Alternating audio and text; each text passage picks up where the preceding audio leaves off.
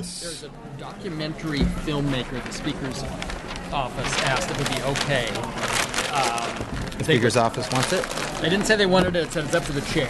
I mean, So the camera's in here already. cameras, she has a...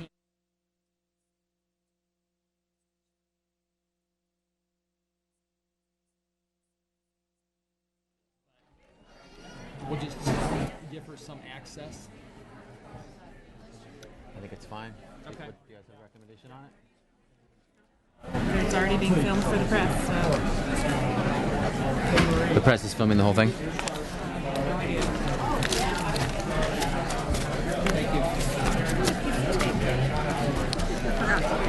What do we have here? How many? Should we wait? could we wait? Should we wait? It's up to you. Jennifer Sherry, she got a media day pass. I'm just giving you a heads up, she's not a credentialed media. The person we just talked about? I think so. Documentary handheld. Yeah, are you okay with that? I think it's fine. What do you guys think? Any problems for you? No, I have no problems. It's your call. It's fine. Thank you.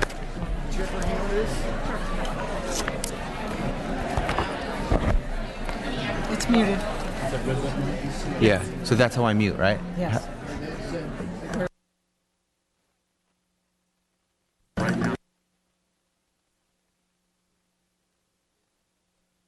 Off.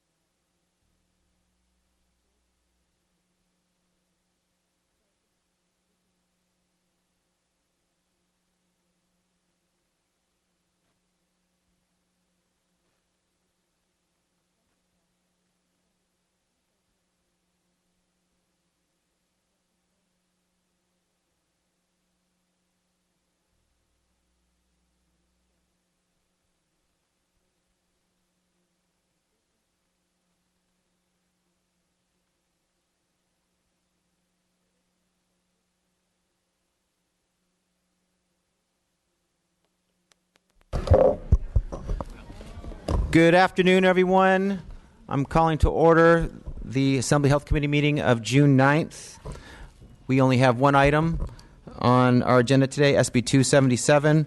I want to thank Senators Pan and Allen for bringing this important measure forward. I look forward to a robust discussion today. I want to make a couple quick points on our process. Given the heightened interest in this bill and to ensure a robust debate today, I'm allowing additional testimony beyond our normal committee rules. We will allow 25 minutes for expert witnesses on each side. After we hear from witnesses on each side, we will allow time for members to ask questions while the expert testimony is fresh in their minds.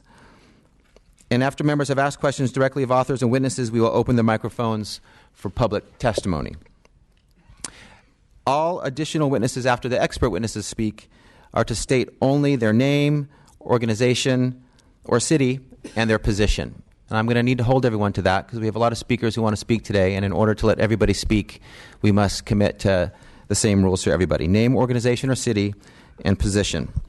The sergeants will be directing members of the public who wish to speak to the nearest microphone. We'll have microphones both down here on the floor as well as in the gallery above. And the process we're going to be following is first having everyone speak from the floor. And once you speak, you'll be asked to leave the room to make space for others who want to speak. And that space will be filled behind you. And after we finish on the floor, we'll go up to the top to the gallery and then back down to the floor and proceed in that fashion until everyone has had an opportunity to speak. We're at capacity, and we don't want to have any problems with the fire marshal. So in order to make sure that everyone has a chance to be heard, we need to follow those rules. I want to thank in advance everyone for being here today. I know a lot of you have traveled a long way, which I appreciate. So we're going to get started. Senators Pan and Allen, you may open. And as you're coming up, I'm going to take roll. We have a quorum. Madam Secretary, please call the roll. Bonta? Here. Bonta here. Mainshine? Here. Bonilla? Burke? Chavez? Here. Chu? Here. Gomez? Gonzalez? Hernandez? Lackey? Nazarian? Patterson? Ridley Thomas? Rodriguez? Santiago? Steinnorth? Here. Thurmond? Waldron? Wood?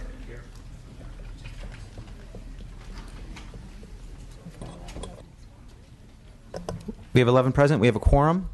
Dr. Pan, whenever you're ready. Thank you. Thank you, Chairman Bonta and members. It's a pleasure to be back here in this room again and to see you again.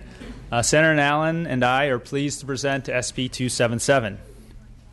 SB 277 is a bill that protects children and the public from preventable contagions by abolishing the personal belief exemption to legally required vaccinations for enrollment in school. I want to thank the chair and committee staff for your hard work on the bill, and we are accepting the proposed committee amendments as described in the analysis. Thank you. SB 277 is about freedom. Freedom from deadly, crippling contagions. All right, wait a second. We have a business meeting here to conduct, and that means we're not going to have any comments, laughter, other comments from the audience. We're going to let our presenter present, and then everyone else is going to have a chance to speak. If we don't follow those rules, we're going to have a problem today. So please, no comments, no laughter, no clapping, no booing, no cheering. Listening, please, and when it's your opportunity to speak, you will. Thank you. Thank you. And I'm disappointed that there's some people who don't believe in freedom here, but SB 277 is about freedom, freedom from deadly, crippling contagions that are now preventable through the science of vaccination. Vaccines are one of the greatest health achievements of mankind. The Centers for Disease Control list immunizations as one of the 10 great public health achievements that have resulted in adding 25 years of life expectancy for Americans. The World Health Organization describes vaccination as second only to clean water in reducing the burden of infectious disease. Vaccinations have prevented more than 21 million hospitalizations and 732,000 deaths among children born in the last 20 years. Vaccines are safe, and vaccines work. The Institute of Medicine, which is part of the National Academy of Sciences, examined the research and data on vaccine safety and concluded that, quote, there's no evidence of major safety concerns associated with adherence to the childhood immunization schedule, unquote. The Cochrane Collaboration, a global independent network of health experts that analyzes research for evidence-based medicine, examined 5 randomized controlled trials, 1 controlled clinical trial, 27 cohort studies, 17 case control studies, 5 time series trials, 1 case crossover trial, 2 ecological studies, 6 self-controlled case series studies involving in all about 14,700,000 children, assessing the efficacy and safety of the MMR vaccine, and showed that there was no scientific evidence to suggest that the MMR is associated with autism, asthma, leukemia, hay fever, type 1 diabetes, gait disturbance, Crohn's disease, the myelinating disease, or bacterial or viral infections. These findings are also supported by the World Health Organization, the European Union, the Centers for Disease Control, the American Medical Association, and other leading medical, scientific, and public health organizations in the United States and across the world. Evidence shows that the disease being prevented is at least 1,000 times more likely to cause lasting problems than the vaccine itself. And there have been no confirmed deaths caused by the measles vaccine, nor any confirmed cases of that vaccine infecting another person. Our country takes vaccine safety very seriously, and extraordinary efforts are made to identify true vaccine injuries and to prevent them. Vaccine efficacy, however, is not only the result of direct protection from receiving the vaccine, but the protection afforded when a sufficient percentage of people are vaccinated, and that's 95% for measles, to prevent the disease from spreading throughout the community, known as community immunity or herd immunity. And that is why every state in the United States, including California, has passed laws requiring vaccination for school entry to protect our children and our community. However, recent events, such as the measles outbreak that began in Disneyland last December, has proved that our community immunity is waning to dangerously low levels due to over a decade of increasing use of the personal belief exemption in too many schools. For example, in 2008, an unvaccinated child was infected with measles in Switzerland and brought it back to San Diego, where measles spread to 11 other unvaccinated children. However, this disease did not spread further because there were sufficient vaccinated people in the immediate community to prevent further spread. However, recent events in California have shown that we are losing this protection as the number and sizes of places with significant numbers of unvaccinated people in the state has grown each year. The pertussis outbreak in 2010 infected over 9,000 people, hospitalized 809, and killed 10 infants. And the Disneyland measles outbreak infected 134 Californians, including 15 infants too young to be immunized, hospitalized at least 20 people, and both have been linked to communities with low vaccination rates and high use of the personal belief exemptions. This is the proof of why SB 277 is needed to protect the public from vaccine-preventable contagions. SB 277 is also needed to protect our most vulnerable citizens. Vaccine-preventable infections are particularly dangerous to people with cancer, transplants, and other immune disorders. These people often cannot be vaccinated for their own protection, and they depend on community immunity to prevent a contagion from reaching them. A mother of a child with a heart transplant shared that her child was sent home from school for weeks because an unvaccinated child with a personal belief exemption was exposed to chickenpox. She asked, why is my child's school made unsafe because of a decision of another parent? What about my child's right to an education? And what of this mother's need to earn a living to support her child and family? Both protection of the public and children from death and disability due to preventable communicable diseases and assuring children with special needs their right to an education are compelling interests to require all students be vaccinated unless granted a medical exemption. Now, unfortunately, the bill's opponents continue to make many misleading and false statements about SB 277 and vaccination, several of which have already been refuted in previous hearings. Opponents repeat fraudulent and retracted studies that autism is the vaccine injury, and childhood vaccines contain mercury that causes autism. Opponents have made statements comparing vaccination to forced labor and rape, and falsely insinuate that children would be forcibly vaccinated and non-vaccinating parents would be thrown into prison. Opponents have wrongly claimed that the bill takes away informed consent, denies children their education, or is unconstitutional. Now, we have worked with this committee to ensure that SB 277 protects our most vulnerable citizens, ensures that every child has an opportunity to receive an education, and protect our constituents from deadly, contagious, and preventable diseases. And sergeants, if you can hand out the material. Okay, thank you. This is why this bill is not only being supported by health groups, a long list of health groups that are knowledgeable about vaccines and diseases that they prevent, including physicians, nurses, pharmacists, optometrists, public health officers, hospitals, and many others. SB 277 is also supported by education leaders and organizations, as we have listed in the handout that's being distributed, including the State Parent and Teacher Association, teachers, school boards, principals and superintendents, school employees, school nurses, the State Superintendent of Public Instruction, and numerous school districts and school board members, because they know this bill is good for schools and students. And many others support SB 277, including child advocacy groups, businesses and unions, local governments, and newspapers across the state. A PPIC poll last week reported 2/3 of Californians say children should not be allowed to attend public school unless they're vaccinated. This majority will not be silent when more people are hospitalized or die of preventable contagious diseases. They will hold us accountable for denying the science of vaccination if we refuse to act. During the measles outbreak earlier this year, Californians saw signs in stores and restaurants warning them that if their family shopped at this business, they may have been exposed to measles. They watched local news reports on TV that people riding public transit may have been exposed to measles. They received notes from their children's school that their child might have been exposed to measles at school. And they worry about the health and safety of their infants who are too young to be vaccinated, their children, and their loved ones. California in the past has seen signs and notices warning of contagions. But with the protection of vaccination, they have not been seen for decades, until now.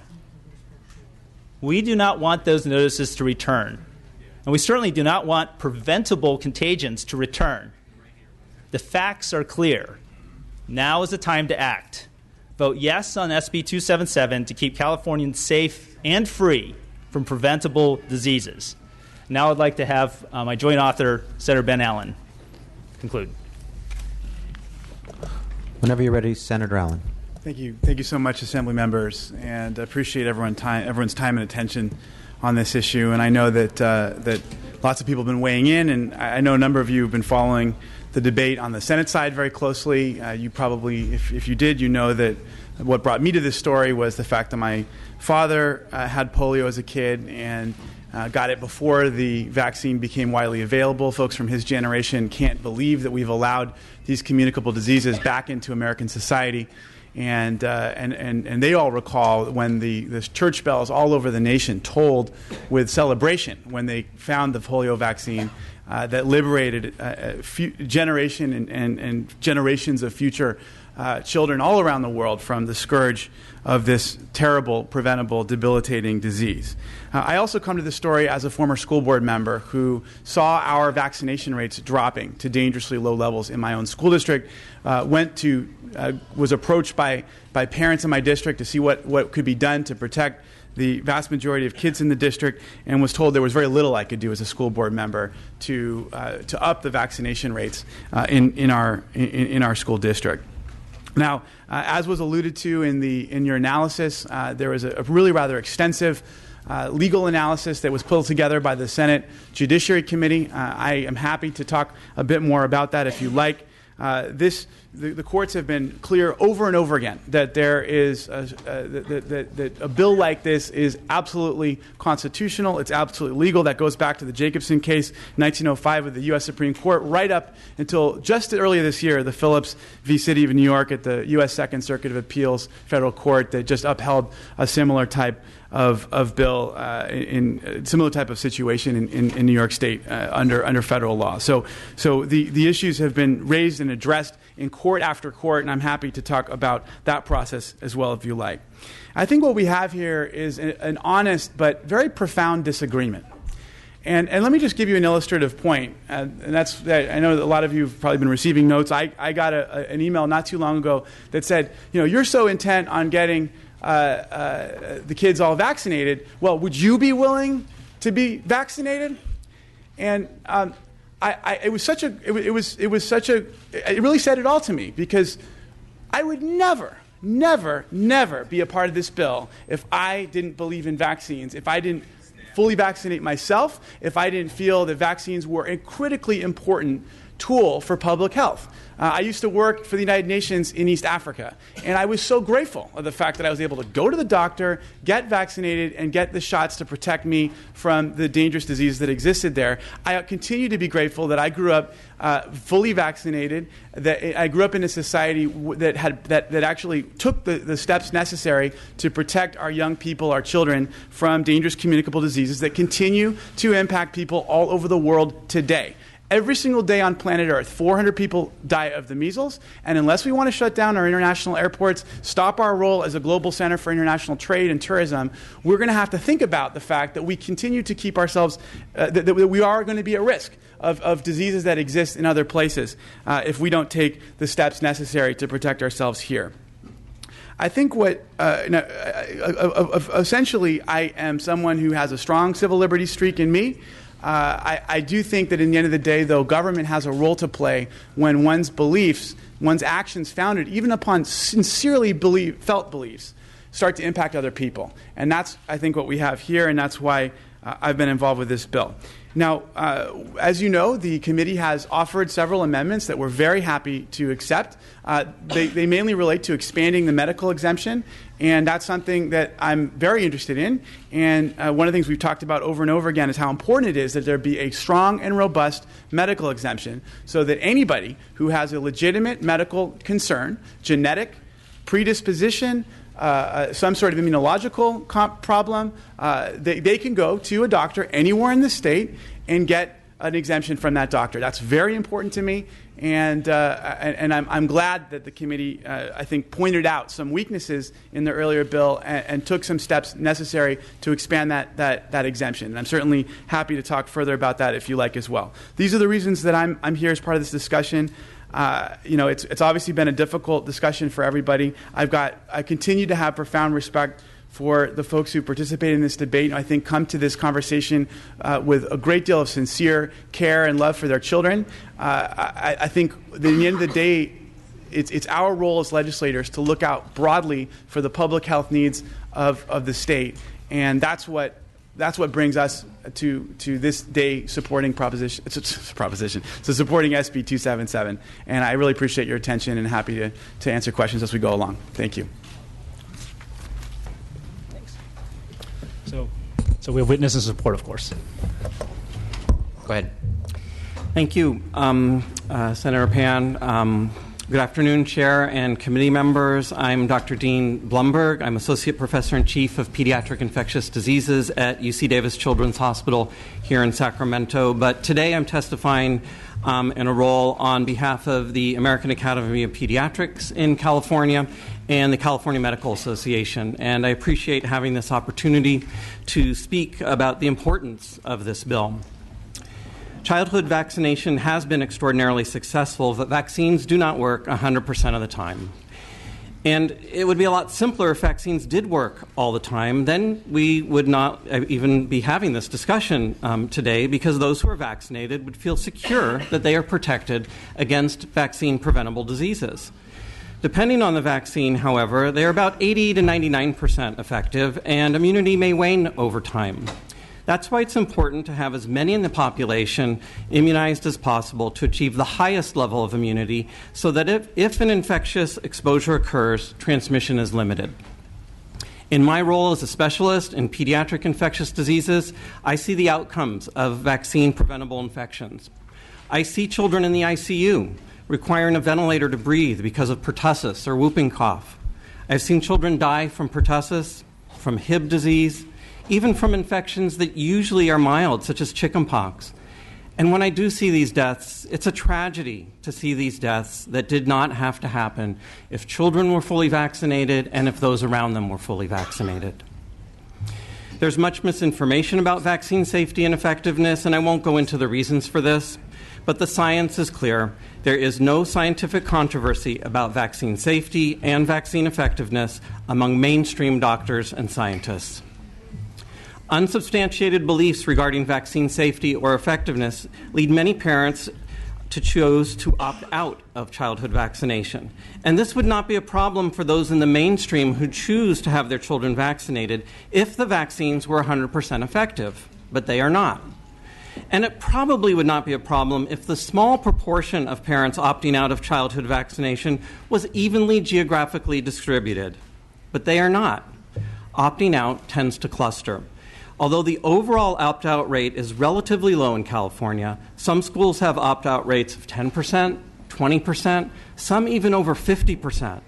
This leaves pockets of children susceptible to preventable diseases, and resulting disease exposure leads to sustained transmission.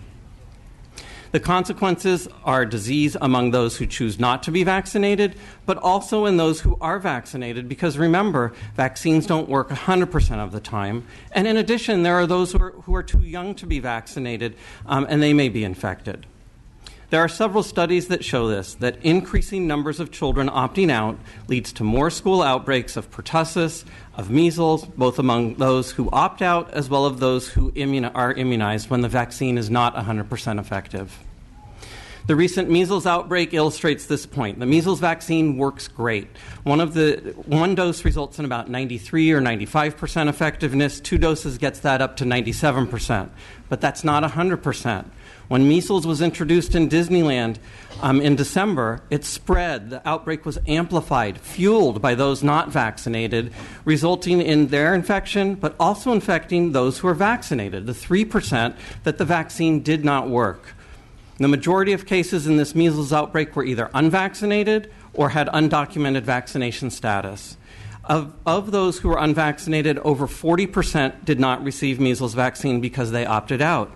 Another 40% did not receive vaccine because they were too young or they had medical reasons not to be vaccinated. And thank goodness that there were no deaths due to measles. But make no mistake, measles can be deadly, with 1 death out of every 1,000 cases.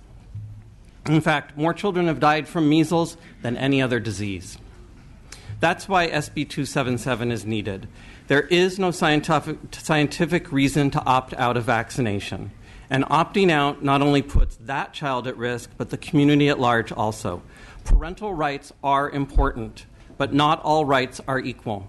The right to individual and public health afforded by requiring vaccines for school attendance trumps a parent's right to make a choice that is not backed by scientific evidence.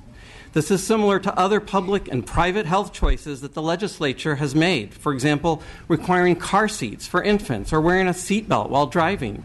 These rules are legislated because we believe that they are the right choice, even though some parents might not think so. Allowing the opt-out for childhood vaccination is the easy way out. Allowing parents the option to choose to have their unvaccinated child attend school is not as important as individual health, public health, and a safe school environment. We need to protect the rights of those who choose to vaccinate, to free them from the hazards posed to them from non-vaccinated individuals, just as we need to protect non-smokers from the hazards and annoyance of other people's addictions. This bill is not a radical step. This will put California with the majority of states, as 31 do not have the option for personal belief exemptions. Medical exemptions will remain, which of course is appropriate, to have a child's doctor determine whether a child has a medical contraindication for immunization, a conversation between the parent and the physician. In my role, I am happy to provide medical exemptions when it is indicated, when parents tell me about their child's contraindications. This is not a battle between individual health and public health. This distinction only makes sense if individuals are not part of the public. If children are going to school, are in public, we have a responsibility to ensure that they are hygienic and immunized. Those who choose not to vaccinate their children should not be allowed to take away other children's ability to safely attend school. Let's make daycare and schools safe for all children. I support this bill as an individual. The American Academy of Pediatrics in California, representing over 5,000 board-certified pediatricians in the state, supports this bill. The California Medical Association, representing over 40,000 physicians in the state, supports this bill. It is good policy and good government. Vaccines have saved more lives than any other medical intervention in history. SB 277 is good for public health, and it's good for individual health. I urge your support for this bill. Thank you. Additional witnesses in support?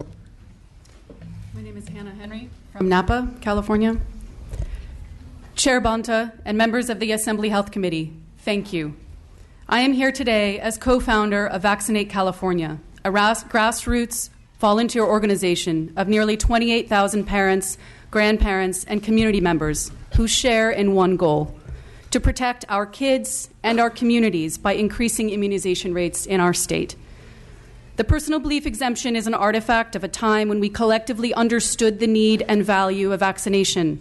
But as more and more parents have chosen their own schedule, their own version of the truth about vaccines, and as those people have clustered in like-minded circles, dangerous pockets of vulnerability have developed. You know about this phenomenon from the SB 277 deliberations. I know about this because I live in such a pocket. At first, it was just a discussion with my pediatrician when my eldest began school. We knew there were plenty of people around us who shunned some or all vaccines. But our kids, all medically able to receive vaccines, were protected. But then I became pregnant. And when I brought this tiny, fragile baby into the midst of my big kids, my perspective changed. It was 2012 when I looked up our vaccination rates, concerned about my newborn. I found a troubling trend. Since we had enrolled in our school in 2007, kindergarten immunization rates had steadily declined from an already low point of 79% to 62%. I talked to the administrator about parent education options. I appealed to our county director of public health, who agreed to speak to parents about vaccines. But the school was concerned about the controversial nature of the topic and declined the event. Now I can see why. Furthermore, I learned that AB 2109 had just passed. I was optimistic, along with my allies in public health, that this measure, with the intent of increased vaccination through education, would improve the situation for all. I am here today because the opposite happened. The next time I looked up the immunization rates in our school's kindergarten was when the measles outbreak occurred in Disneyland. I wasn't worried about my children at this point. I was worried about my community, that our school could become a portal for disease into our community. To my surprise, since AB 2109 had gone into effect, our immunization rates had dropped another 28 points, 49% fully immunized kindergartners. I understand AB 2109 has had some impact in some areas, capturing those who used PBEs because it was easier than going to the doctor, perhaps. But in other areas, something else is happening, creating an uneven landscape of protection for our children and our society. My baby is now 3, robust and wonderful, but I will never forget the acute worry I felt for her safety in my community. That experience bound me to those parents who, because of their perilous medical situations, never get to leave that terrified place. Among our most active members are critical care nurses, parents of immune-compromised children, and people who have suffered loss from the diseases we can now protect against. Before my kids were school age, one of them had a medical exemption for nearly a year. This was frightening, but our pediatrician assured us we could rely on our community, which had a very high vaccination rate, to protect our child. This vital shield for children with valid medical exemptions is undermined when personal belief exemptions are overused. People have a right to ignore science, but that choice is not without consequence. That choice is putting our communities at risk of vaccine-preventable diseases. We have modern medicine to thank for the fact that I can reasonably expect to raise all 4 of my children and see them into adulthood. This is a profound fact. Yet the parents of a child suffering in Spain from diphtheria this week say they feel tricked by the misinformation of the anti-vaccine movement. As lawmakers, you can't change people's minds, but you can change policy and make it harder for people to fall victim to the traps of bogus claims. In considering SB 277, please remember, personal belief exemptions do not save lives. Vaccines save lives. Personal belief exemptions do not protect our children and communities. Vaccines and the policies that require them for school protect our children and our communities. Our organization is not here to debate or defend the science behind vaccines. We are here to insist that science is honored over gut feelings, fear, and baseless claims. The thousands of concerned parents and families of Vaccinate California, as well as educators and the medical community, love and want to protect our communities, our schools, and our shared immunity. SB 277 is a common sense measure, a basic protection we need to restore in our society so all schools are equally safe for our kids and our communities. We urge you to vote for SB 277. Thank you.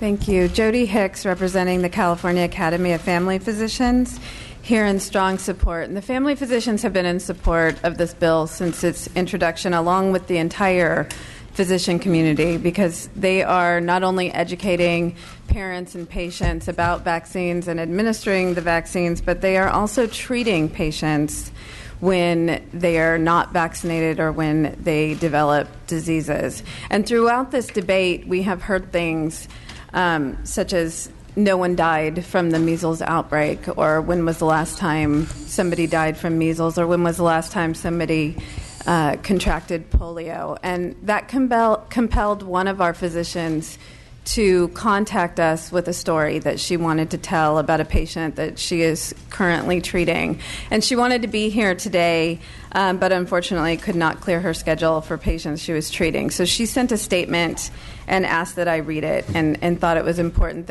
that you all, as members of this committee, understand the consequence of when people are not vaccinated. So I'm going to take a moment and read her story. I have been a family medicine physician for over 20 years in the state of California, taking care of Californians from birth to death. I am a medical director of Stanford Healthcare's primary care clinic in Los Altos and a clinical assistant professor of medicine at Stanford School of Medicine. And today I want to tell you about a 4-year-old hospice patient of mine who will die in the next several months of a complication of measles. His family has authorized me to share his story in the hope that it may persuade you to prevent the senseless suffering and death of other children.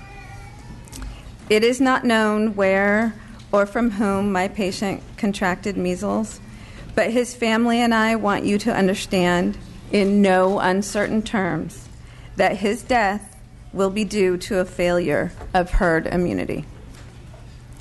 My patient was only 5 months old when he was hospitalized with measles, too young to be immunized.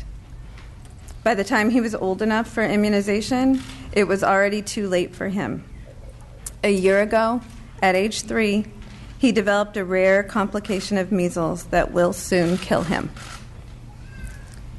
If we continue to allow children to go unvaccinated, we will see more hospitalizations and more deaths as unvaccinated persons spread disease to innocent victims, just as the rest of the world still sees death and severe complications of childhood diseases. As the mother of my patient told me last week, my child is dying because someone who chose not to be immunized exposed my vulnerable baby, and nothing can be done to save him. We know that vaccines are safe and effective. The data is overwhelming, indisputable, incontrovertible. Allowing personal belief means allowing exposure of those who cannot be immunized. That is unfair to those who cannot choose, like infants and the immune compromised. The rest of the world understands the importance of herd immunity and that the tiny risk of childhood vaccines is far, far outweighed by the vast benefit of childhood vaccines. I urge you to protect the innocent and vulnerable among us, and please vote in support of AB 277. Thank you.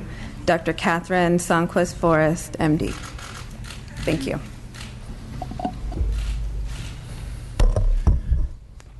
Thank you to the authors and to the witnesses in support. I want to take a moment now to clarify the amendments that are being taken today. I just want to go through them one by one. We've had a sheet that's been passed out that summarizes those amendments. All of the Health Committee members should have those in front of you.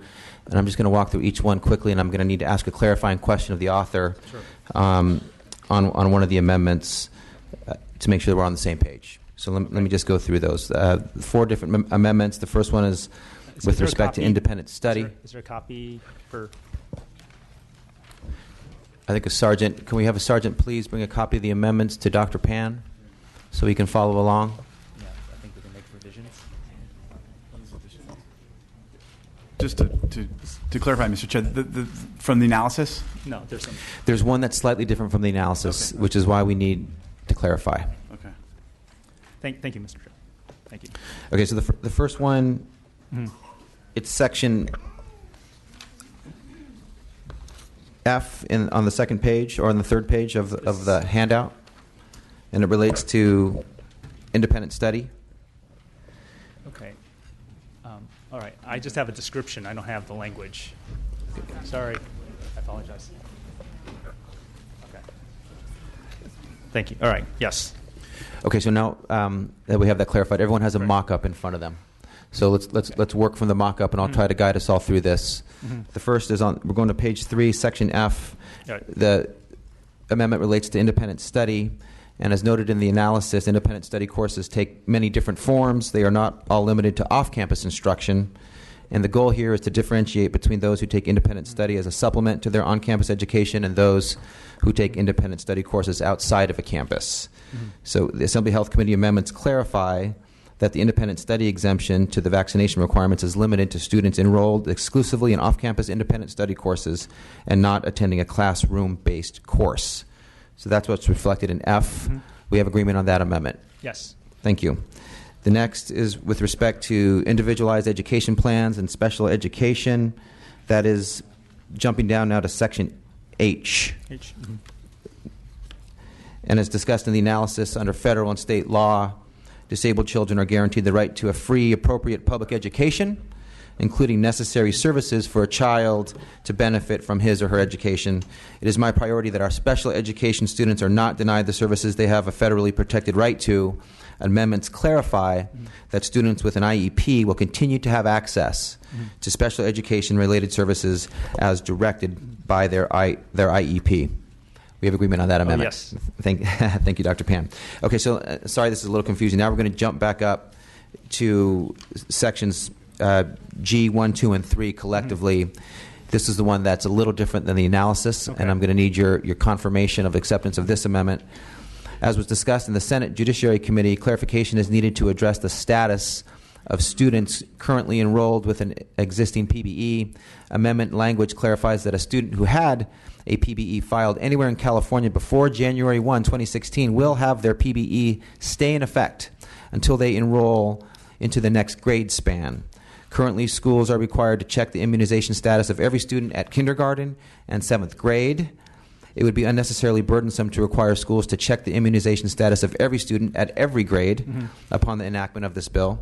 The amendment aligns the language with current practice so that schools are only required to verify a student's immunization status upon enrollment in kindergarten and upon advancement to the 7th grade. And this includes transfer students. Okay. Yes. So that's the part that's slightly different. So, okay, we have confirmation on that amendment? Yes. Thank you, Dr. Pan. And then finally, we have an amendment regarding the medical exemption in a physician's judgment. And I've heard from a number of constituents and Californians regarding concerns that a medical exemption is difficult to obtain or was difficult to obtain. I believe that current law states that a physician has complete professional discretion over the writing of a medical exemption. However, I have asked the author to take an amendment to clarify that a medical exemption is entirely within the professional judgment of a physician. And we have agreement on that amendment? Yes. Okay, thank you. So at this time, we're going to go to... Okay. You have 8 minutes left. You don't have to use your 8 minutes. Is there any desire to address further issues or for witnesses to speak? I want to make sure you're aware of your allotted time and how much you have left. We're going to the plan next is to go to witnesses in opposition and then to member questions. Okay. So, but you have more time if you wish to use it. No, I think we'll save time for the committee. Okay. We're good. Thank you. Thank you very much, Dr. Pan. Expert witnesses in support. We will now invite our witnesses in opposition. Please come forward. You will have 25 minutes as well.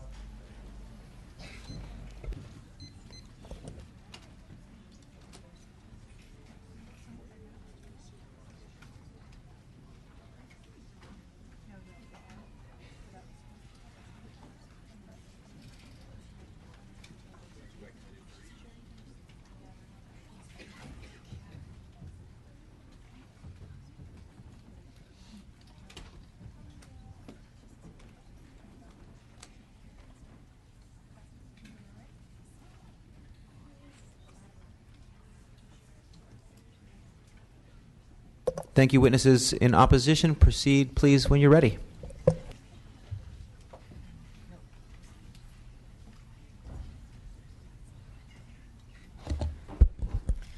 My name is Barbara Lowe Fisher. Thank you for the opportunity to provide this provide this reference testimony on behalf of more than 100,000 supporters of the nonprofit charity, the National Vaccine Information Center, living in California and other states.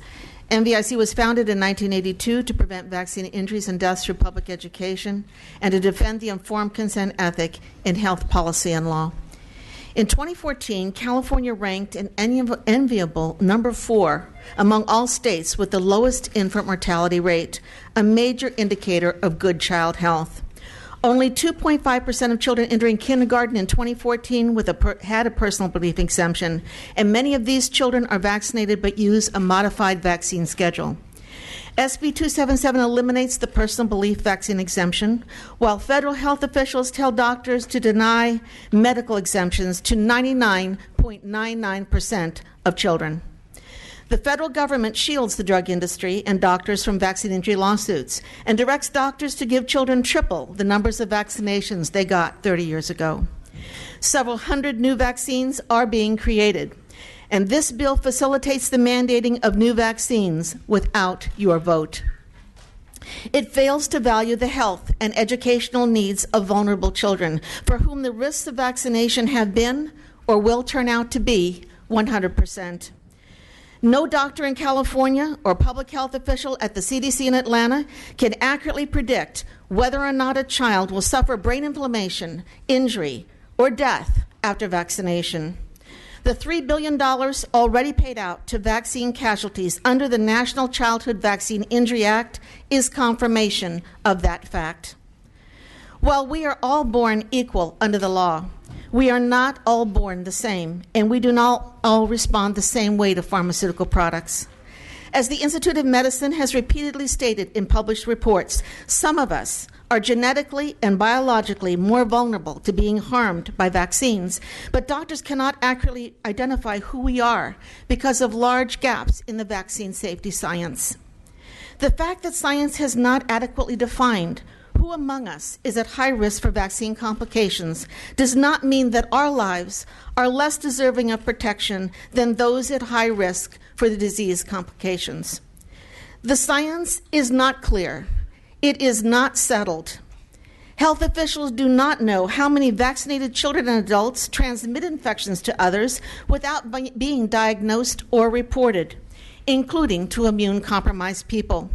It is an illusion that severely immune-compromised children will not get sick if all the other children in school are vaccinated.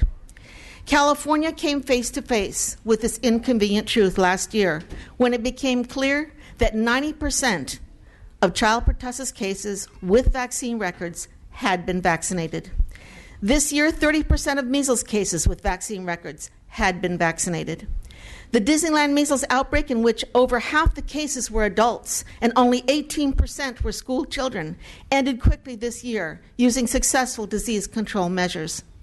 This bill is not about measles or pertussis. It is about taking power away from mothers and fathers to make medical risk decisions for their minor children and handing it over to doctors to implement a one-size-fits-all policy with no personal accountability for the children who become casualties of that policy.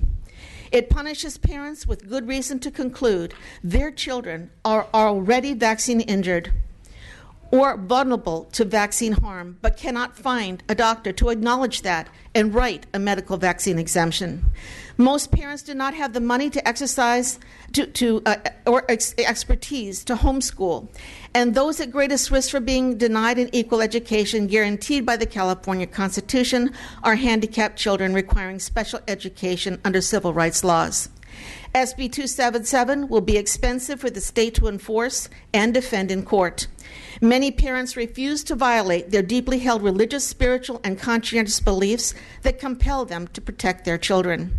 The prospect of non-complying parents being charged with truancy and fined or potentially sent to jail if they cannot homeschool will foster mistrust and fear of health officials and the medical profession.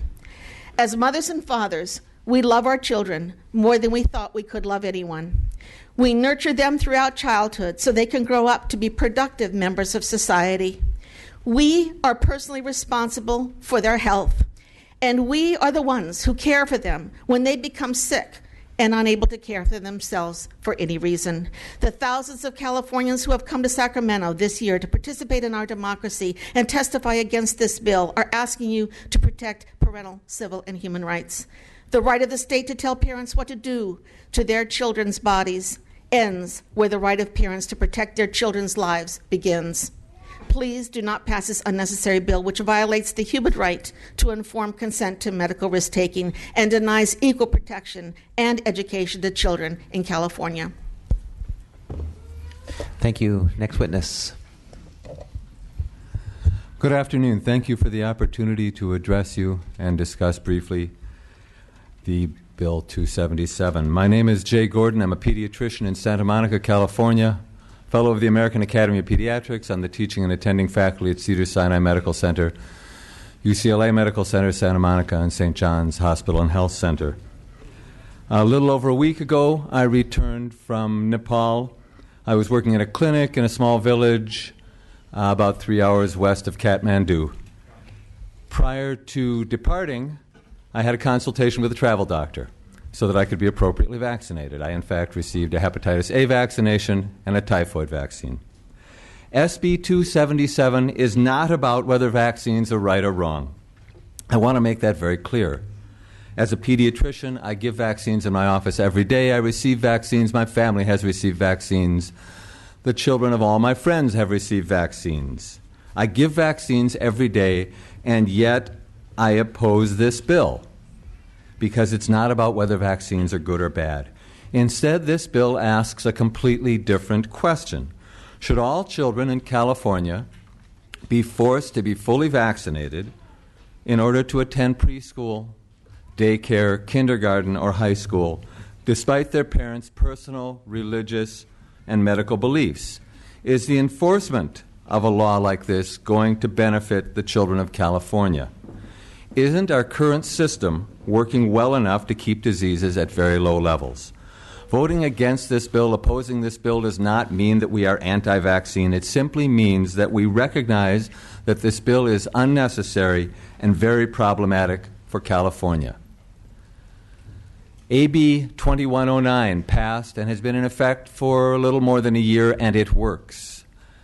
This year I've had more fruitful conversations about vaccinations with the parents in my practice than ever before, and I have given many more vaccines than ever before, in large measure because of AB 2109. The discussions have been calm discussions without coercion, just lots of information and respect for the parents who must have all of this information so that they can intelligently participate in decisions about their baby's health care. I believe that SB 277 might have the opposite effect on these discussions. Homeschooling is a viable option for very, very few families. Families with no resources and families with resources will encounter doctors unwilling to discuss or grant medical exemptions. I'd like to make a summary statement about SB 277. It will not significantly decrease the transmission of contagious illnesses in schools. Looking at measles, the disease which prompted this bill, all cases of measles occurred outside the school environment. The California Department of Public Health doesn't specify any cases which were transmitted in school classrooms. If SB 277 had been in place last year, this outbreak would have proceeded in much the same manner.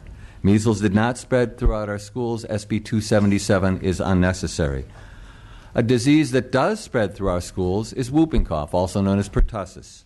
Yet this bill won't significantly impact whooping cough either. Medical experts have published over and over again that the current vaccine doesn't work well enough and it wears off very quickly. The California Department of Public Health reported that 90% of children who caught whooping cough in our state last year had received pertussis vaccines, 90%. A brand new study released by the American Academy of Pediatrics, my professional group, shows that the whooping cough booster given in 7th grade becomes ineffective after 2 years.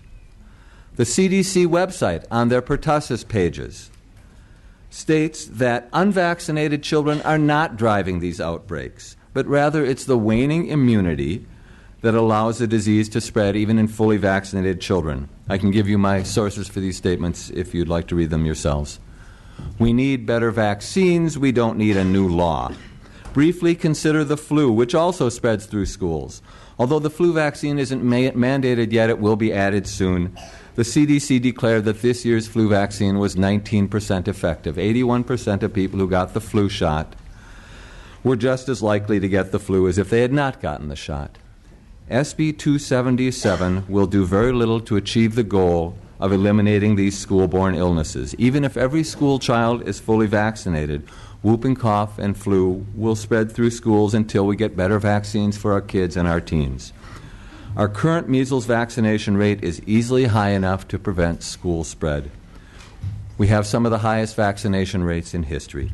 Again, you and I both support vaccines as a beneficial medical treatment for most people, and a no vote for SB 277 means that you agree vaccines are important. The current system, including AB 2109, is working very well. Enforcing and coercing vaccinations against parents' objections and good reasons is unnecessary, ineffective, and may actually adversely impact children's health. A no vote means that you support your constituents' rights to make informed medical decisions with their own doctors without coercion and without the threat of losing the right to free and equal educational access for their children. No shots, no school will mean no school for far too many children. It's a bad bill. It'll create many problems, and it'll solve none. Thank you very much for your attention. Thank you, sir. Next witness, please. Fathery. I'm a native California. I got my undergraduate degree from Harvard University. I'm an attorney, and I practice education law. I'm also a proud father of a severely vaccine-injured child. I'm here to testify today about the practical implications of attempting to implement SB 277, but I'd like to tell you a minute or two about my boy. He was our firstborn, perfectly healthy at birth, hitting all of his milestones. As first-time parents, we were very conscious about hitting all his pediatrician visits and staying on schedule. At 4 months, we took him in for his scheduled dose of vaccines. That evening, we took him home. He had a 104-degree fever. He screamed inconsolably for hours and vomited. He had never been sick before. Shortly thereafter, he started having seizures. We rushed him to the hospital where they started him on a drug called phenobarbital, which controlled the seizures.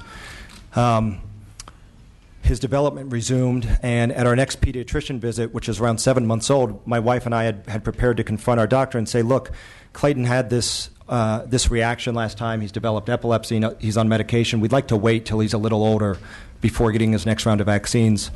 Our pediatrician pushed back. She pressed us. She assured us there was no connection between his epilepsy and the seizures and the vaccines that he had received at 4 months. She went further and she said that because he was having health problems, he was at greater risk of being exposed, and that we could even. She suggested it'd be irresponsible for us not to stay on schedule with him. Against our instincts, we went ahead and had him vaccinated on schedule. Shortly after that, his seizures returned with a vengeance. He seized so much that he entered into a medical state, which is called status epilepticus. It's when the brain is in a state of continuous seizure. We rushed him to the hospital. That episode was the last time we heard our son's voice for 3 years. He collapsed after 45 minutes of seizing, and when he finally woke up, he had lost the ability to respond to sound. Like I said, he no longer used his voice. And over the next several months, we saw a dramatic mental regression in our son. It was after that my wife and I did research and learned about Congress in the late 1980s passing the National Childhood Injury Vaccine Program and Act, which has been referred to. We learned that vaccines are not safe for all kids, and that there's very little in terms of screening that can be done to determine which kids will have a reaction like Clayton's and which kids will have no reaction. Clayton's 13 years old today. My wife and I wanted him to be here for this. He seizes every day. Saturday night, he had 37 grand mal seizures, so he's currently in Children's Hospital in L.A., but he's here with me in spirit. I share the personal testimony because I need you to understand my family's belief about vaccines. We finally decided to have a daughter. So Clayton has a 9-year-old sister. She's perfectly healthy. She's never been vaccinated because we live in fear that we've got some genetic predisposition that could give her a similar reaction. And if this bill passes, we'll be forced to homeschool our daughter, which among us, she'll be okay with that. But what I'm here to testify about are the tens of thousands of students in the state, our most vulnerable students, who will effectively receive zero education if this bill passes. I'm talking about kids who live in single-parent homes or kids who live in poverty where both parents need to work. California has got the largest population of English language learners, and I don't think there's been sufficient thought in terms of what does it mean for a kid who goes home and no English is spoken at home. What does it mean for that kid to be homeschooled because his parents, like my wife and I, have a firmly held belief? Where I live in Los Angeles, we've got a tremendous population of homeless students who attend school. This bill makes no accommodation for kids who are homeless and being excluded from school. And then finally, even with the amendment, the bill doesn't do enough to protect the rights of students with special needs who part of their IEP is to be in small group settings where they can be socialized and have learnings. So the bill comes at a tremendous cost in terms of denying any education to our most vulnerable students. And what you've got to do is you've got to look on the other side and ask, is it worth it? Have we dramatically or even at all improved student safety? And the reality is no. Even though we forced all of these kids out whose parents took the personal belief exemption, at school, teachers, administrators, coaches, lunch ladies are not required to be fully vaccinated, so students are still exposed. When students leave the school environment and go to play Pee-wee or Pop Warner or soccer practice, go to the malls, the grocery stores, church, Disneyland, they're exposed to others. So there's a tremendous cost of implementing this bill with little, if any, benefit. The other point that I want to make as an attorney, and with all due respect to Senator Allen, who spoke that his certainty around the constitutionality of this bill, the bill that Senator Allen referred to in New York was a bill that allowed for a religious or a personal belief exemption, so that's not on point. And in California, as we know, education is a fundamental right, which means to limit in any way the right to education, there's got to be both a compelling state interest and the limitation has to be as narrow as possible. It's worth pointing out that no court has ever found a compelling state interest to limit the right to education here in California, and certainly there's no compelling state interest to eliminate a personal belief exemption, especially given that it's used by such a small percentage of the population. The authors themselves and their experts recognize that this is a problem that affects pockets, but still the solution, the remedy they want to propose is one that has statewide impact. The bill is also not narrowly tailored, which is a requirement for it to be held constitutional. It applies to every kid. It applies to every disease, whether the disease is communicable or not. It applies to diseases that have been eradicated from U.S. shores for decades, like diphtheria. So there's serious constitutional problems. And then under the federal law, under the Individual with Disabilities Educational Act, one of the pillars of that law, which protects the rights of students with disabilities, is that kids with disabilities have a right to learn with their non-disabled peers, and it's only if the child's disability prevents that can that be taken away. So this law will be, or SB 77 is in direct conflict with federal education law and will be preempted. I think the testimony you're hearing today is that SB 277, perhaps well-intentioned, is unnecessary. It's misguided in that it's not specifically targeting the pockets where problems have been identified. And more than that, it comes at a tremendous cost to the rights of students to receive education. It's unnecessary, and I urge you to vote no on it. Thank you, sir. Opposition witnesses have 6 minutes left. Okay, hi everyone. My name is Melissa Floyd. I'm a data analyst and educator for the last 15 years, specializing in mathematics. I quickly need to say that opposition to this bill is not an opposition to vaccination. No one here is suggesting that we stop the vaccination program, and that's important. We've heard that AB 2109 is working. We know that vaccine rates are up and personal belief exemptions are down. In fact, in 1 year, they've decreased 19%.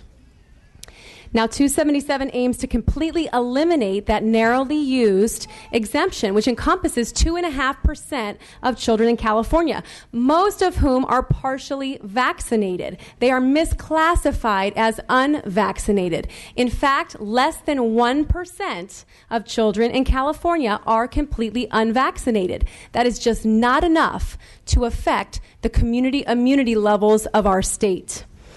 The bill authors have continued to perpetuate the idea that California schools are not safe and that PBEs are the reason, but I'm here to provide the facts that will state otherwise.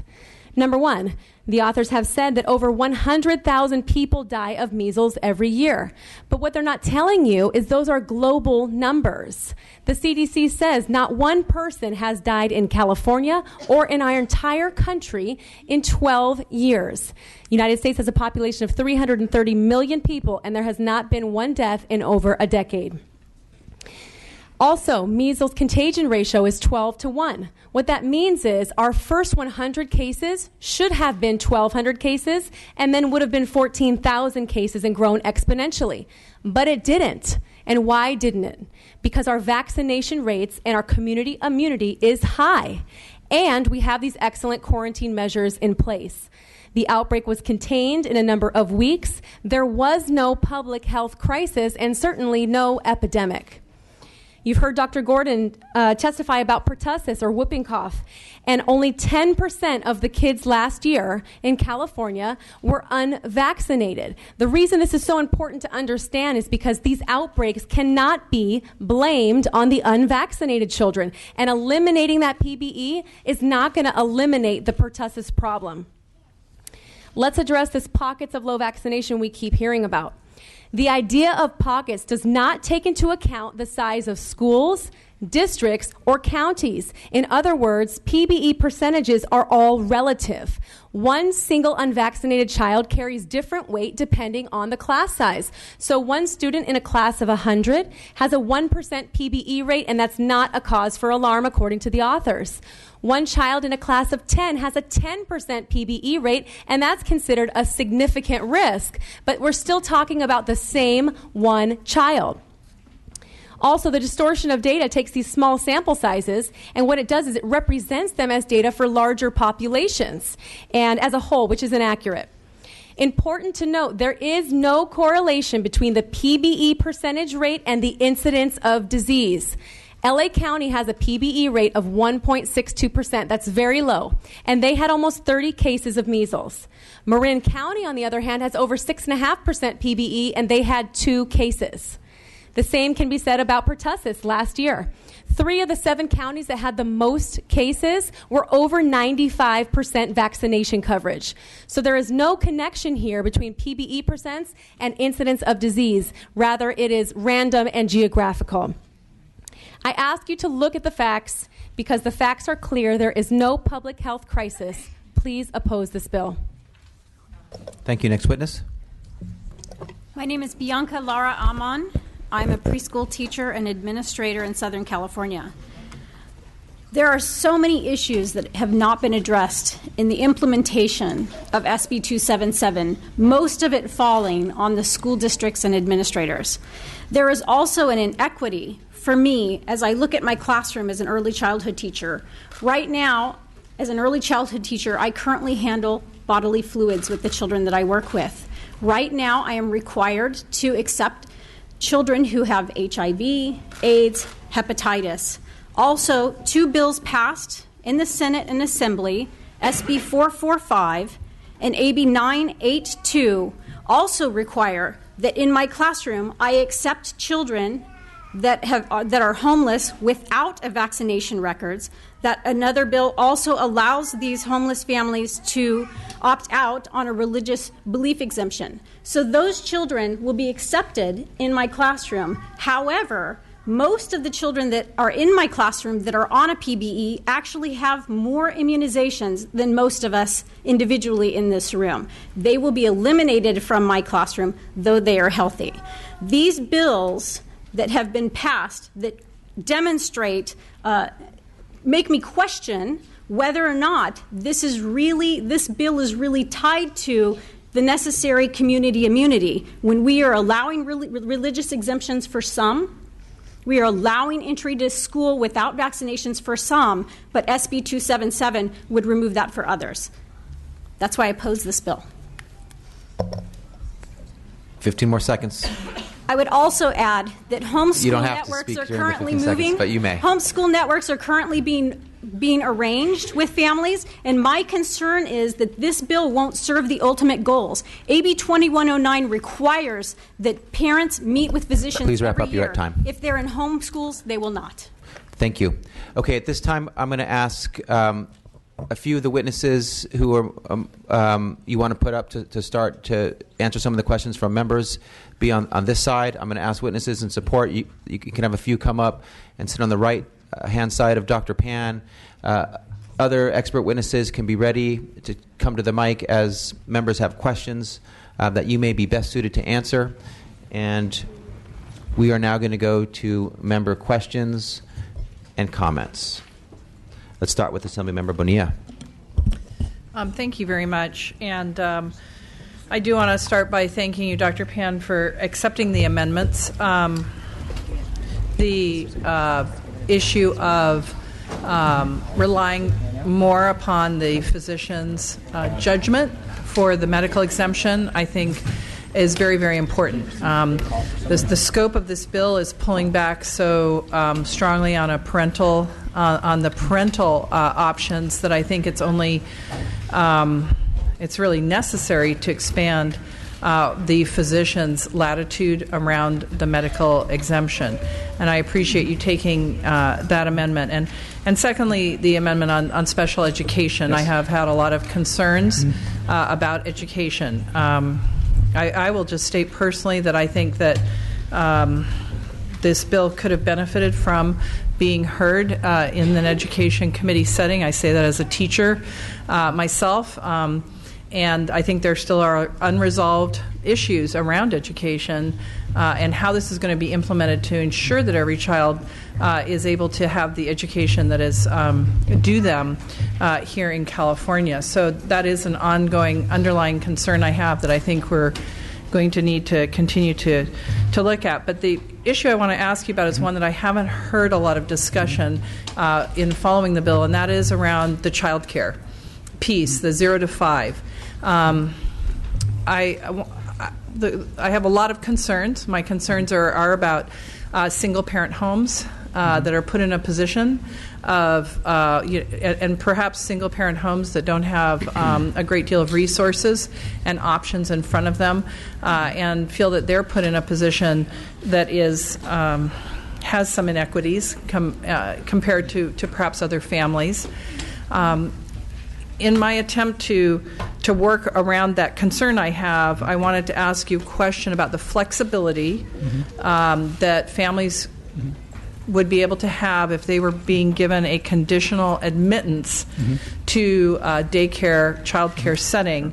Could you please give your explanation of how the conditional admittance works? And then I would just ask if I could ask a follow-up question based on your response. Okay. Well, first of all, I appreciate your question, Senator Bonilla, and as you know, this bill was heard in Senate Education Committee. It was not my decision, but the decision of the Rules Committee for the Assembly to decide which committees would be heard in the State Assembly. I appreciate your question about conditionals. Basically, as a pediatrician, I've written many conditionals for patients because you have patients who may not have received their immunizations in a timely manner for various reasons, and that if they, when they are ready for admittance to school or to child care, then we work with the parents, and I will write a note to the daycare. I guess that would basically state that we are working with the family to get their child immunized to meet the standard that's required by the law, and that working with the parents that we are working to achieve that, and that notation has usually been accepted by the. I've never had one rejected by a school or a daycare.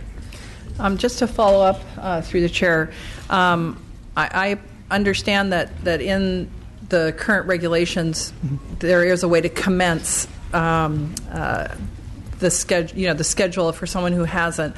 My concern really is about the flexibility within the current regulations that the Department of Health has, and would like to be able to continue that discussion with you on ensuring the fact that the doctor would not have this, what I'm hoping is an expanded judgment around the medical exemption, but also an expanded judgment around alternate schedules beyond just what is printed in the current regulations. And that's something that I think is very important and critical as we look at the daycare and child care issue. I appreciate that. As you know, the law itself is silent on specific schedules. Obviously, by the time you actually enter school or daycare, they expect that the child would be up to date based on the recommended schedule. However, even in those cases, as I mentioned before, a physician can work with the family and actually provide a conditional saying that we have worked with the parents and the child is going to be receiving their immunizations that will be required over the period of time, and so that's generally been found acceptable by the education facilities. And I would just like to make sure that I'm clear with you on that. If this bill passes out and if we're on before it goes to the floor for a vote, I would just want to be able to reserve the right to make sure we're actually clear on what we both mean by flexible scheduling in those first 5 years. Okay. Thank you. Thank you. Assemblymember Burke. My question is similar to Assemblywoman Bonilla's. I have a daughter who's 11 months old, and we did choose to do a reduced schedule. And so I just want to make sure, because the opposition led to the belief that that would no longer be an option. I just want to be clear. When you say that I can, for my case in particular, I could get a conditional acceptance, that I want to make clear, is that on the entire list of vaccinations that she's supposed to get? Does she actually have to start the series of each one to get that conditional? So the conditional is a declaration of the intention that the child is going to get the vaccinations that will be required by law. And so that's basically, as a physician, I would be declaring to the school. And I would just also point out that for school, I know you mentioned, but for school, most of the recommended vaccines are actually recommended for years before they actually enter school. There are a couple of vaccines that are required for child care, not all 10 that are listed. There's a couple of them. And so what happens is that basically you're telling the school that you are getting the child vaccinated, that you have worked with the family to get them vaccinated to the point where as much as that they can receive the vaccine, that work with the family, and that you are, even though they have not actually achieved the requirement, that you are working with the family with the intention to actually achieve that requirement when in the near future, and that therefore that's why they should be permitted to start school now and that they can continue to attend. Can I ask a follow-up question? I just have a follow-up question. Assemblymember Burke. I just want to make sure I understood. You said that there are a few vaccinations that are required for child care, but that's not according to this particular bill, or is it? No, the vaccine requirements have not been changed in terms of which vaccines are required at what time in this particular bill. It's based on previous actions of this legislature. Every single vaccine that's required in the state of California has been passed by this legislature and signed by a governor. So that none have actually been imposed by the Department of Public Health, even though that's a pre-existing power of that department. It's not one that we've changed in this bill, although we did say that they would be able to get, if it's actually a departmental imposed one, to get personal belief exemption. So all 10 have been approved by the legislature. And so there are some that say that you need to get it for child care, and there are others that really aren't commenced until entry into school at kindergarten. Right, but Dr. Pan, I believe the way that the procedure works is that the conditional permit basically expresses the intent to become vaccinated, and districts accept people all the time with a conditional permit that are not fully vaccinated. So in other words, you could start school and the school accept Or that your preschool. child can start school without actually meeting the entire legally required the number of vaccines and so forth. If there is a conditional acceptance means that there's a declaration of intent that the pediatrician working with the parent has declared that we intend to get the child vaccinated and meet those requirements, but they're not meeting it at this point in time. And the schools have accepted that. Is that in the bill? That actually is existing policy. It doesn't need to be in the bill. It's not changed. Okay, I believe that's current law, and That's current it's law. in another section. Right. And additional questions, Ms. Burke? Do you have any follow-ups? Or you? I have one other question for the opposition. Please. For this gentleman here. I guess my question is, have you had any issues getting an exemption for your daughter? We've been told that thank you for the question. Been told that my daughter does not qualify for a medical exemption because she's perfectly healthy. My child's neurologist doesn't dispute the fact with us that it was his early childhood vaccine that caused his epilepsy and mental delays. And he was even uncomfortable giving a medical exemption for Clayton because he said that under the letter of the law he could, even though it's narrowly construed, but he said there's just a lot of pressure in the medical field from giving it. But he said our daughter, who's perfectly healthy, and because there's no screenings that can be used to say, oh, she's got a predisposition, that she would not qualify. So for my daughter now, she attends our public school on a personal belief exemption. Thank you. May I also respond to that? I would actually ask that I would invite families who have this problem to have their physician write a letter to that effect and send it to my office, declaring that they are uncomfortable giving a medical exemption because they feel that there is pressure or there's some other external influence aside from their professional judgment. I would point out that the medical board, to my knowledge, has never investigated or removed the license of a physician for granting a medical exemption for immunization that I'm aware of. Thank you. Additional member questions. Assemblymember Patterson. Thank you, Mr. Chairman. I wanted to echo a concern of Member Bonilla with respect to the fact that this is the only committee through which this bill is going. We have already heard testimony with respect to judicial questions. We have heard some member concerns with respect to the Education Committee. I do understand that it is outside of your purview over in the Senate.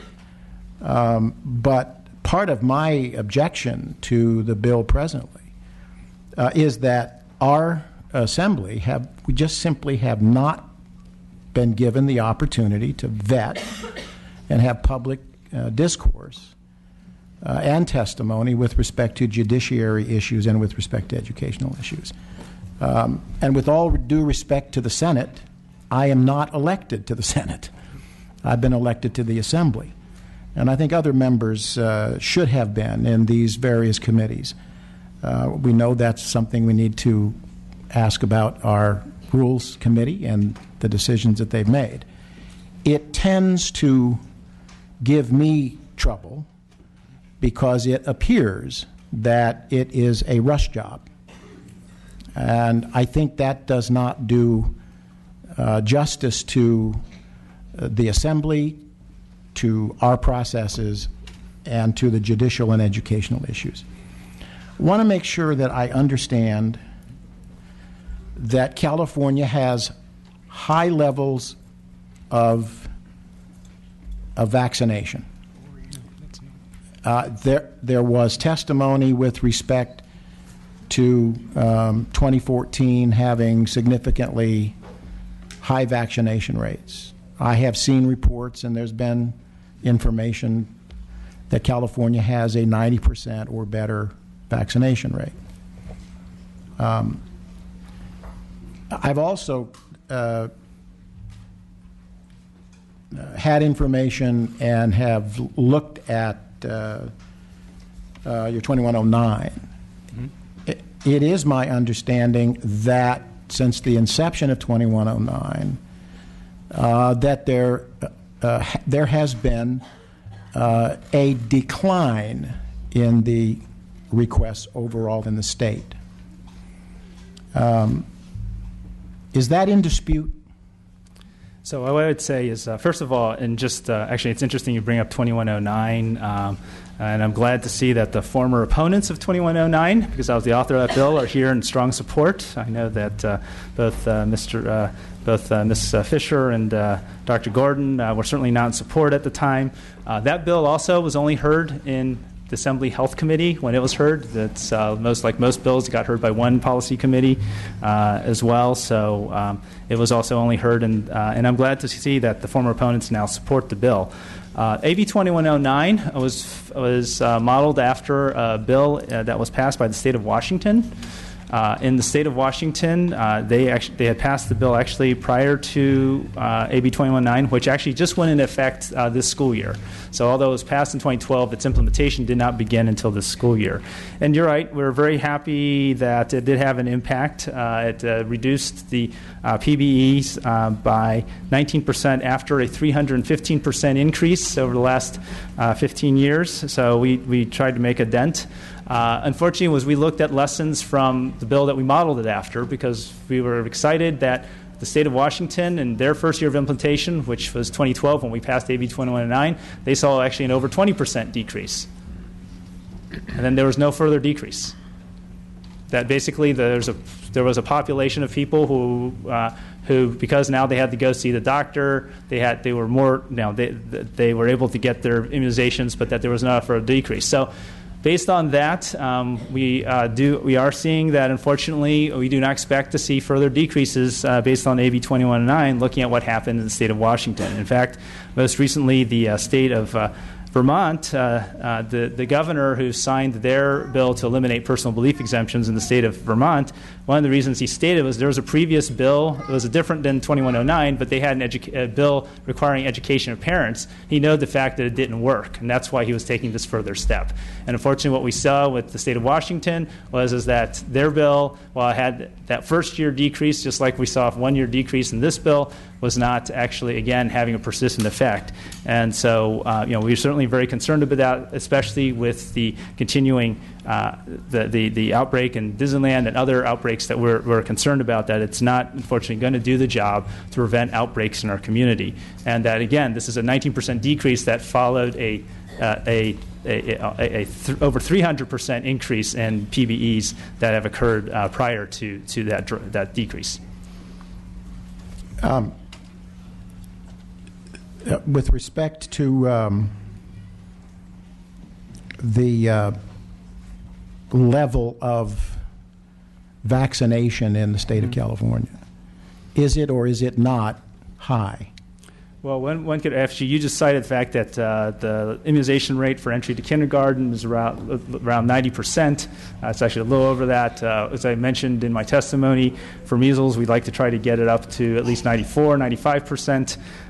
It's borderline, I would argue. But again, the issue is not because when you're in a community, in a school, it is not the whole state you're worried about. It's your immediate community. And what we're seeing there is you're seeing schools with immunization rates as low, as low as 50% or below. And in fact, when people have analyzed the measles outbreak that happened that began in Disneyland, there's analysis of that measles outbreak and where it spread in the state of California. And basically what they found was that where the measles spread, the immunization rates in those communities were ranging between 50% to about 84%. So clearly it spread through communities where there were low immunization rates. And I would point out that it's not a one-year phenomenon we're talking about in terms of immunization rates. It's a cumulative effect of year after year after year of adding to the number of unimmunized because of PBE. Each PBE is about an entering class right now, right? So someone gets a PBE, again, kindergarten, and then basically they stay unimmunized for most part. There's not huge numbers are coming in, then getting immunized later. So they're staying unimmunized, and you're adding with each year to the number of unimmunized people, and you're growing that population of people who are unimmunized. And when that population gets large enough in the community, it gets sizable enough, that's when there's the opportunity to fuel outbreaks. And basically, those diseases like measles, like whooping cough, and others catch hold, and then they spread. And then also, as was mentioned by Dr. Blumberg, they can even reach, there's a small portion of people even who are immunized who don't take to the vaccine sufficiently. So basically, then that's how you end up with outbreaks, because you have a large enough base of unimmunized people to give the virus momentum to be able to spread. And that's the challenge that we're facing. If we want to stop outbreaks, we need to get our immunization rates higher, not just across the state, but also in individual communities as well, because otherwise those communities will become the basis and the seeds for outbreaks that will spread into other parts of the state that's around them. Chairman Bonta, may I speak to answer Assemblyman Patterson's question? No, sir. Know the rules. What we're going to do is we're going to have members ask questions. They may ask questions of your team, of opposing witnesses, and if Mr. Patterson would like to do that, he may. I'm just clarifying what we're doing here and what we're not doing. Thank you. Well, members are asking questions of witnesses and the author. We're not having colloquy between witnesses. We're not having colloquy between the author and witnesses. Mr. Patterson, Thank you. Your next question, please. Thank you, Mr. Chair. Would you consider that the measles outbreak rises to the level of an epidemic or rises to the level of a significant and serious health emergency? I would say it represents a serious outbreak, especially when you have at least 20 people who got hospitalized. And you heard the story of the young child who was exposed and actually got infected with measles in infancy, who now is dying. So we will have a death from measles. We've actually had deaths from measles over the past 12 years from these long-term sequelae of measles. That every one of those people who got measles, the 130 people who got measles, they are at risk in the next, over the next 10 years of developing a deadly sequelae of SSPE, which is what the infant you just heard the story from is dying of. So this is not something that's going away just because, the outbreak's over and now we don't have any further measles. Yes, we don't have any more further contagious measles, but those people are still at risk of potentially getting a more serious complication later on. Okay. These are serious diseases that can kill. And let's not diminish the seriousness of what happened. Well, I'm trying to, frankly, determine the scope of the problem that you're trying to address in light of the significance of the consequences to those who are choosing to ask for and have facilitated the personal exemption. It is hard for me to understand in the context of an epidemic, an outbreak, 100, and then none.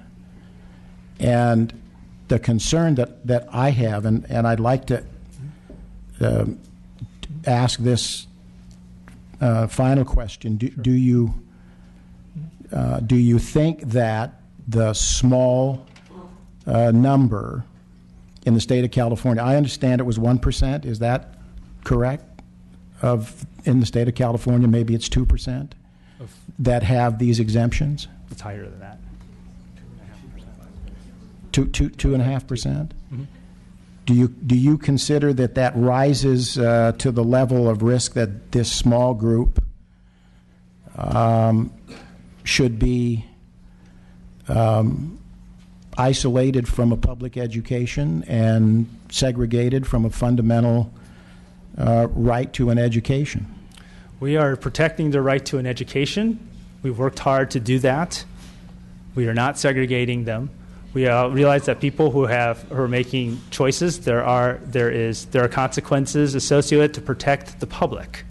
And when we talk about, we can talk about the 130-some people who got measles, but there's many other people who got exposed. As I mentioned in my testimony, we've been fortunate to be able to have an era where we did not have to see signs in stores telling you that if you went to this store, you might have been exposed to a disease like measles or some other disease, that you don't have to worry about getting on a subway or a bus and being exposed to serious illness, that you're not getting notes from your child's school that they might have been exposed because somebody in the school had chicken pox or measles or whooping cough.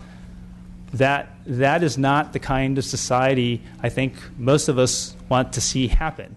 That's the people, vast majority of people support vaccinations because they don't want to see that kind of society. That's not what they want. They want to be in fear that their child or their loved one is going to be exposed to a deadly disease when they walk into a store, when they drop their kids off at school, when they go ride on public transit, go to other public places, go visit Disneyland.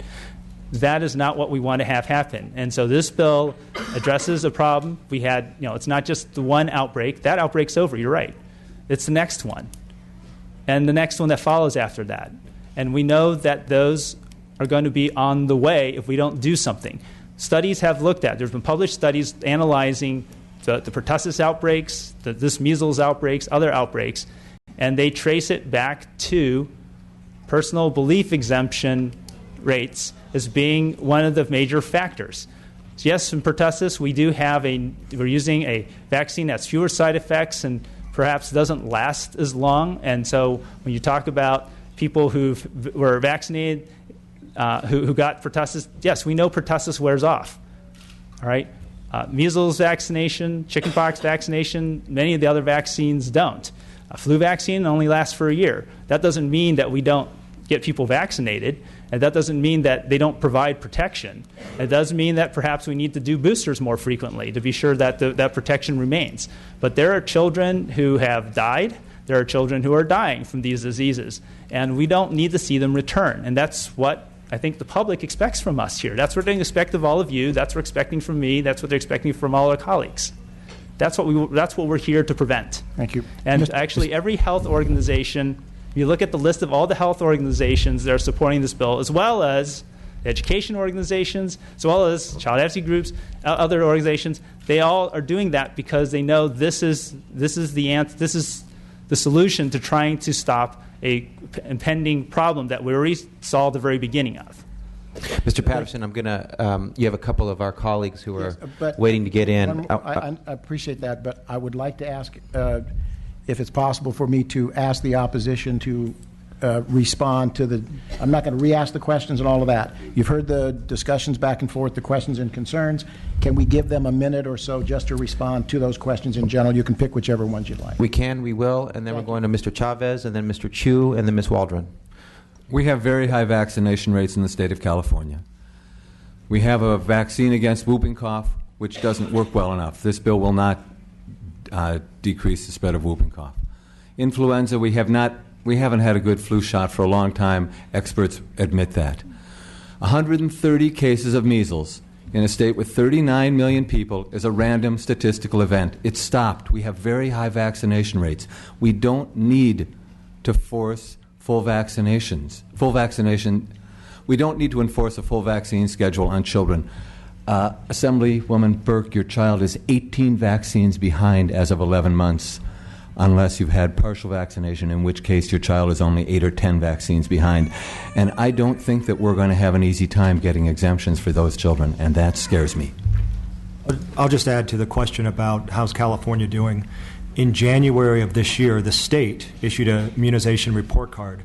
The first two lines of that report card said, as a result of, I'm paraphrasing, it said, as a result of California's effective immunization laws, California public school children and child care children are well protected from vaccine preventable diseases. So that's the state's own position, that the laws are working and California school kids are well protected. Thank you. Assemblymember Chavez. Thank you, Chairman. And by the way, you're doing a great job running this meeting. It's a tough one. I appreciate what you're doing. I'll announce to the group. Everybody's been asking me where I'm at on this. I guess I'm coming on. I've not made my mind up, as Dr. Pan, you and I have talked before. But I'm listening intently to the discussion, and I'm just going to ask you a couple of questions to kind of focus me, and I'll go to the other group. And you don't have to give me the big speech. I just kind of want to get the answer. No laughing, please. On 8 April of this year, you voted in support of SB 445, which was for homeless children. and required that they have no vaccine.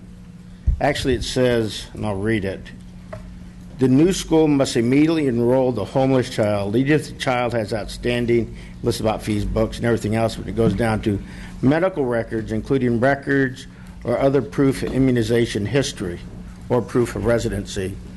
What was your thought process in 8 April to vote for that bill, yet have this bill coming forward, that you would allow children into school without a record, though your bill says they have to have an immunization?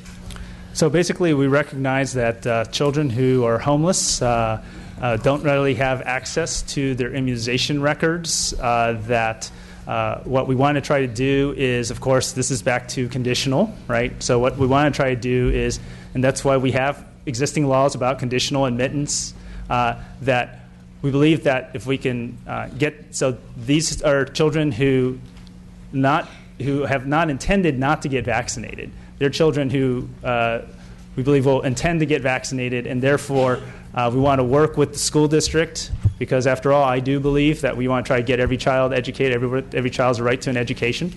That those children are able to get started in school, and then we will get them connected with a physician and the clinic and get them vaccinated so that they will be protected and help protect other children in their school. And I thought you said, so the logic was that it was more important to get the child into school, which is a constitutional right, and take care of the immunization at a later time. Is that correct? Did I state your logic correctly? This is in terms of compliance with federal law in order to be sure that they get into school. And again, these are children who there's intention to get them vaccinated, unless, of course, they have a medical condition on evaluation, in which case they would get a medical exemption. I appreciate that. I'm just trying to understand the logic. Sure. My next point is, on AB 2109, and I went back and saw your testimony on that you did on why you did it. Your logic there appears to be opposite than the logic you're having today. So give me, not talking about this bill, what was your logic on AB 2109 to educate parents and give them free will? Why did you make that decision back to AB 2109? What was your logic there? So both bills are consistent in trying to get our immunization rates I didn't mean this up. bill. I'm talking about last bill. But I said both. That's why I said AB 2109. Okay. The purpose of AB 2109 was to get our immunization rates up high enough so we can protect herd immunity, community immunity in their schools, to prevent the spread of outbreaks. Right? And what happens, we saw in the state of Washington, there was a law that seemed to, in its first year, demonstrated that it would decrease the use of PBEs and try to help increase our immunization rates. Unfortunately, as I've explained earlier, that promise is not held out in other examples. We, of course, only have 1 year experience in this state, but other states, similar type laws, have seen basically a 1 year short-term decrease and have not seen a persistent decrease. So it would not achieve the aim of achieving that community immunity that was always the goal of AB 2109 and also the goal of this bill. And I understand that. And that's what struck my attention when you talked earlier about 2109, knowing the fact that 2109 only went in effect September of last year. Correct. And the breakout in Disneyland, it was a December-January effort. And your bill came through the second week of February, which is only 3-4 months after 2109 went into effect.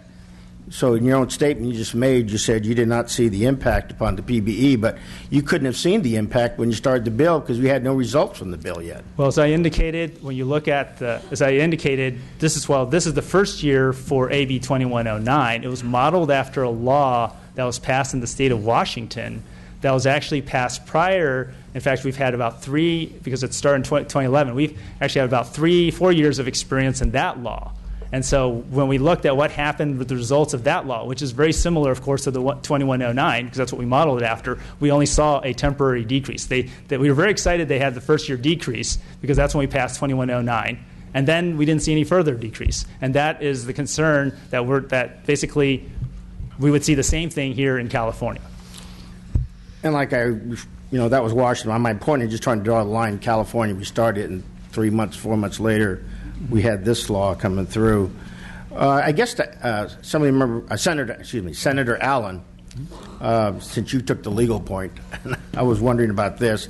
I heard the term compelling state interest, and being a Marine, a guy who shoots guns, I'm not really into law stuff, but a compelling state interest, I understand for compelling state interest, the states have to prove that to impact upon an individual's freedom. And in California, we have a constitutional right for education. So explain to me from a legal perspective the compelling state interest to implement this law to impact upon a parent's right for education for their child, which is a constitutional right. And I'll follow on to my other lawyer after you answer. Okay. Well, it's a great question, and I think ultimately, it's at the very heart of this discussion. So this compelling state interest that was in this right to education is codified in Serrano v. Priest decision in the early 70s that actually came out. It was a school finance case that looked at the fact that we had tremendous disparities in how we were financing school districts from region to region that helped, that mirrored the disparity, the poverty and the economic disparities that existed from one area to another. And the court finally threw out that entire financing system, saying that we weren't offering equal protection to students based on the fact that they were growing up in a place of poverty, in a place where there was socioeconomic disadvantage. So the question becomes, is this bill necessary to achieve a compelling state interest? And the courts have said over and over again that the protection of public health is absolutely a compelling state interest.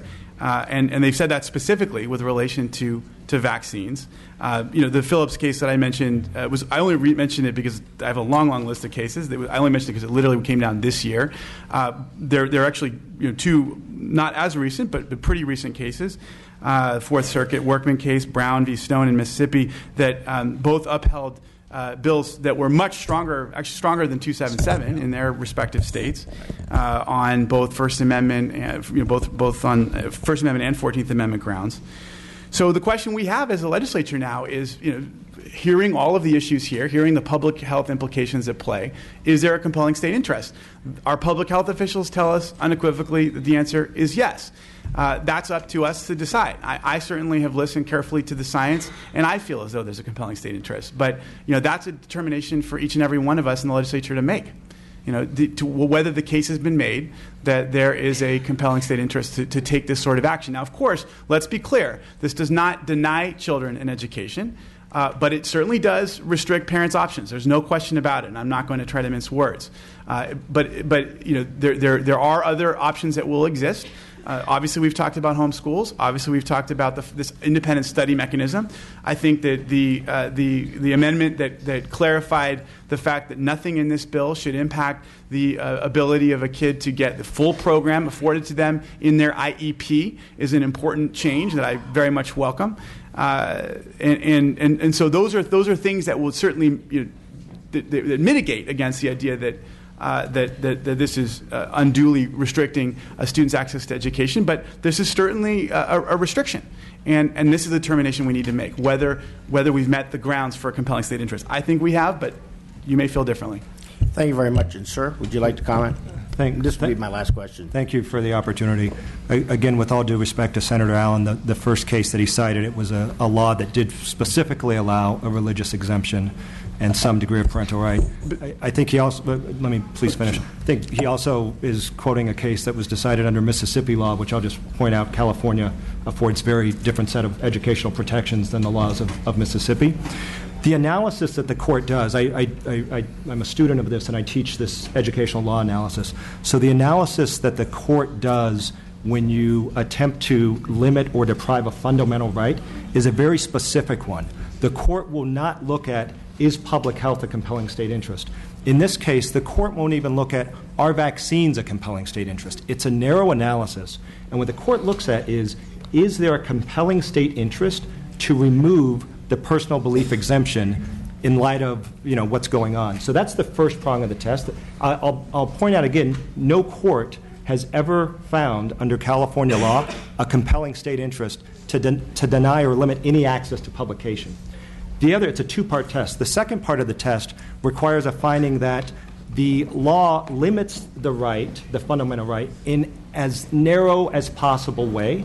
And existing law already provides that opportunity. Under existing law, if there's an outbreak in a specific district or community, the school board has the right, without any additional legislation, to temporarily not allow certain students who aren't fully caught up on vaccines from attending that school. So that's an example of something that's narrowly tailored.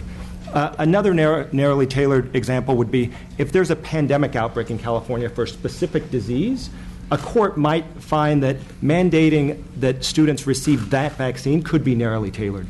I know that the author talked about the likely litigation that will ensue if this bill is passed. The ACLU has sent a letter to the author raising the point that I raised about compelling state interest. Given the disproportionate negative impact that this bill would have on Black and Latino students, and especially in light of the recent admission that the CDC had ordered its scientists to withhold information showing that Black boys under 36 months were much more likely to develop autism if they received the MMR vaccine within the first 36 months.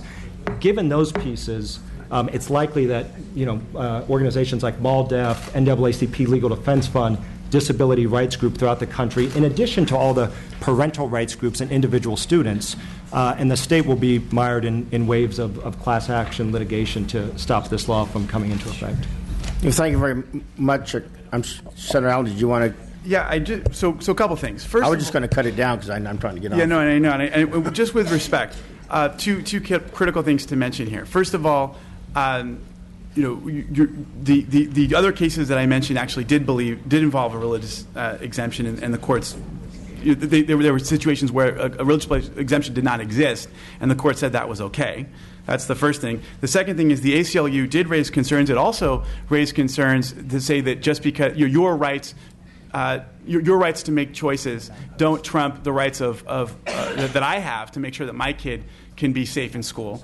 And the final thing I'll say is that, unlike in the case of Serrano v. Priest and all of the situations that you're talking about that involve distinctions that are difficult to get out of, people. In this case, we're talking about a choice that's been made by a parent not to vaccinate. It's not it's not an inherent quality that existed in all of the civil rights discrimination legislation and litigation that Serrano was part of, including the wealth distinction. Well, thank you very much. I'll just close with this comment. Truly, this discussion we're having here is not about vaccinations. I think it's about freedom. I think somebody used that in the beginning. It's about freedom. I'm looking at this and trying to figure out, before I impact upon people's freedom, what is the problem? What's the problem we're trying to solve? And the fact sheet I have here from the California Department of Public Health says very clearly that implementation of statewide requirements have been effective in maintaining a 92% immunization coverage among children in licensed care facilities and kindergartens. So even our own state recognized that. So I'm just wondering, what is the problem? I haven't made my mind up yet, but I appreciate the discussion on this. I don't think that was rhetorical. Did you want an answer from the author, or? No. Oh, that was a statement. That was a statement. Okay. Let's go to Assemblymember Waldron. Yes. Okay, thank you. I have three questions, but I'll be as quick as I can with them. With the amendment regarding the physician's professional knowledge recommendation being added, after we had our talk yesterday, Dr. Pan, I continued to do some research, and I was on the CDC website and, trying to figure out, okay, you've got personal belief exemptions. We have the religious exemption. There's also the medical exemption, which is still now within SB 277. So what I was finding was, with this amendment, would you say that SB 277 would still conform to the CDC guidelines regarding a medical exemption? There's no requirement in the law, and I challenge you to find any text in the existing code or in the bill that states that the physician has to exercise any more than their own professional judgment. That professional judgment, of course, subject to review by the medical board. And I mentioned the medical board has never investigated or removed the license from someone for granting a medical exemption for immunizations. So the law very clearly states it is up to the physician's judgment. The existing law, we've taken an amendment to clarify that point. The Department of Public Health doesn't review the exemption and has to approve it or review it. Right? It's simply the physician writes a note to the school saying that there is what's the reason, duration, which could be indefinite, could be forever if that's an ongoing condition, and they sign it, and the child now has a medical exemption. It is very straightforward, very simple. And it's really the physician exercising their professional judgment about if the immunization could cause a harm to the patient. Well, the question is really about the CDC, what they're requesting. Well, the CDC has guidelines, but those are guidelines from the CDC. The CDC has guidelines for a lot of things, and so they're used by physicians to help us be able to be sure we're applying the best science and knowledge, right? They take and that's what they provide. But it's not a mandate or a requirement that physicians, there's nothing, again, in the bill or existing code, I challenge you to find it, that says that a physician has to apply only the CDC guidelines. Okay, because that kind of answered my question, because it seems like with that amendment, it's a lot more looser interpretation than what the CDC is requiring. Okay, so my second question, just to be really fast, is under this bill, is the parent still required to sign a consent form for the child to be vaccinated?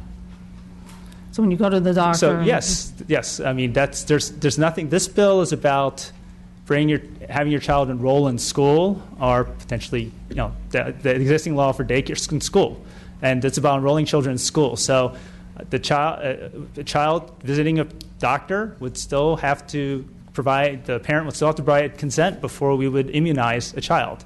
That does not change under this bill. So why does the parent have to sign the form? Well, they are signing a form saying that they give consent to their child being vaccinated. You're talking about when the child gets vaccinated. Right. I mean, that's because they're acknowledging they have received the information from the physician or their staff about the immunization and the diseases, and they would sign a form saying they've consented to that. That is what physicians do in their practices to ensure that they obtain consent. Okay. So it has nothing to do with this bill. Well, because if a parent, the way I looked at it is, when you sign the consent form, you're basically saying or admitting as a parent that you're responsible for the health and welfare of the child. The doctor couldn't sign the consent form.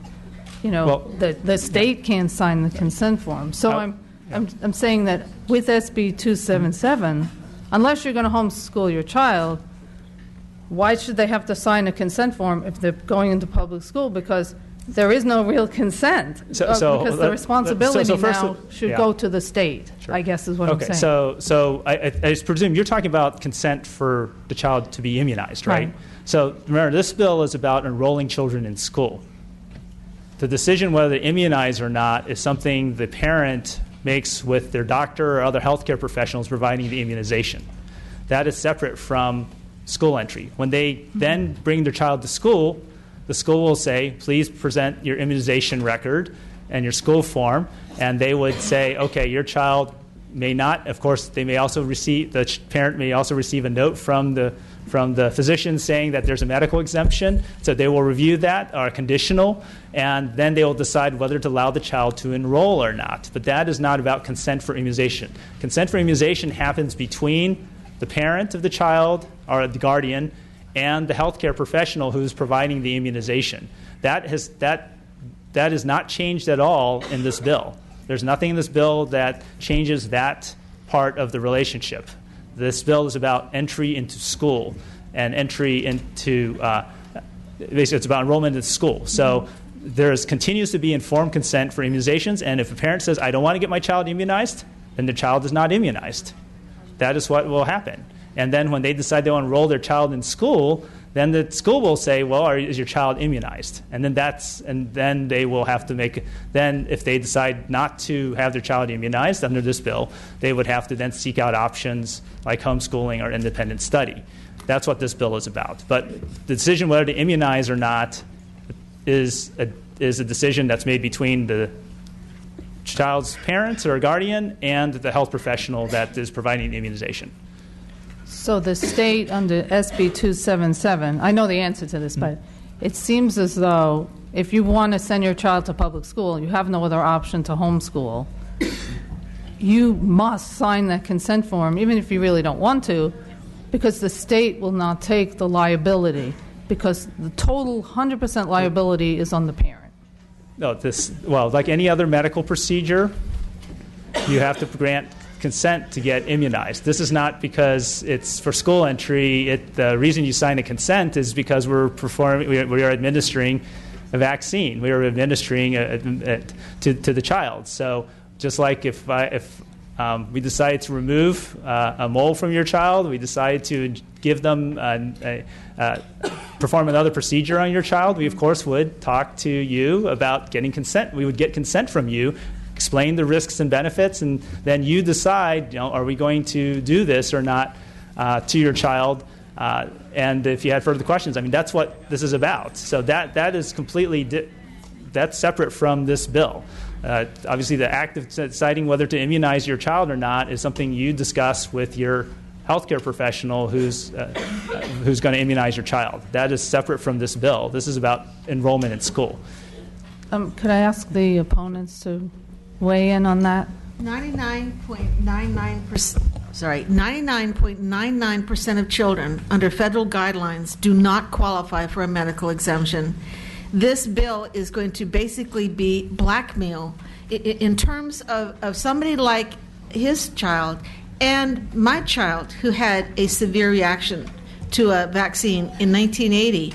My other children would not qualify under this bill for a medical exemption, and my other children would not be allowed to go to school. This is not right. There are people who are vulnerable to vaccine reactions, and this bill throws them under the bus. And I believe you deserve a short answer to your question. No, we would not be in compliance with CDC. The CDC, the Committee on Immunization Practices, the American Academy of Pediatrics would be apoplectic about the loosening of all of these guidelines, and yet I do like the amendment because if this bill passes, at least there will be some discretion. But no, we are way out of compliance with the CDC. Okay, my last question, very quickly. I guess I'll ask the opposition regarding the constitutionality. If you could weigh in on that. Sure. So, I know that this is a matter that will likely be brought before the courts. But as I mentioned, in the state of California, the right to education is a fundamental right.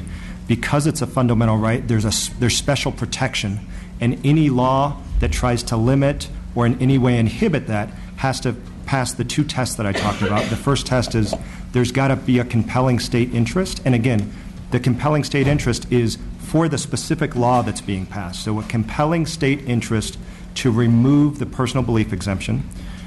The second part of the test is the law has to be narrowly tailored to limit the right to education as little as possible, which I think this bill is the opposite. It's very broad. That's just the constitutional analysis under California's Constitution. In addition, we've got the Individuals with Disabilities Educational Improvement Act, the IDEA, which is a federal law. California mirrors federal law in this respect, that requires that kids with special needs, in California we say kids with exceptional needs, but kids with disabilities must be educated in the least restrictive environment. And what that means is, to the maximum extent possible, they have a right to receive an education with non-disabled peers. And the only exception for that is if the child's disability prevents it. That's the only exception. There's also a procedural protection under the IDEA. It's called a stay put right. And what it's a procedural protection for parents. And what it says is, if the school district, or the state for that matter, wants to change a child's educational placement, in this case from a public school placement to a homeschool placement, that cannot be done and the parent disagrees with that decision, you've got to go to a federal judge and get an order from a federal judge after the federal judge hears the evidence, and the federal judge has to agree that the changing of the placement is appropriate for the child. The last law that we have that's implicated, again, under the education rubric, and this is a more recent law, it's from 2006 in California, but there's a federal law as well, and it prohibits conditioning anyone's access to public education to the requirement that they receive a prescription for medication. You recall a few years ago there were a lot of attempts to kids that had certain behavioral issues. There was a lot of attempts to cause them to be medicated before they came to school. So the federal government and California passed a law and said you cannot condition a kid's right to attend school based on them taking any sort of medication. Now, granted, that's a different situation from the vaccine, but I think what it shows is a very strong policy concern around not conditioning the right to public education on any medical requirements, including ones that are intended to be for the benefit of other students. So thank you for the question. Dr. Wood? I'm sorry.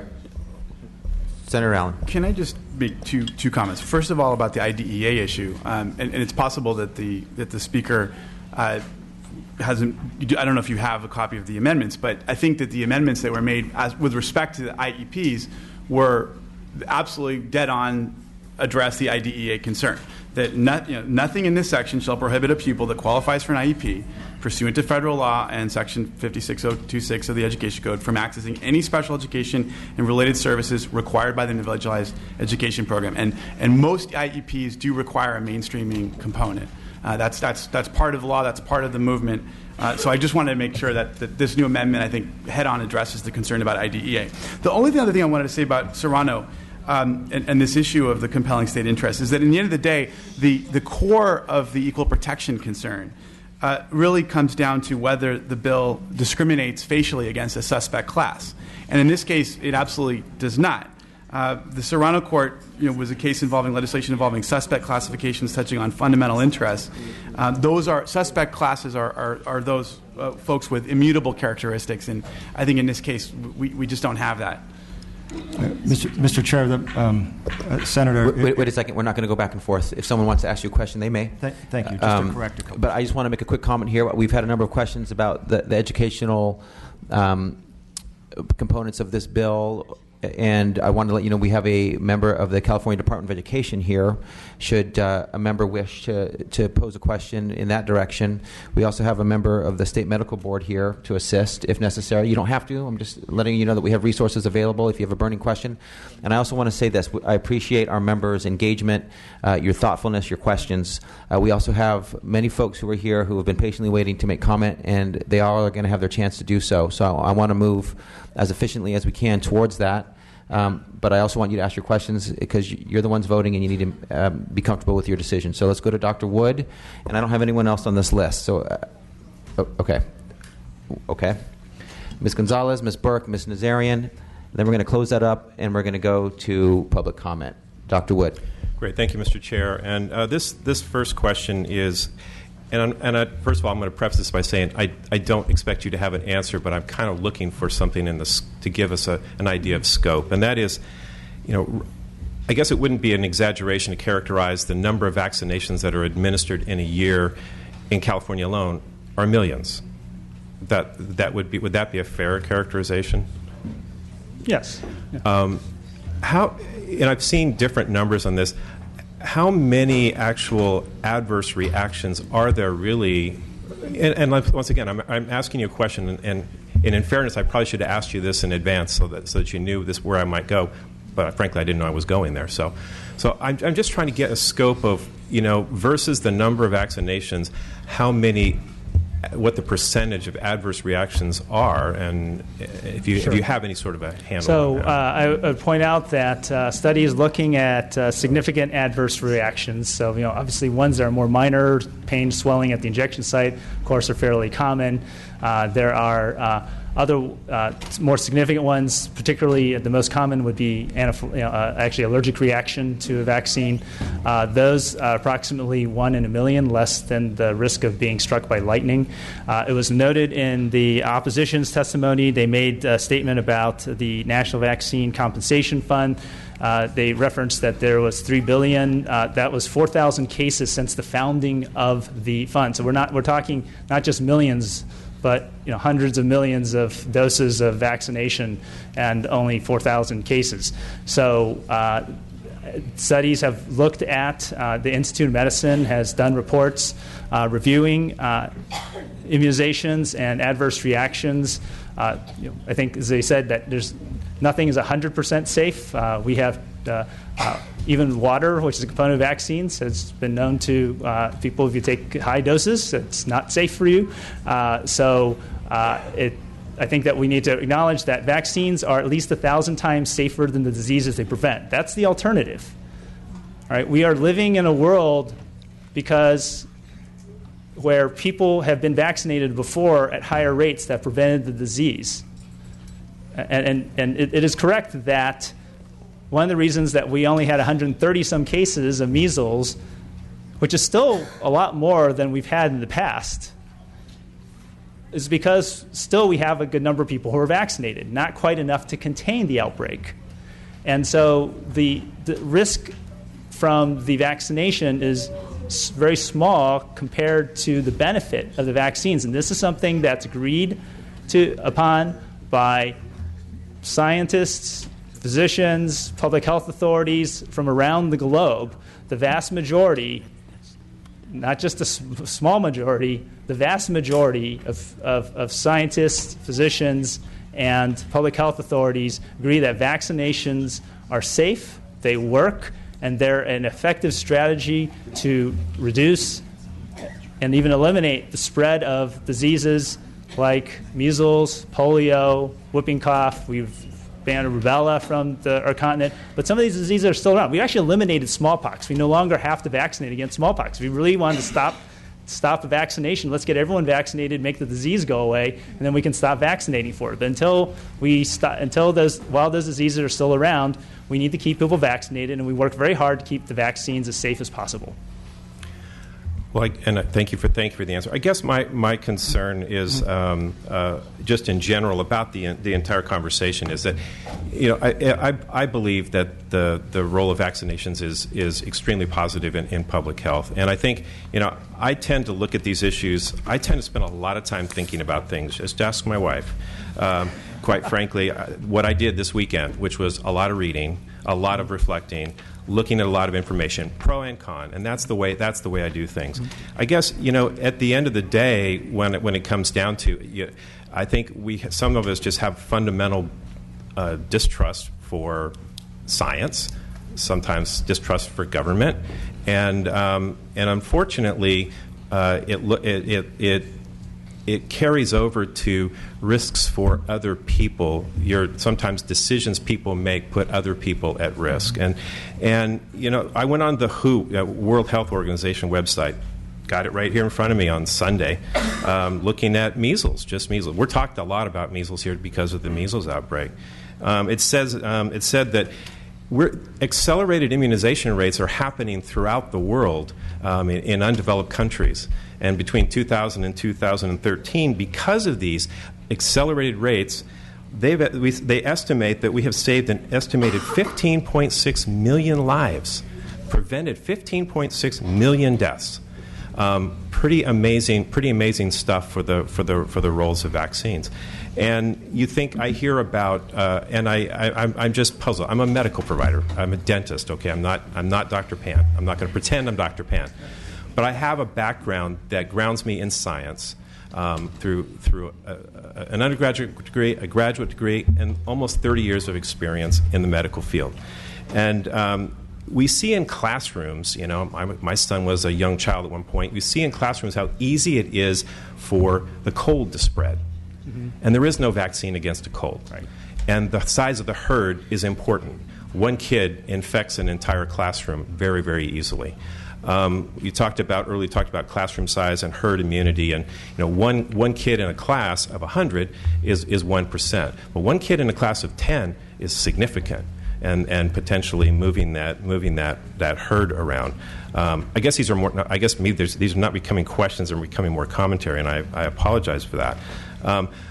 My question for the opposition, and I have two questions, and I'll try to be brief, is there will be another outbreak.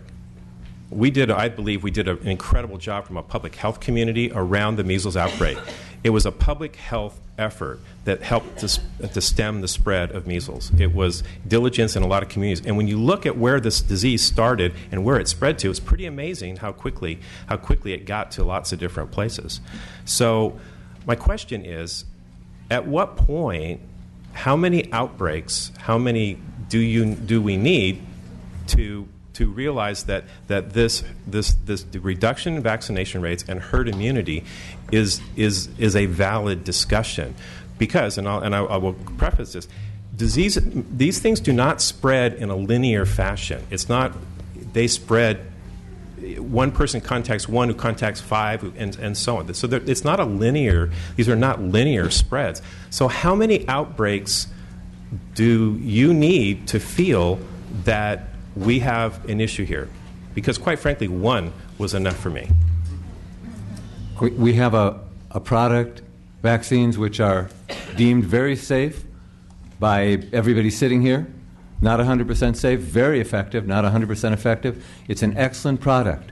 We should give people as much information as they want, and then let the parents participate in this discussion. We should not force nor coerce them. I don't want any more outbreaks. I realize that was probably at least a rhetorical question. 6 more outbreaks? No. I know that there should be no more outbreaks. We should maintain a high vaccination rate. We should develop better vaccines against influenza, against pertussis. But if the product is good enough, we must let parents participate in decisions about their children's health care. I don't think anybody wants any more outbreaks. Assemblymember Wood, I share your concerns about not wanting outbreaks, especially as the father of a 9-year-old girl who hasn't received vaccines and who is susceptible. I think though that's off the topic of supporting this bill. I think when you think about this bill and you think about the cost in terms of denying certain vulnerable populations of students the right to get an education, and you take a step back and say, was that worth it? Did we improve student health? And then you look at who are all the other kids who are all the other people that come in the school and can be that one. We've got conditional entrance. You've got people who have medical exemptions who are at the school. You've got all the teachers and all the staff. You've got people that the kids come. So the question you're asking is, wouldn't it be a good idea if we had a bill that just mandated vaccines across all of our society? That's in order to reduce outbreaks. But this bill is not going to have a tremendous impact in terms of increasing student safety because it's narrow and just focused on entrance to school in K and 7th grade. And there's so many other ways that aren't addressed by this bill, like Disneyland, where kids can still be exposed. And so the question is this bill, the little that you get, is it worth the tremendous cost to these students who you're denying education to? One of my fears, I do a lot of things during my checkups. I talk about nutrition, household safety, car seats, helmets. I talk about a lot. And I'm afraid that if parents feel coerced when they come into my office, if they feel judged because they have chosen alternative vaccine schedules, as some of you in the room have chosen, I'm afraid they're going to leave. They're not going to come back. They're going to say, we're going to homeschool.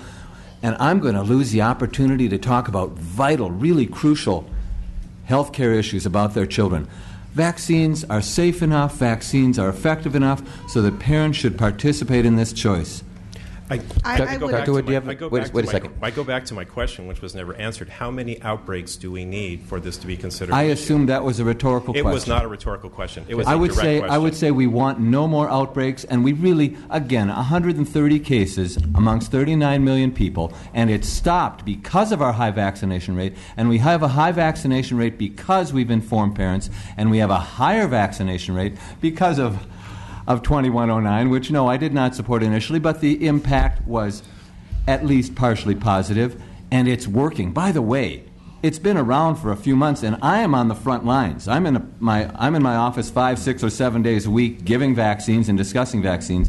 That bill worked. Giving it a chance to work is a great idea, and I think that bill will eliminate any more outbreaks of diseases against which we can vaccinate and for which we have a good enough vaccine. It will not eliminate outbreaks of influenza. All right, let me just jump in here.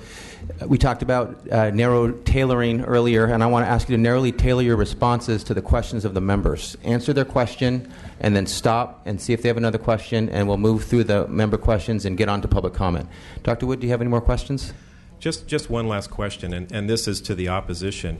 How do you answer the question for the parent who has a child that cannot be immunized, that is now potentially at risk from parents who have unvaccinated children who may bring those to school?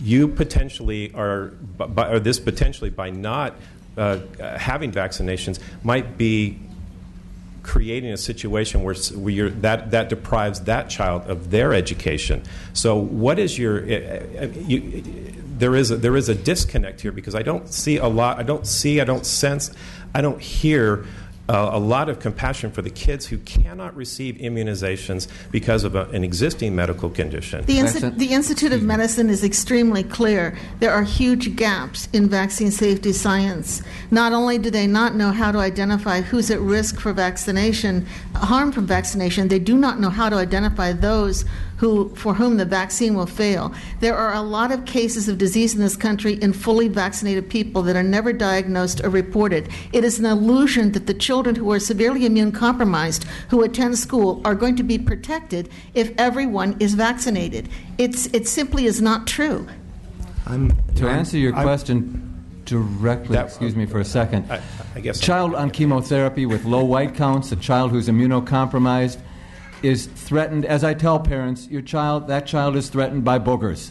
Okay? That child is not necessarily threatened by diphtheria or whooping cough or polio. That child is threatened by viral illness, and the oncologist in charge of that child will tell the parents when that child can go to school and when that child cannot go to school. And the illnesses against which we can vaccinate do not threaten those children. They are threatened by viral illness, as is your great-grandmother who's on chemotherapy or has heart issues and is on immunosuppressive drugs. It's not whooping cough and polio. It's routine viral illness, and we can't do much about that. So wait a second. Wait a second.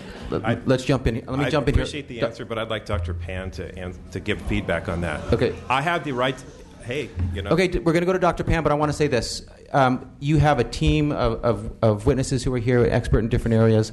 I want to ask you to please consult with each other and determine which person is best suited to answer the question that's being asked. Choose that person, have one answer. We're not going to jump in and have a free-for-all, please. Okay, let's go to Dr. Pan. And Dr. Wood, is this your last question? That's it. Yeah, that's it. Thank you.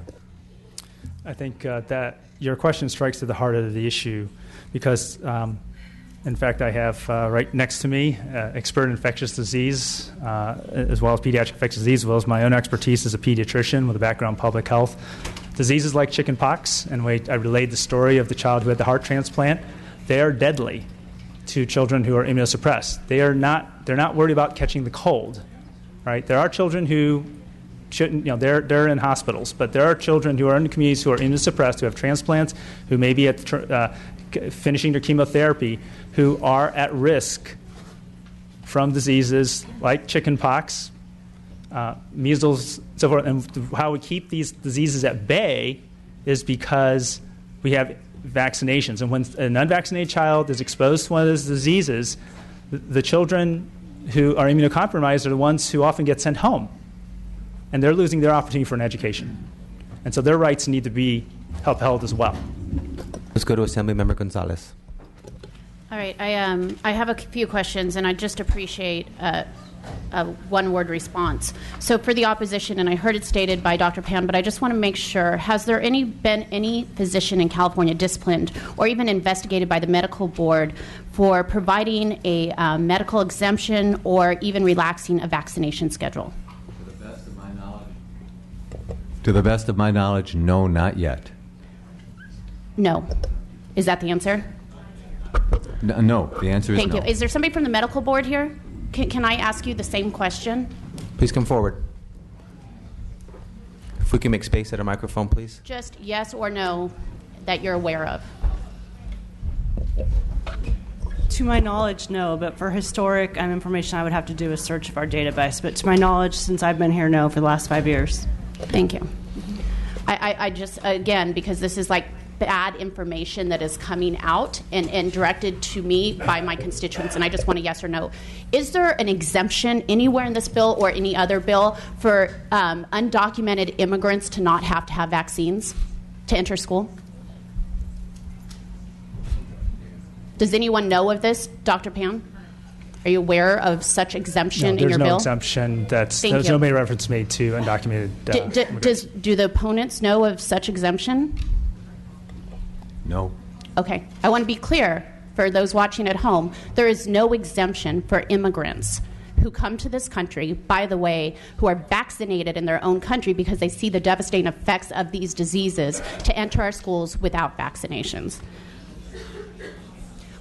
No, I'm sorry, but there is a bunch of misinformation out there, and it is irritating and beyond belief to me that we're going to have this hearing and not address the very specific issues that are floating around on Twitter and in the media and in phone calls that make no sense whatsoever. We can debate this bill, but I want to make sure we're debating this bill.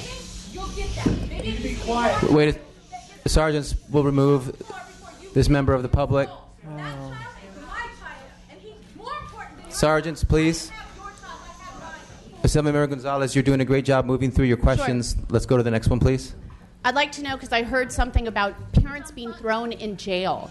Is there anything in this bill that would suggest a parent would be thrown in jail because they did not vaccinate their children? Dr. Pan? No. Is there anything, I'd ask the opposition, is there anything in this bill that suggests that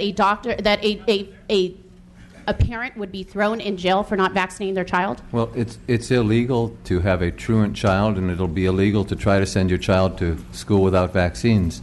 And I'm not quite sure how an undocumented alien documents vaccinations from the country from which they came. I'm very serious. I'm sorry, but last I checked, when they enter school, they also have to show their immunization records. I don't know if you don't take care of those kids, but they're actually kids in my district. So I just want to be very clear that they have to still show an immunization record to enter our schools. Well, of course they do. But what I was asking, I don't mean to be argumentative, but how do they document that they received vaccines before they came here? Other countries also document vaccines. I know it's incredible, but Mexico actually requires it for school as well. Okay. And quite frankly, so I just want to be clear, though, they have to show the school something prior to entering the school. All right. That was my question. Assemblymember Gonzalez, if you could just ask your questions, and if someone has an answer, do their best to answer it, and let's go to the next question. I heard something about MALDEF and the NAACP. I just was wondering if anyone had the actual percentage of Latinos and African Americans who are exercising a personal belief exemption in relation to the general population. Okay, so nobody has that answer? All right. I'm just curious because, we're hearing a lot of things today and previously. I would ask, and I'm sorry, I was called to another committee hearing and I didn't get to hear the attorney's qualifications or where you're from, and I trust, you've stated law correctly from my understanding of law as well, but what were they? Asking specifically about my credentials? Yeah, just because I didn't hear them. Yeah. I'm not in any way being accusatory, obviously. I heard the doctors. Of course. I'm a very proud product of K-12 public education in the state of California. I graduated with honors from Harvard University, and I graduated at the top of my class at Loyola Law School. Great. I clerked for the Ninth Circuit Court of Appeals in Pasadena, and I've been a practicing attorney who teaches education law. Okay. And so are you aware of Erwin Chemerinsky? I'm just curious. And would you suggest that he is also a legal scholar and has substantial credentials, including arguing in front of the Supreme Court? I believe Professor Chemerinsky has argued in front of the Supreme Court, but I'm not I can't speak to his other credentials. I just want to be clear because I think he is the dean of the Irvine Law School, and I think that he has written both in a way that we can all read, but also extensively on why he feels this, in fact, is constitutional under the California Constitution. And I just note that because sometimes I think, and I value that, in law we can always find two people with with very high credentials, and not to suggest that Senator Allen isn't on par with you or myself aren't on par with your legal credentials, but I just do want to point out that somebody who many of us would consider one of the foremost constitutional scholars in the state has actually suggested that this absolutely would be constitutional. Are you aware of that? I'm not. Okay, I'd be happy to pass on some of that work to you.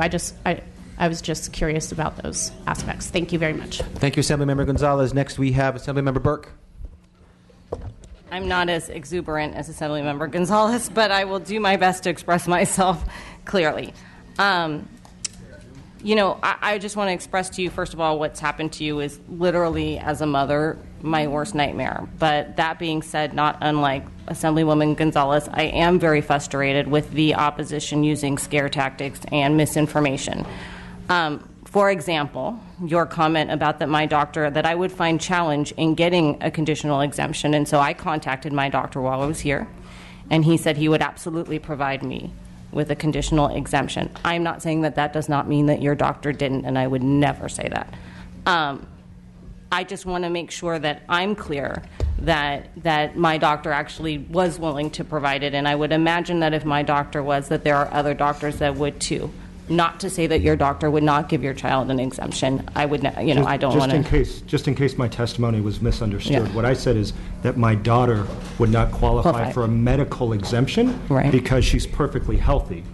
I didn't make any comments about conditional Not you, no. The doctor here did, and so I just wanted to make sure I cleared that up. That in fact I could get it a conditional exemption. Pardon me if I wasn't clear, but you're an assemblywoman in the state of California. You can get a medical exemption. There are going to be a lot of families that cannot get medical Okay, exemptions. so let's address that because actually I have that too. He addressed that as well, and he said, no, let's be clear. If we're going to talk about it, let's talk about it. I don't mind. So I actually asked the doctor how often they do it, and they said on a regular basis they provide people. Well, let me read it, actually. Let's be clear. That, in fact, he said that they get the question a lot, and that they have no problem giving an exemption because they vaccinate at a slower pace. Because they do. I'm sorry. Because they are open to vaccinating at a slower pace. They do get the request on a regular basis for a conditional exemption, and that they provide it. But I don't think that this bill allows for that. I don't think the bill allows for we just had, wait a minute, and this is exactly what I'm trying to kind of avoid is that. I asked the question earlier, Dr. Pan, and please answer the question again. Yes. If I get a conditional exemption for child care or for school, K through 12, is my daughter, according to this legislation, allowed to go to school? Yes. Thank you. Thank you, Assemblymember Burke. Assemblymember Nazarian.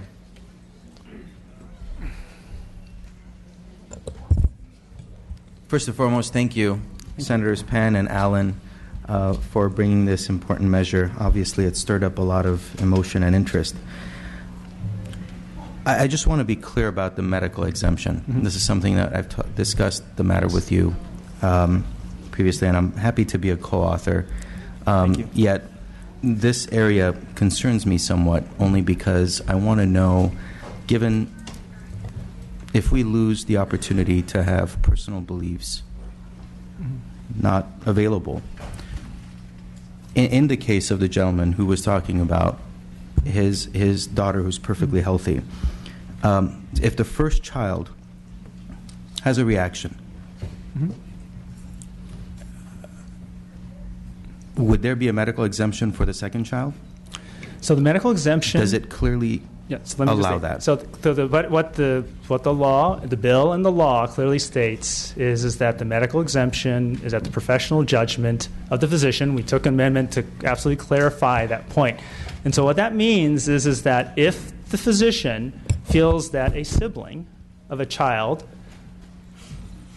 because the condition may be genetic, it may be family related, that therefore that child is also at increased risk, even though that child has not yet suffered harm, then they can exercise their professional judgment to provide an exemption.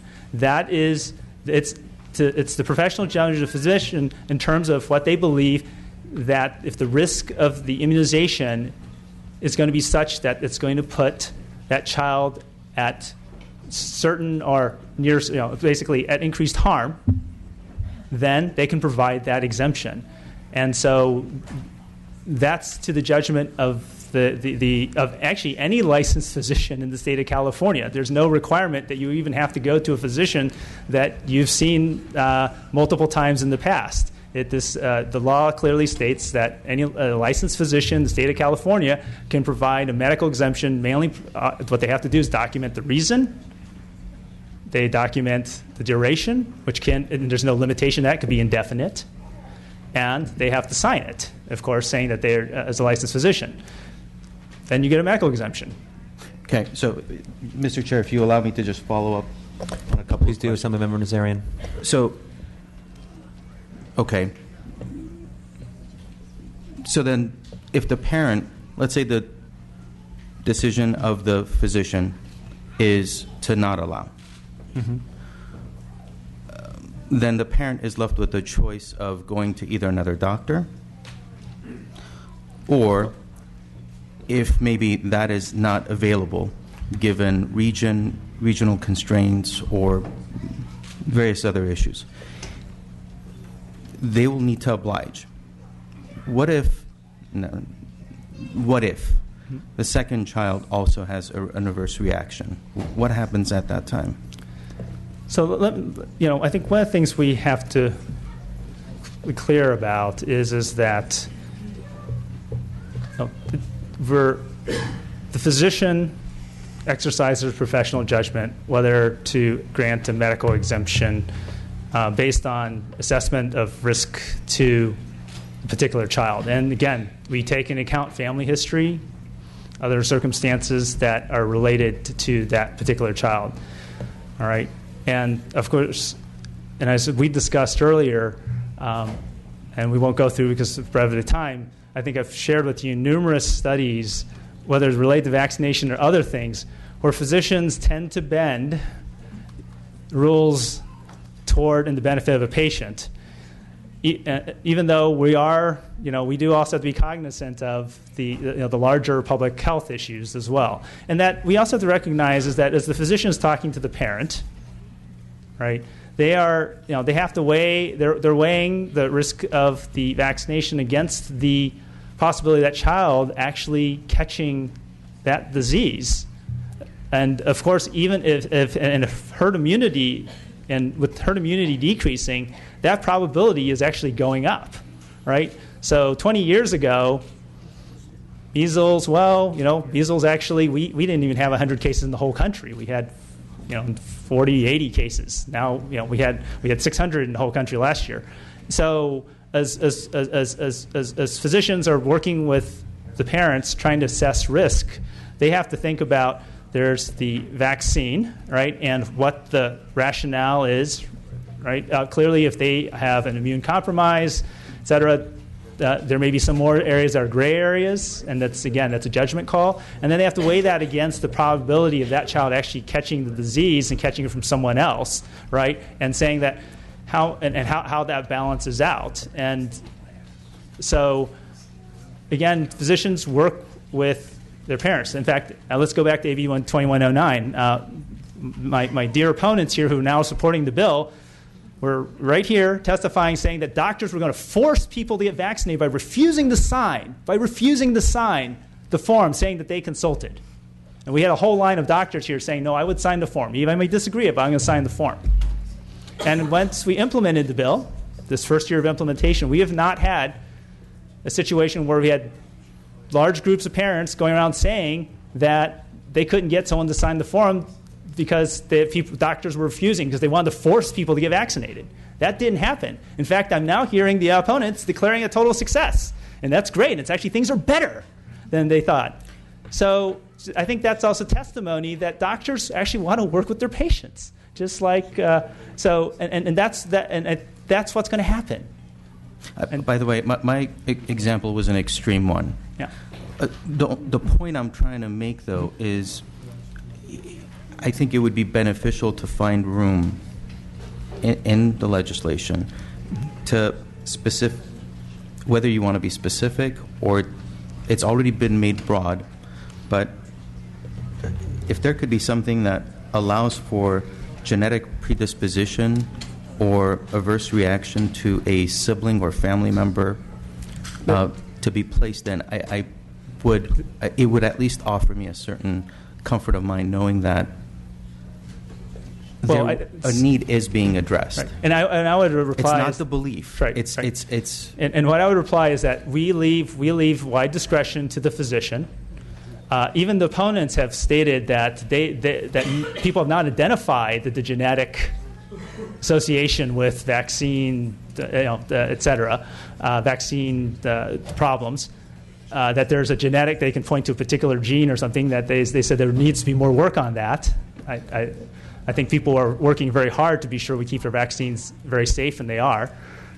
But that is something that a physician can exercise at discretion. As I said, it's not just what happened to that one child. We take account of family history. That includes genetics and other types of things, and making a decision and weighing that against what's the risk to that patient. And we work with parents. That's what doctors do. I certainly appreciate Dr. Gordon does that. Dr. Blumberg does that. I do that. Other physicians as well.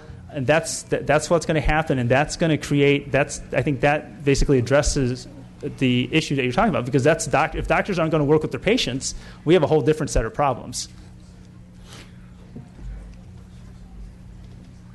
Thank you, Assemblymember Waldron. Thank you, Mr. Chair. Just a quick follow-up for the person from the Department of Education who's here.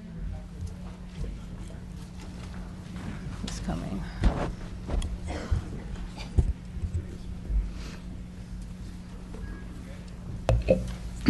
And while he's coming up, I believe the amendment that you took would address this and answer it, but just for clarification, with SB 277 and the amendment regarding individualized education program or an IEP, would that apply to all aspects of special needs child education? In other words, would a special ed student be allowed to take part in normal classroom activities with all other kids in a general setting if they had the exemption? Yes, they would. And that's just with that amendment that allows that? Yes. Okay, thank you. I just wanted that clarification. Thank you. We are moving on to the next stage in our hearing, and Assemblymember Thurman and Assemblymember Nazarian. Then we're moving on to the next stage in our hearing. Thank you, Mr. Chair, and I promise you I will not engage in any colloquy with any of the witnesses. But I will ask, but in the spirit of having discussion and debate, I'm going to ask the witnesses on each side, the presenter and the witnesses in opposition, to address two straightforward questions. One, on the issue of thimerosal and mercury, we've been presented with all kinds of conflicting reports about mercury being in vaccinations that could cause various illness. But we've also been provided with very definitive science that says there's no mercury. I want the presenter to address it, and I want the witnesses for the opposition to address it. That there's no longer any mercury in the immunizations is the information that we've been provided.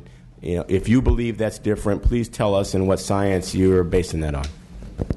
Yes, so my understanding is that there are trace amounts of not only mercury but also other toxins and metals, I believe I have a list here, that are still permitted in vaccines that are administered within the state. Okay, so trace amounts. And then, yes, sir.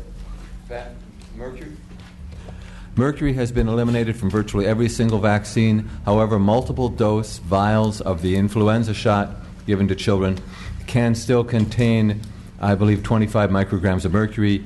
Unusual vaccines, I believe Japanese encephalitis vaccines contain mercury. And also I believe that the tetanus shot can contain mercury. Thank you, sir. The vast majority of childhood vaccines have no thimerosal at all and trace amounts of mercury at best. Thank you. Dr. Pan? Actually, I appreciate if Ms. Fisher would also answer the question. We should also just mention that the influenza vaccine... I would like Ms. Fisher to answer the question, too. Mr. Thurman, is your question answered? Or do you need someone else to provide input on this? I'm simply asking the question. If you'd like to address it, please do. I'm sorry. Dr. Gordon is correct. Thank you. Again, in the spirit of discussion and debate, I'd like for each side to address each of these two questions. Dr. Pan, if you'd like to. This legislature actually passed a law authored by now Senator Fran Pavley that states that children, except unless there's a medical emergency declared by the governor, cannot receive vaccinations containing thimerosal. We do not have, as Dr. Gordon stated, no childhood vaccination contains thimerosal. In addition, none of the vaccines that are required under this bill, under California state law, contains thimerosal, even though thimerosal has been studied and found to be safe, and there's no linkage between thimerosal and autism. Okay, thank you. The second question, and I'm sorry, Counselor, I didn't get your name, and when my colleague was asking you, I actually thought she just wanted you to state where you practice. I actually thought your credentials were impeccable, and you established that quite clear. So let the record reflect, there's no question about your credentials. You are more than qualified to speak on the subject, and I'm very sorry about the experiences that you've described, but your credentials are impeccable. But my question has to do with your statement that you made about disproportionality as it relates to African American and Latino children. I'd like you to speak to that, what science you cite for that. And we've been presented with, I would say, two sets of data. One that says that there could have been a link between vaccination and the onset of autism in African American boys, and that data was omitted from an important study. At the same time, we've been presented with studies that say that study and that statement has been debunked and is myth. And that is something I'm looking at, something that I have today that is current that says that study is debunked. And I've been presented by African American doctors who have said that these are false claims. I'd like each side to address this notion. And to clarify, by each side, that means one person from each side. One person is sufficient. Thank you, Mr. Chair. I'll clarify my earlier comment. My comment was that given the disproportionate impact that the bill would have on Black and Latino students because of their socioeconomic condition, and then specifically with African American students, I referred to the admission by a lead scientist at the CDC who had admitted to being directed to omit findings from his study that showed a higher correlation of developing autism in African American boys when the MMR vaccine was given for under 36 months. I'm aware of no retraction of that admission. Got it. So I was responding to your statement. I've read that scientist has said that data was omitted from that study, and I believe that is true. But I've also read that the assertions that were made as a result of that omission have been debunked, whether or not they've been debunked by that particular scientist. So I'm asking each side to speak to any scientific evidence you have to that claim, as what I've seen most recently says that study, the assertions have been debunked. I can't speak to the science of it. What I can say is that I know that United States Congress has opened an investigation of exactly this because, as you say, you get new information every day in text and Twitter and reading articles. I know that United States Congress has opened an investigation and they've subpoenaed that scientist to try to get to the bottom of what happened there, which is another reason that I think it prudent that this committee hold off on passing this legislation until we can get better facts about that study. Understood. Today I'm just trying to ground myself in facts. I recognize this is a very emotional issue and a familial issue and a personal issue and a public health issue, but today I'm asking for just the facts. Thank you, sir. Dr. Pan. Actually, I would like to have Dr. Blumberg address this particular issue. Yeah, thank you. Yeah, I'm aware of that data also. It was cherry-picking data after the fact, and there is no scientific evidence that thimerosal in vaccine causes autism. There have been more than 7 well-done studies involving hundreds of thousands of children, and there is no evidence. There is no evidence specifically that thimerosal is associated with autism in African Americans. And in fact, if you look at vaccine-preventable diseases, some vaccine-preventable diseases do tend to affect racial and ethnic minorities disproportionately, and higher vaccination rates erases those disproportional diseases. Thank you, Mr. Chair, and thank you for your answers. Mr. Chair, thank you for obliging me. I just figured with all these wonderful experts and all this expertise, I wanted each side to have an opportunity to speak to the things that we've heard and what science they have to defend their assertions. Thank you, Mr. Chair. Assemblymember Nazarian. Thank you again, Mr. Chair. I guess I want to just conclude by asking you if you would consider, I've grappled with this, and I'm a co-author. I want to support this. I ask you if you would consider putting in language, not limited to, but for the exemptions to be offered in instances when a sibling or a family member has had an adverse reaction. And if there's I know there isn't a very good test for it, but if there are any genetic dispositions that... So I would say, first of all, there's no restrictions in both current law or in the bill that prevents a physician from doing that. There are none. There are none. So now what we're doing is my concern is we're now adding language to tell a physician to do something that may not be necessary. If a physician feels that a test is necessary to perform, to be sure that a vaccine is safe, they can perform that test. If a physician feels that there's a genetic association in a sibling, a cousin, some other relative, it's not safe for vaccine, they can provide a medical exemption for that vaccine. There's no limitation on the physician from doing that other than their own professional judgment, their own knowledge and expertise about what they believe is safe for the patient. I think that when we craft our laws, it's best that we try not to direct unless we have strong scientific evidence, and we believe that direct the physician that they now must do something that they have the ability to already do. So I appreciate what you're saying. I also want to just reassure you, there is nothing in the bill or the existing law, and I would ask you to point it out if you feel there is, because then, yes, I would be willing to look at an amendment that actually prevents the physician from doing exactly what you're asking them to do. This will be my last comment, but right. Senator Pan, all due respect, there are 3 doctors sitting at the desk, and you're not all agreeing, and that's what gives me some concern. So now, naturally, not everyone needs. There shouldn't be 100% agreement, but this is a very, at some point, critical issue that I think we're intervening between a parent and a child, and if there is documented, if there is a sibling, or if there is family relationship, or if there's genetic potential opportunity for there to be something else happening, I would feel more comfortable. Okay. So let me just say that. Actually, we've worked with the health committee staff. We've worked with the chair on this very, very specific issue. All right, there are some assertions that people have made that they think doctors won't do things or will do things or something. But we are dealing with a bill and the law, right? We're dealing with what the law says and what the bill will say, what physicians and parents can or cannot do at schools. And so what this bill has been crafted, working with the chair and the staff, looking at what the bill actually says, not what people would like to assert it says, what it actually says, how it will be interpreted.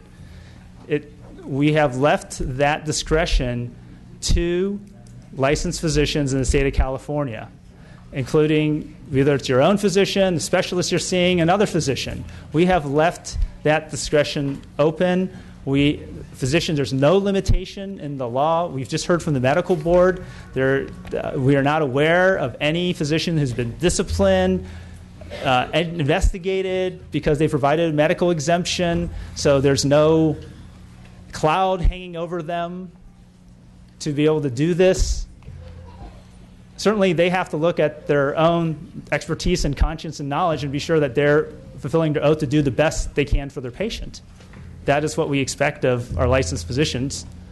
But there's no legal barrier if they believe that a sibling, another, that needs to have an exemption, that they cannot grant that exemption. There's no legal barrier at all. So no matter what we put into the law, unless we want to force physicians and say, you must, that's a whole different discussion. But there's nothing in the law that says that they cannot. They are perfectly free to do that, and physicians have done that before. And so I hope that, I think that is what, we are trying to create the space to allow doctors and their patients and their parents to work together, hand in hand, like it should be, working hand in hand to try to do what's best for the patient and also to protect all the children who are attending our school, be sure that we protect all our communities and that we keep people safe from contagious diseases, including children who cannot be immunized and who are at risk of these diseases. But in the end, the medical exemptions between that healthcare professional, doctor, and that child and their parents or guardian. And that's where that decision will be made.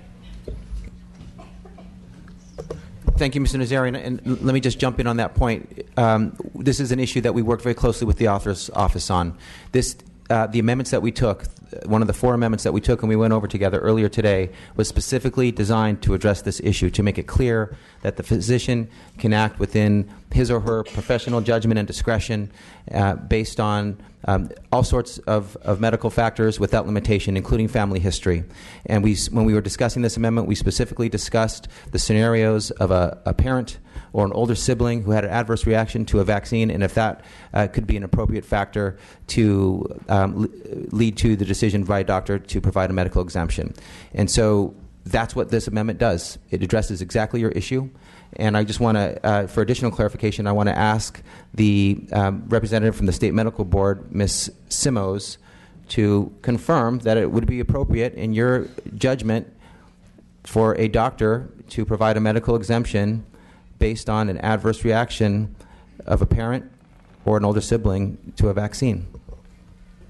So I'm not a doctor, but a doctor would use their clinical judgment. And basically how we look at complaints, so we have to get a complaint to actually look at a case. So we don't track medical exemptions. We would have to receive a complaint in. And what we would do when we get that complaint is we would have another physician look at that and see, was the doctor acting within the standard of care? And so they would take into account, they would look at that patient's medical records, including family history, and the doctor would opine on that, on the decision that other physician made. And so I mean, I'm not a doctor, but as Dr. Pan said, it's safe to assume that all that family history and everything would be considered. Thank you. Okay, we're going to move on. We're going to go to public comment, and I'm first going to set a couple of quick ground rules. Firstly, and thank you to all of our witnesses, to our authors. I want to say that I deeply appreciate that parents have brought children here today. It has exposed these children to our government and taught them an important lesson about civic engagement. And I hope they also leave knowing that nearly every issue has multiple sides to it, as we've clearly discovered through today's debate, and that reasonable people can differ. To the parents here today, thank you. Men, make no mistake about this, the presence of children here today sends an important message. There are families tremendously concerned with what we do here today, and like every parent, the parents here today want to protect their children. I know that many have brought children with health challenges that parents believe were related to receiving childhood vaccinations. Rest assured, I and the committee members understand the message you are sending to us today. Today, we would like to take testimony from adults only. We will assume that children accompanying parents share their view, and their presence here today will be noted in that regard. Again, rest assured that the members and everyone watching will see these children, and by appearing here today as a family, you are sending an important message to committee members and the larger community here in the Capitol and beyond. We're going to, as I stated before, start with our public members of the public on the ground level. We're going to finish going through our members of the public at the ground level. They're going to go up top to the gallery, and as we go to the gallery, the public, the ground level will be filled again, and we'll continue back and forth with comments at the microphone until we're done. And I just want to give a reminder that at this point, after the full, robust, rigorous discussion that we just had, our witnesses, members of the public, are to state only your name, your organization or your city, and your position. That is all. I will silence your microphone if you go beyond that. We want to give everyone an opportunity to speak today. Let's start with our first member of the public. Hi, my name is Dana Williamson. I'm from Elk Grove, and I'm here in support of this bill. Thank you. Robin Swanson from Folsom, California, mother of 3, in support of this bill. Jennifer Simoes, Medical Board of California, in support. Dawn Peterson, mother from West Sacramento, and I'm in support of this bill. Ilana Ford, mother of 2 special needs children. Please vote yes. Don Stauffer, I'm a teacher and I support SB 277. Catherine Flores Martin with the California Immunization Coalition in strong support.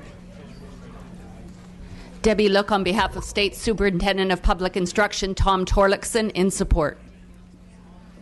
Dr. Sonia Kahn, pediatric ICU trauma doctor, American Academy of Pediatrics, board certified by the Board of Pediatrics, strongly in support of this bill. Susan Neese, I'm a registered nurse and I'm in support of this bill. Kayla Colburn, I'm a mom and registered nurse in support of this bill. Hannah Henry from Napa, on behalf of 28,000 parents and from Vaccinate California, we are in support of this bill. Renee DeResta, mom from San Francisco, 1 child too young to be fully vaccinated. I support this bill. Brian Hanley, PhD in microbiology from Davis. I support this bill. Alicia Sanchez, representing the California Medical Association and our 40,000 physicians. We're co-sponsors and ask for your support. I'm Julie Matthews from San Francisco, California, a mother and a nutrition consultant working with special needs children. I am strongly opposed to this bill.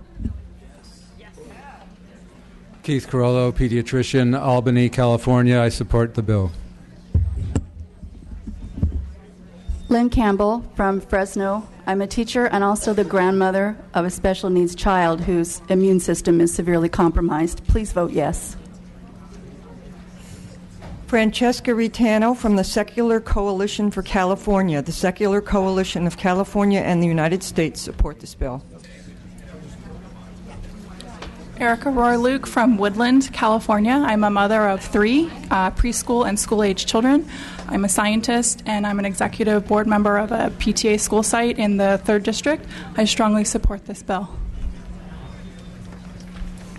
Liz Dietz, on behalf of the thousands of members of the Thinking Person's Guide to Autism community, we support this bill. Bernadette Ariano, on behalf of the California Children's Hospital Association, representing the 8 private not-for-profit children's hospitals in California, in very strong support of the bill. Snigdha Parchuri, public health student, and I strongly support this bill. Wendy Bloom, registered nurse, pediatric oncology nurse, and grandmother from Oakland, California. I strongly support this bill. Thank you. Good afternoon. I'm Kathy Hall, and I represent the California Parent Teachers Association. We're in support of the bill. Kathy Moffat, mother, grandmother, former teacher from Orange County, strongly supporting the bill. I am Scott Folsom, a parent leader in Los Angeles Unified School District and also a member of the LAUSD Trust for Children's Health, which operates on-school clinics, all organizations in support of the bill. Mary Willison from Sacramento, on behalf of the thousands of families who are here today and those who could not make it because their children are at home in diapers at age of 17. Lightning struck their home. You'll hear from them today. Michael Tarian, Napa, California, father of 4. I am in support of this bill. Let me give everybody a reminder. We're doing name, organization, or city, and your position only. Thank you. Margie Chartier from Oakland, California, support of this bill. Kim Layden, Mountain View, California, mom, and I support the bill. Andrew Cattell, representing the Children's Specialty Care Coalition. We are in strong support. Alan Steller, an RN from Oroville, California. I support this bill. Julia Paskin of Los Angeles, daughter of an immunocompromised parent, and I strongly support this bill. Ramona Garcia, a polio survivor from the epidemics in the 1944, And our organization, Resources for Independent Living, strongly supports. Name, organization, and position, please. Mr. Chair and members, Rand Martin on behalf of the AIDS Healthcare Foundation, in very strong support. Thank you. Mr. Chair and members, Josephine Figueroa on behalf of Insurance Commissioner Dave Jones in support. Mr. Chair and members, Kendra Harris with the California Federation of Teachers in strong support. Mr. Chair and members, David Ford, on behalf of the Association of Northern California Oncologists, the Medical Oncology Association of Southern California, the Silicon Valley Leadership Group, all in support. Mr. Chair and members, thank you. Teresa Anderson on behalf of California Academy of Physician Assistants in support. Mr. Chair and members, Gay Brayman on behalf of the California Academy of Physician Assistants.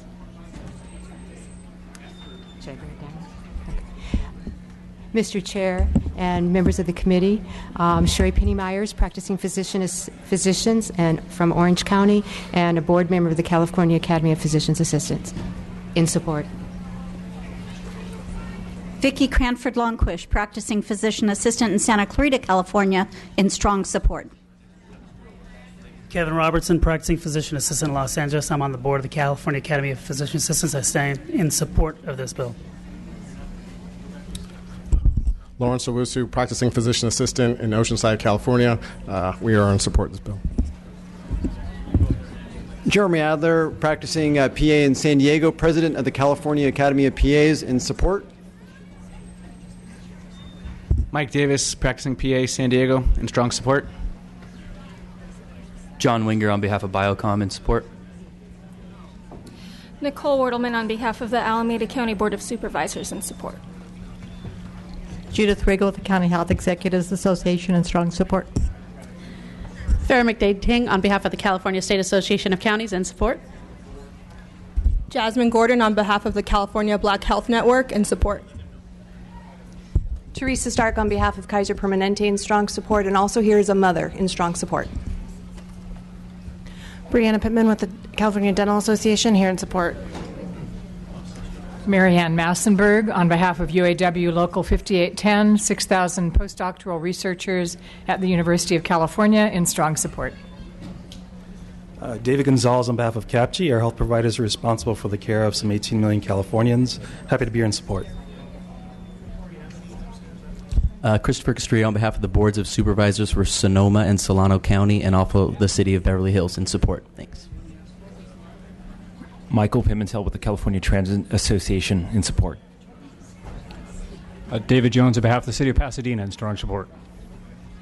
Devin Anderson on behalf of Donate Life California in support. Lydia Bourne representing American Academy of Pediatrics, 5,000 strong, as well as 1,300 school nurses and the California School Nurses Organization in strong support. Brian Warren with the California Pharmacists Association in support. Justin Garrett with the March of Dimes in strong support. Leah Dara, Davis, California, parent of 4 immunized children in support, and also 3rd District President representing over 20,000 members. Dolores Duran Flores with the California School Employees Association, representing nearly 230,000 classified employees across the state, in support. Thank you. Carol Green, President of 9th District PTA, representing San Diego and Imperial Counties, in support. Amy Alfieri, parent of 2, West Sacramento, also volunteer at Vaccinate California, which represents over 28,000 Californians. Strong support. Thank you. Brandon Roberts here with the Health Officers Association of California. We're standing in support. Michael Radigan on behalf of the Board of Supervisors, Santa Clara County, in support. Could we go upstairs now, or witnesses in opposition? What's he saying? Let's continue. Mandy and Jordan Bunyasiri from Loomis, California, and we both strongly oppose this bill. Thank you.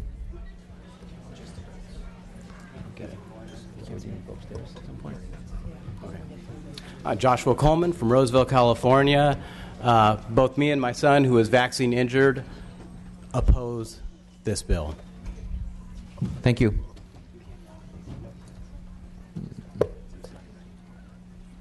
Aaron Mills, father of 2 from Sacramento, California. I oppose. Thank you, sir. Dr. Sherry Papa, mother of 2 from Orange County. I oppose. Melissa Floyd, mother of 1, daughter who does not qualify for medical exemption. I oppose. Isaac Carter of Patterson, California. Oppose. Cece Clark, mother, and with the Weston A. Price Foundation. I oppose. Erin Colton, mother of 2 from Summerville. I strongly oppose. Rebecca Eastep, Poway, California, wife of Lieutenant Colonel Jack Eastep. We both strongly oppose. Laura Hayes, mother of 21-year-old Ryan Hayes, severely and permanently injured from his routine childhood vaccinations. Strongly opposed. Vaccine injury is real. Heather Kovac from South Lake Tahoe, California. My husband, Frank Kovac, who is a school teacher, and I both strongly oppose this bill. Thank you. Remember, we're doing name, organization, or city only, and position. Thank you. Dr. Ian Sura, Kings Beach, California. My husband and I strongly oppose this bill. Thank you. Dr. Bill Bollinger, large private practice in Roseville. My behalf of my 3 unvaccinated children and my wife, I oppose. Carrie Bogenberger, Thousand Oaks, California. I strongly oppose this bill. Vanessa Elliott, Los Angeles, California. I oppose this bill. Minister Tony Muhammad, Western Regional Representative of the Nation of Islam from Los Angeles. I strongly oppose this bill. Thank you, sir. Marisol Nichols, Los Angeles, mother of 1, strongly oppose this bill. Jennifer Aspen, Los Angeles. I vaccinate my child, and I strongly. Janelle Lewis, credentialed teacher, mother of vaccine-injured children, in strong opposition. Ben Lewis, 6th-generation Californian. I strongly oppose this bill. Kim Lautzenizer, Orangevale, credentialed teacher, strongly oppose. Jennifer DeLuggage, registered nurse in Folsom, mother of 3, strongly oppose.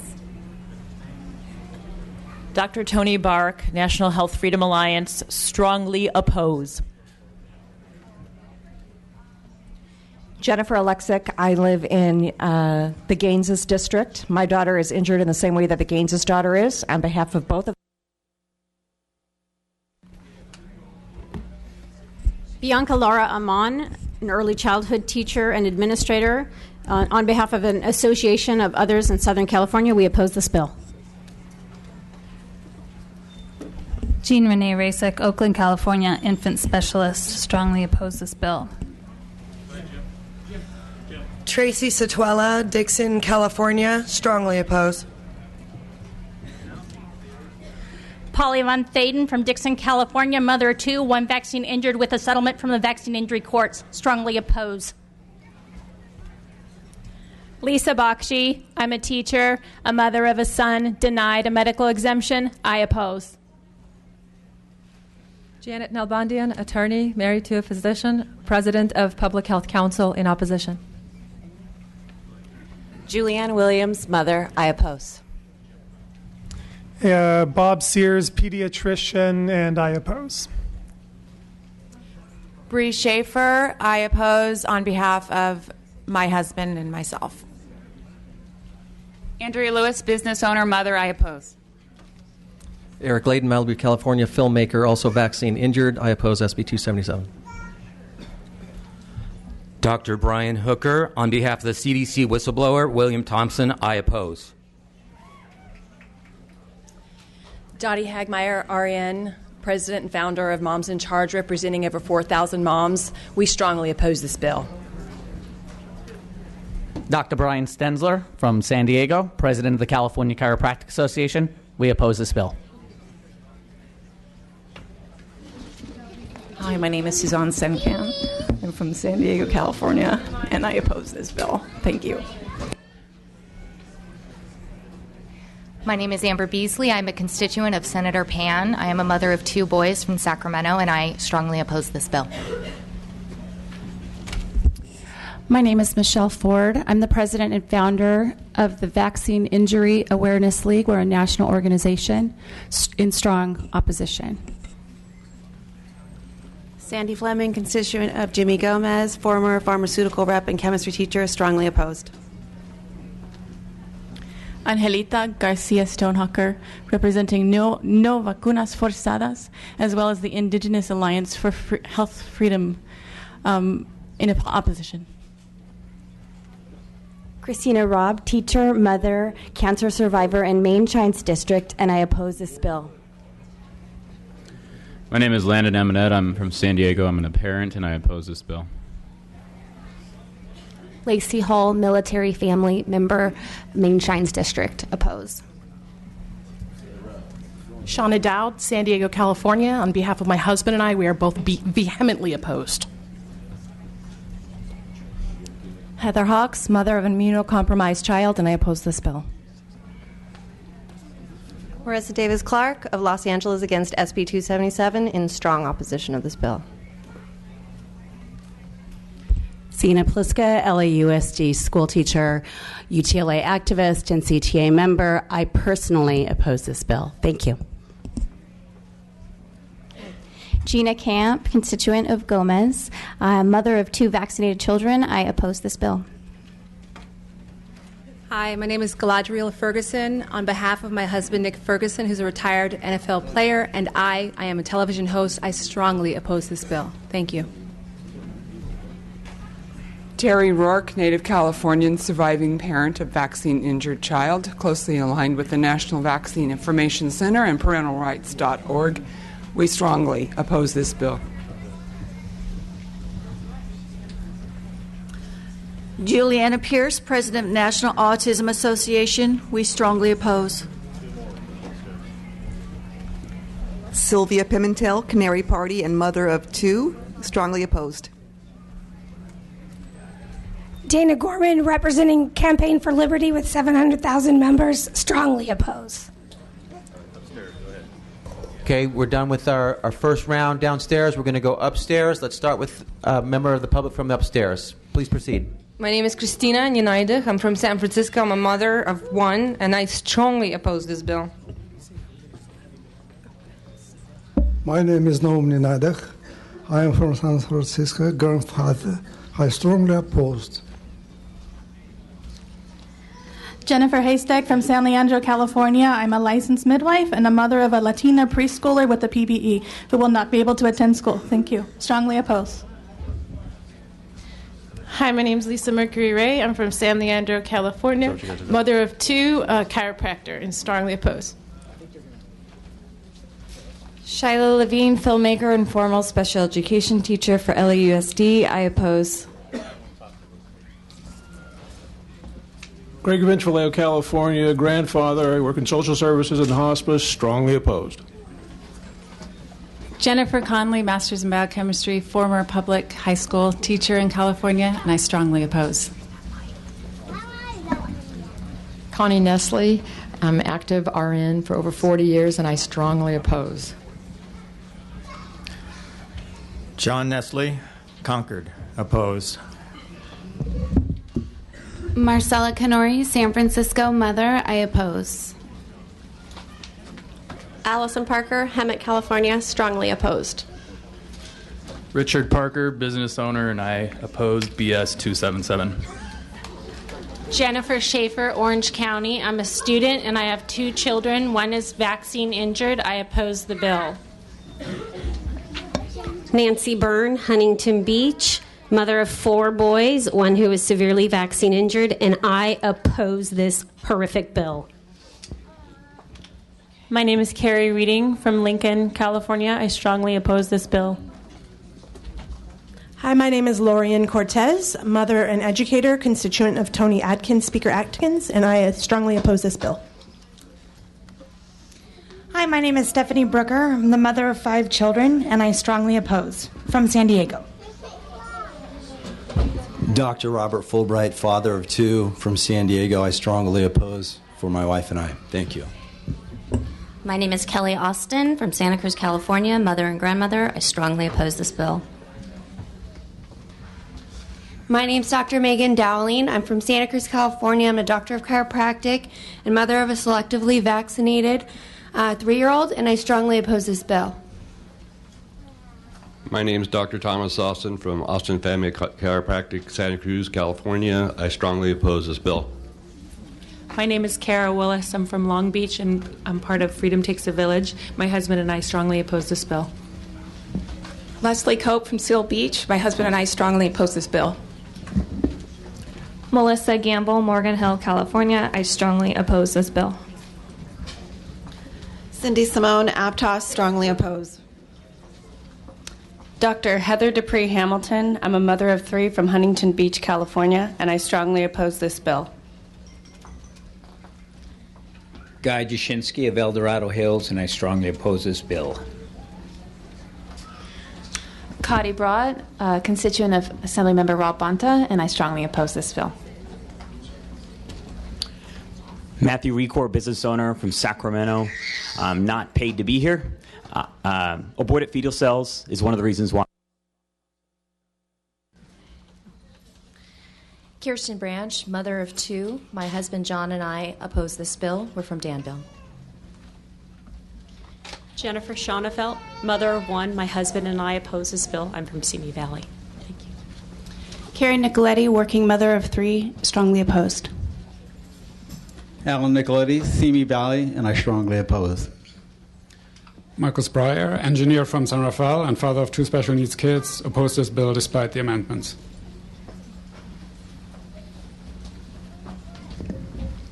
Michelle Triner, Antioch, California. My husband and I both oppose the bill. Amy Van Ling, Contra Costa County. I oppose this bill. Tina Kimmel, retired research scientist for the State Department of Public Health Immunization Branch, and I was the head of the Personal Belief Exemption Program. It's a great program. Keep it. Mari Dancer from Albany, California. I'm a vaccine-injured person, mother of 2, and I oppose this bill. Lourdes Gonzaga, Albany, California, and on behalf of all those who cannot afford to homeschool, I oppose this bill. Andrea Evers, Scott Wilkes District. On behalf of my healthy 3-year-old boy who is selectively vaccinated for religious reasons, and on behalf of my husband. Annette Sicari, Los Angeles, friend of a vaccine-injured child. I venomously oppose this bill. My name is Rachel, a fully vaccinated public school teacher, and I oppose this bill on the grounds of discrimination. My name's Landy Martin. I'm an educated mom of a child that went into anaphylactic shock following vaccination. I oppose. Anna Roberts, Los Angeles, mother of 4. I oppose. Matthew Roberts, California business owner, and I oppose this bill. Paul Pica, father and chiropractor from El Cerrito, vehemently opposed. Candace Shoemaker, Fresno, California, one of 5 vaccine injured severely, and I oppose this bill. Sunshine Nomura, Whittier, mother of 4, and I oppose. Caroline Vestal, Rancho Cordova, and I oppose this bill. William Moy, Rancho Cucamonga, father of 3 fully vaccinated children. I oppose. Jennifer Tisci, Los Angeles. I strongly oppose this unconstitutional bill. Dr. Madeline Schroeder, Fresno, California, California Coalition for Health, needing religious exemption must stay on. Judy Norton, Fresno, California, mother of 4, grandmother of 3. For my husband, Dr. Matthew Norton, chiropractor, and myself, we oppose this bill. Jane Robertson, Fresno, California, mother of 1 and grandmother of 1, oppose this bill. Mia Wilson, Santa Barbara, California, mother of 2 vaccinated children. My husband Tyler and I, representing the Alpha Resource Center of Santa Barbara, oppose this bill. Mary Aspinwall of Santa Barbara, vaccine-injured person, mother of 2, business owner. My husband and I oppose the bill. Olga Alexeyeva, San Jose, California, in opposition.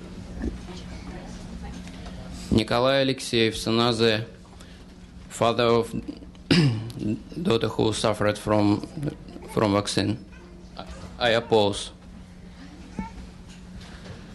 Charles Cooper, Sunnyvale, California, parent of 3. I strongly oppose this bill. Clara Cooper of Sunnyvale. I am a small business owner and a mother of 3, and I strongly oppose this bill. Tracy Morley from Sunnyvale, parent of 2, biomedical engineer. I oppose. Marina Masterova, Mountain View. I also represent Russian Moms for Natural Immunity Organization. We strongly oppose this Nazi bill.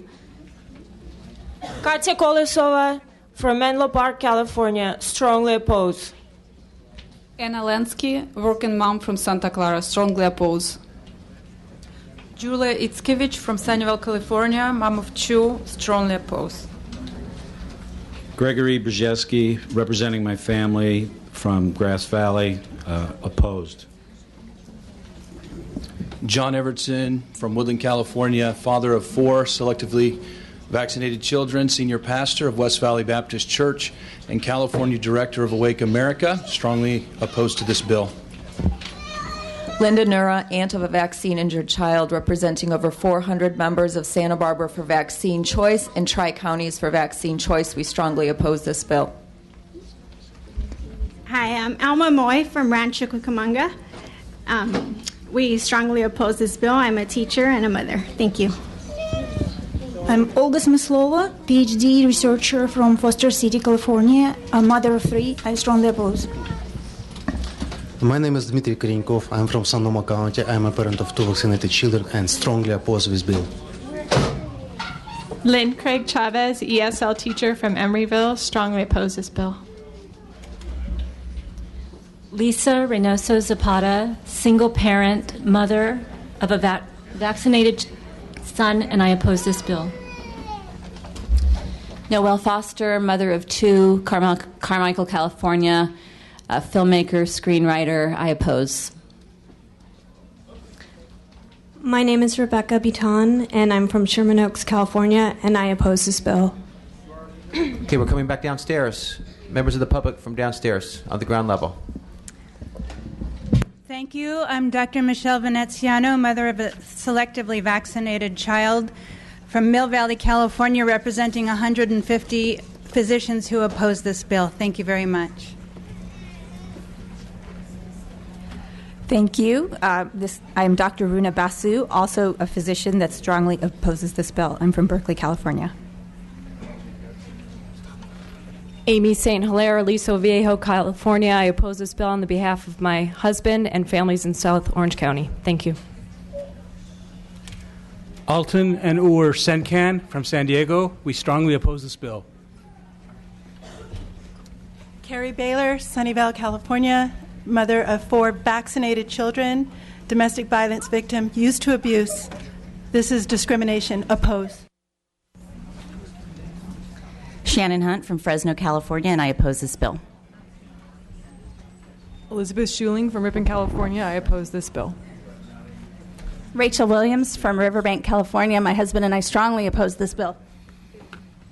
Dora Ramirez, Los Angeles, California. I strongly oppose this bill. Irina Good, San Jose.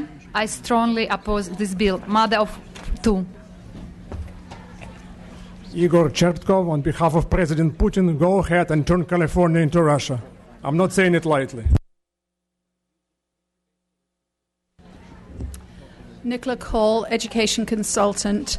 I'm representing today my education consultancy, Milano Consultancy, also a Voice for Choice of 1,000 members, and Slow Novax Moms, another 1,000 members, strongly in opposition.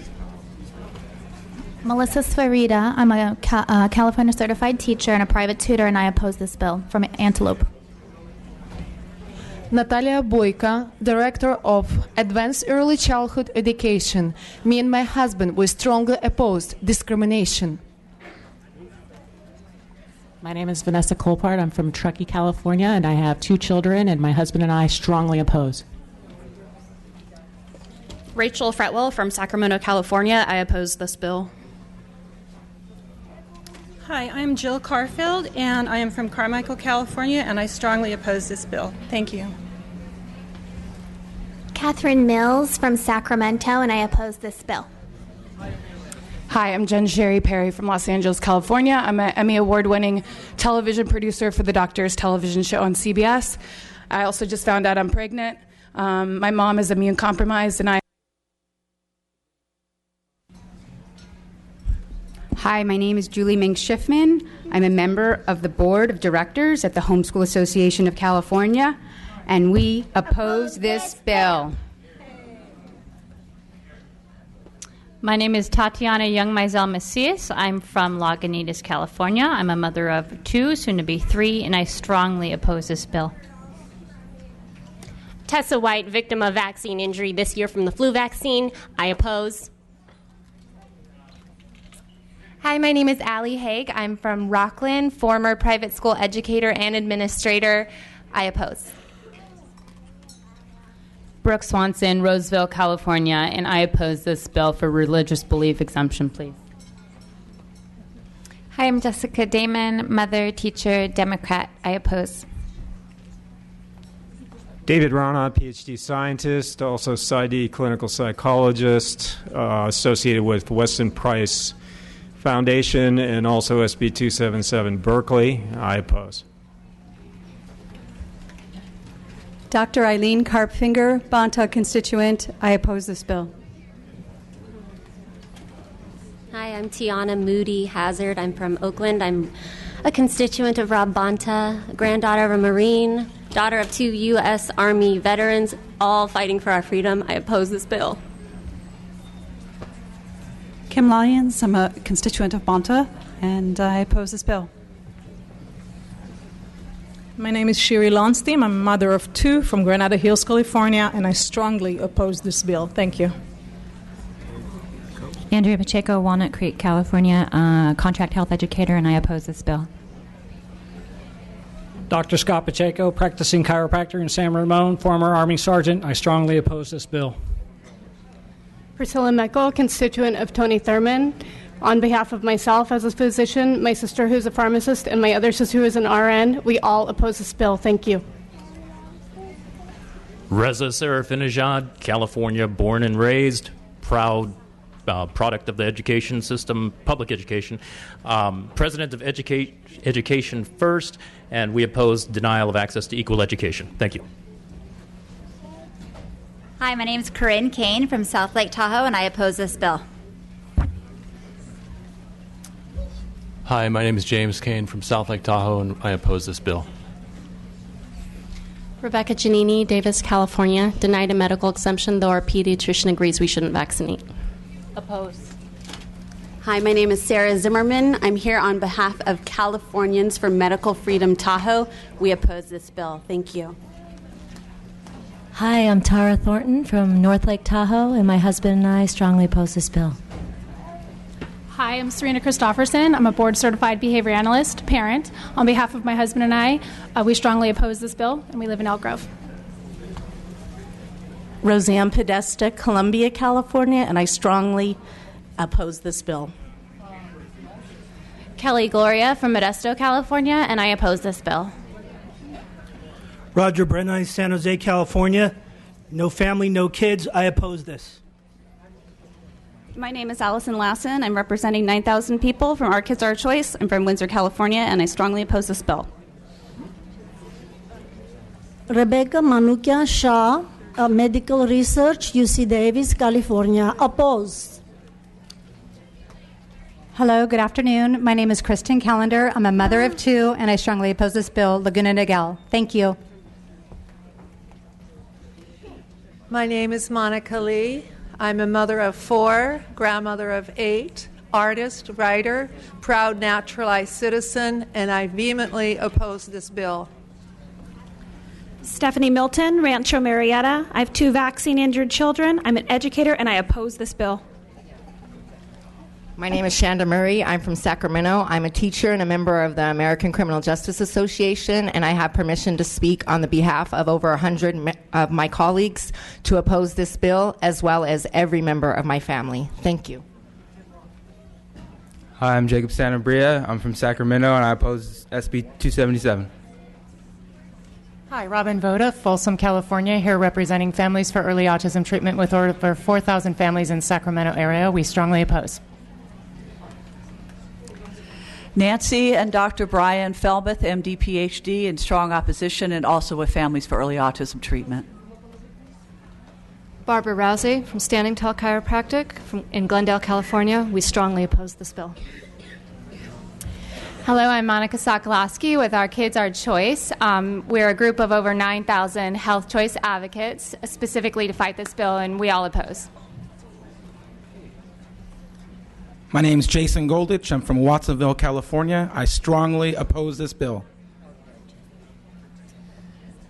Jasmine Perrott from Travis Air Force Base. I'm here representing my husband, my son, and our baby girl that's on the way, and we strongly oppose this bill. Thank you. Lisa Curran, San Jose. I oppose this bill. Thank you. I'm Michael Pinkerton from Petaluma, California. My wife and I strongly oppose this bill. Thank you. Patricia Grafe from Sebastopol, California. I strongly oppose this bill. Thank you. Hi, my name is Oksana Grunevich, and I'm mom of survived kid from vaccine. I oppose this bill. Thank you. Dorina Generalo from Sacramento, and I oppose this bill. Thank you. Lilia Ventilas from Sacramento, mother of 3 kids. I strongly oppose this bill. Hello, my name is Jill Hawkins from Santa Monica, California. I strongly oppose this bill. Lisa Gallegos, representing over 400 members of Santa Cruz County Health Choice, and I oppose this bill. My name is Darla Boyerman, representing my vaccine-injured son, and I oppose this bill. My name is Janelle Holbrook. I'm from Scotts Valley, California. My husband, myself, and our 3 children oppose this bill. Shaughnessy Barnhart, Ben Lomond, California, mother of 6. My husband and I strongly oppose this bill. Roxanne Evans from Santa Cruz, California. I represent my vaccine-injured child, my family, my husband, and we strongly oppose this bill. Hi, I'm Cecily Rettenberg from Santa Cruz, California. I have 2 vaccinated children, and I ask you to please delay and reconsider. Opposed to this bill. Lucia Sharpa Paxton from Santa Cruz, California, former Spanish teacher and homeschool mother. On behalf of my husband Trevor, my daughter Zafira, and myself, I oppose SB 277. Thank you. My name is Shanti Burke, working mother of 4 from Ben Lomond, California, and I strongly oppose this bill. Christine Alexander, small business owner, and I oppose this bill. Thank you. My name is Tammy Pittenger, and my husband and I both oppose this bill. We're from Santa Cruz, California. I'm a mother of 4, business owner, and a vaccine-injured child. I'm Joni Martin. I'm from Felton, California. I'm a deeply involved public school volunteer. I and 1,200 members of my community who signed petitions strongly oppose this bill. Thank you. Barbara Matessa, Ben Lomond, emphatically oppose. Michelle Haggerty, McKinleyville, California. I'm a college professor, a mother, a Democrat. I vote, and I oppose this bill. Hi, thank you for being here. My name is Sunshine Lee. I'm from McKinleyville, California. I'm a teacher, a mother, a voter. I'm collecting signatures, 100 and growing in Humboldt County. I strongly, deeply oppose this bill. My name is Erica Gwynn. I'm from McKinleyville, California. I'm a licensed nurse and mother of an immunocompromised child, and I strongly oppose this bill. Hello, I'm Karen. I'm from Orange County, California. I'm a minister and represent thousands of parishioners, and I strongly oppose SB 277. Rachel Roney, representing Orange County Community for Human Rights. We strongly oppose this bill. Summer Vander Westhazen, Walnut Creek, California, on behalf of my severely immunocompromised father with chronic leukemia, who also opposes this bill. My family and I oppose. Thank you. Luke Vander Westhazen, Walnut Creek, California, oppose this bill. I'm Janine Hines. I'm a homeschooling mom from Sausalito, California, and I oppose this bill. I'm Jean Young from San Anselmo, California. I oppose this bill. Ann Mason, Fairfax, California. I oppose this bill. Matthew Jacobs, U.S. Army veteran, California business owner, opposed. I'm Pete Salais, ex-Navy. I oppose this bill. Christy Sepulveda Burchett from Rancho Cucamonga, Executive Director of Educate Advocate, and this is mom to my son Aiden Burchett. Oppose. Oppose. I am Aaron Burchett from Rancho Cucamonga, and I oppose this bill. Shannon Primer, educational advocate representing my family and all of the families that I work with from Oceanside. I oppose. Alicia Goyette from San Marcos, California, an educational advocate who strongly opposes. Thank you. James Goyette, San Diego, California. On behalf of my son who is affected by vaccines, I oppose this bill. Robert Harrison, father, permaculture, Sun Valley. I oppose this bill. Good afternoon, Chairman Bonta. I'm Ruth Monica Barba, and I strongly oppose this bill. I'm from Costa Mesa. I'm also a founder and represent a large group of mothers. Thank you. Hello, my name is Nicole Beck from Rancho Santa Margarita, California. I strongly oppose this bill. My name is Shauna Lambert. I'm a registered nurse from Oceanside, and I strongly oppose.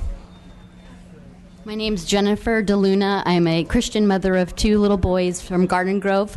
I'm representing myself, my husband, and people in my community who couldn't afford to be here today because it was quite costly. I oppose this bill. Good afternoon. My name is Sonia Parisi. I represent my husband, Joseph, my vaccine-injured child, Dominic, my deceased child, Natalia Parisi. I strongly oppose this bill. Hi, my name is Ganesh Jones. I'm a mother of 2 from Newport Beach, and I strongly oppose this bill. Hello, my name is Nicholas Johansson. On behalf of the Seventh-day Adventist Reformed Church, we adamantly oppose this bill. It violates our faith. My name is Paul Nelson. I'm a business owner from Huntington Beach, California, and I strongly oppose this bill. Rebecca Nelson, Huntington Beach business owner. I strongly oppose this bill, and I was not paid to be here. My name is Lori Gregory. I'm a former consultant for investor relations for biotech and pharmaceutical companies. I'm here today as a mother and also representing healthfreedomaction.org, which is 162 attorneys in 36 states that vehemently oppose this as unconstitutional.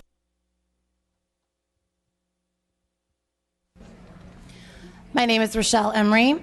I'm here on behalf of my 2 children and my husband, and this bill is unconstitutional.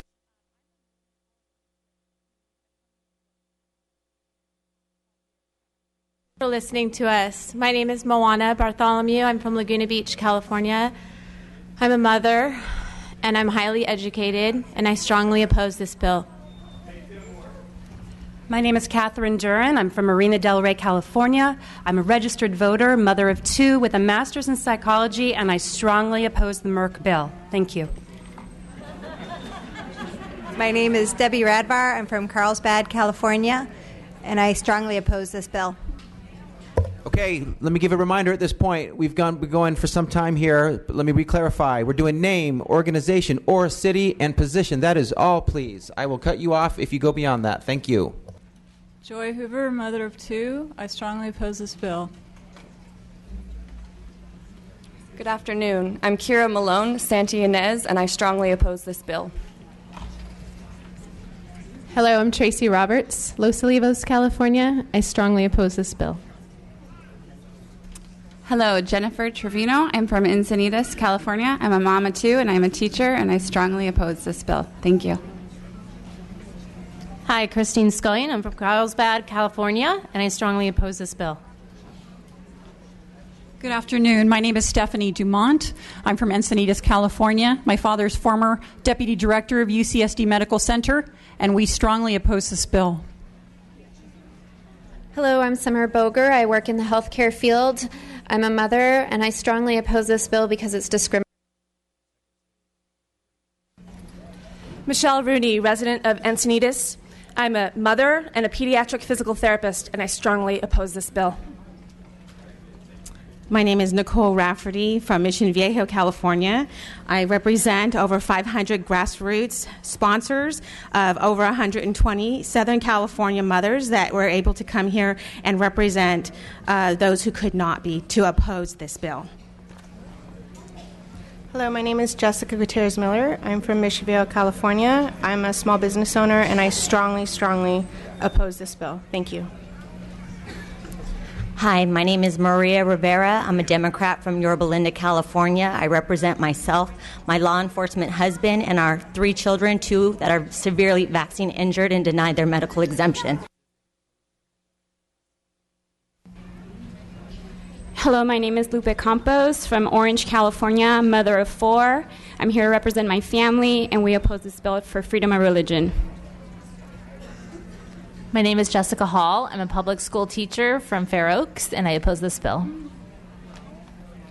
Good evening. Leah Wissink from Fullerton, California, mother of 3. I oppose this bill. Hello, my name is Jamie Castillo from Pomona, California. I'm here representing my husband and children, and I strongly oppose this bill. Molly Williams, a Catholic military family from Marin County, and we oppose this bill. Hello, I'm Colleen O'Donnell, and I strongly oppose this bill. Thank you. Eileen Eno, Health Choice San Diego, California, for informed consent. I oppose this bill. Thank you. My name is Kayla Wildman. I'm from Ukiah, California. My husband and I, and these 4 young people who came with me today, strongly oppose this bill. Jennifer Watson, member of California Coalition for Health Choice from Capistrano Beach, California. On behalf of my husband, myself, and my daughter, we oppose. Hello, my name is Marissa Glabman. I'm a physical therapist from Lake Forest, California, and I strongly oppose this bill. Hello, my name is Frank Madrigal. I'm from Laguna Hills, California. I'm a stay-home dad, and I strongly oppose this bill. Jamie Reese, attorney from Riverside, strongly opposed.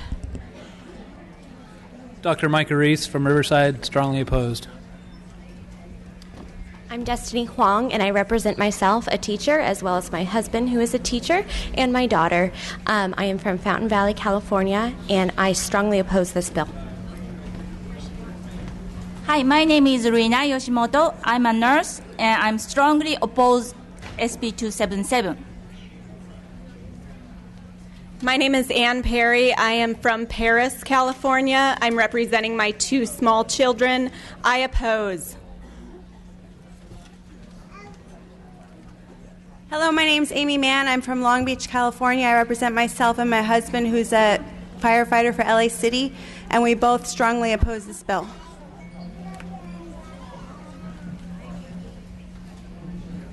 Hi, I'm Sherry from Antigua. I am a mother of 2 fully vaccinated children, and I oppose this bill.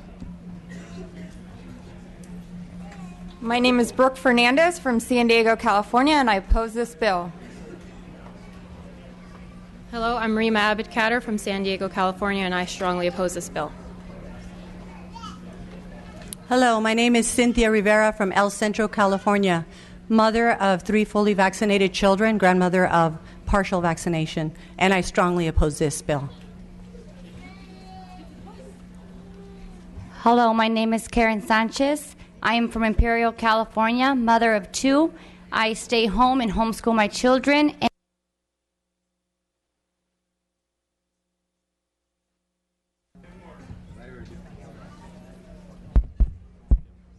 Hello.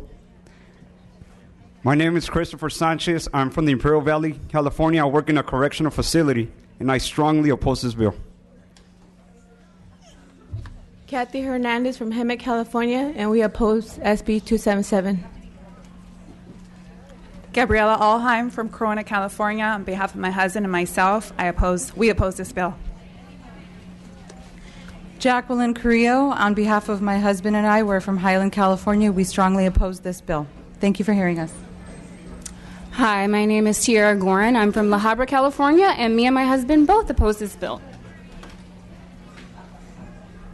Hello, I'm Jamie Armenta. I work for IHSS as a caretaker for my severely injured son. Thank you. We oppose the bill. LaFonda Morales, licensed vocational nurse who vaccinates patients daily with informed consent. I oppose this bill. Carmen Burke, a dentist, mother of 2, and I oppose this bill. Sean Burke, Loma Linda, California, father of 2. We strongly oppose this bill. Reina Sanchez, registered nurse. I oppose this bill. Rachel Center from Yucaipa, California, mother of 6, opposed SB 277.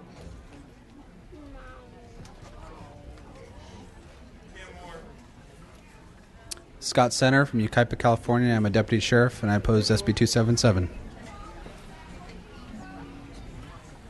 Hi, Kathy Krantz, Gilroy, California. I oppose this bill. Hi, my name is Tracy Ann Oliver Farron, mother of 5 from Mill Valley, California. I strongly oppose this bill. Nancy Shaw from Templeton, California, registered nurse, mom of 2 daughters, almost all vaccinated except 2. Vaccines strongly.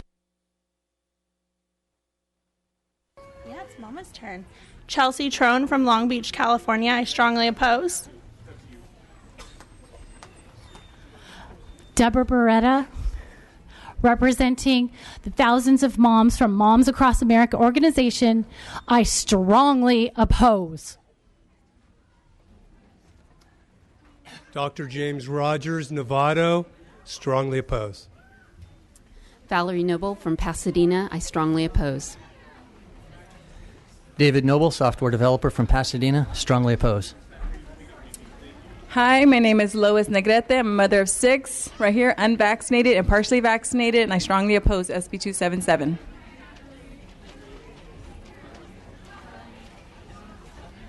Marisol Perez from St. Gabriel, realtor. I oppose this bill. My name's Christina Holquist. I'm a LAUSD mom of 3, 1 with an IEP, and I strongly oppose this bill. I'm an appalled human being that strongly opposes this bill. I'm Monica Valencia, Program Director for a social services agency in the city of Norwalk, and I strongly oppose this bill. Harmony Simmons, Torrance, California, mother of 2 immune-compromised children, and I strongly oppose this bill. Diana Floyd from San Leandro, and my husband and I strongly oppose this bill. I am Irma Vorbeck from Mount Shasta, California, and I represent the Siskiyou County Republican women, and we all oppose this bill.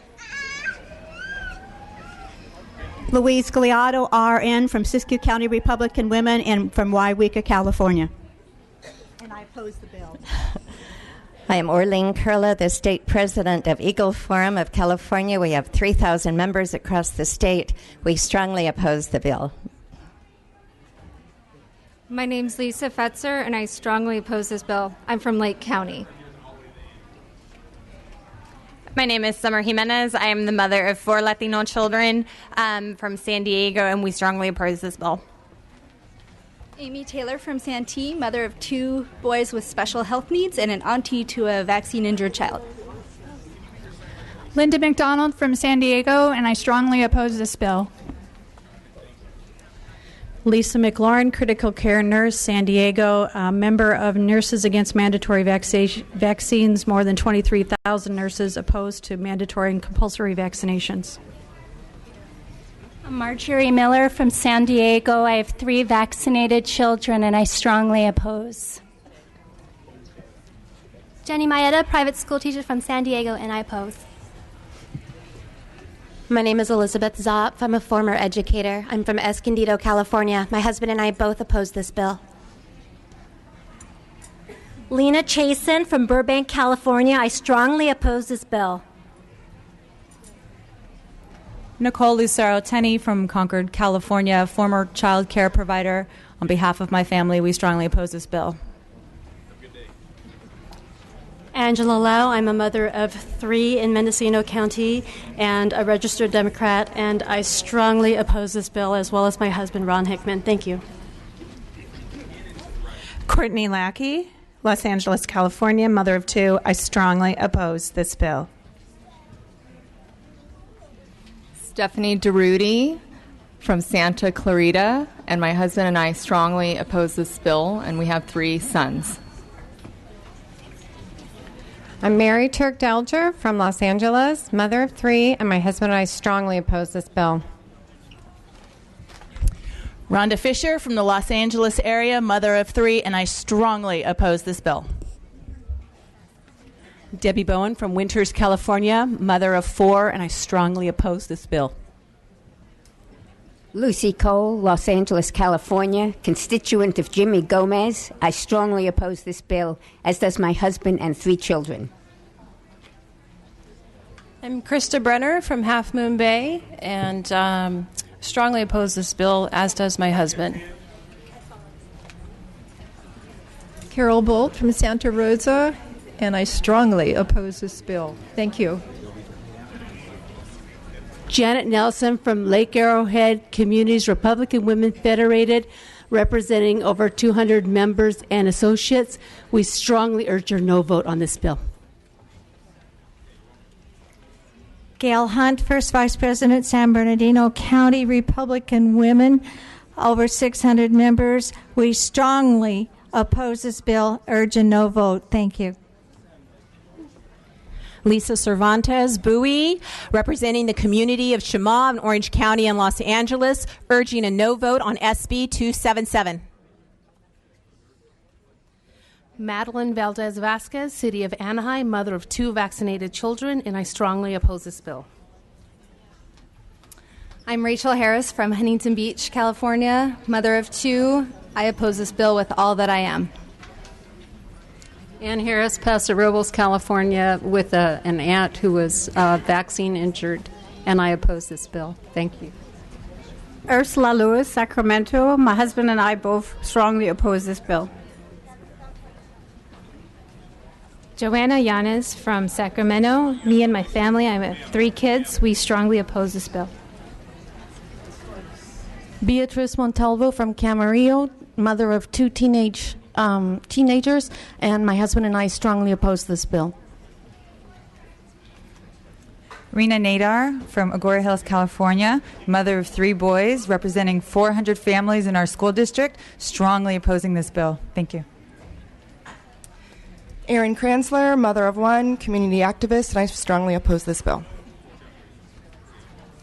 Jenna Shirley. I'm a homeschooling mother of 4, member of a charter school community.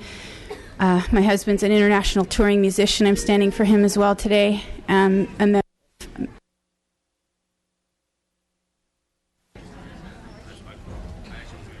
Aloha, my name is Michelle Hemberdor, mother of 3 Christian homeschoolers, mostly vaccinated, and we strongly oppose this bill. My name's Erin Handler, mother of 3. My husband and I oppose this bill.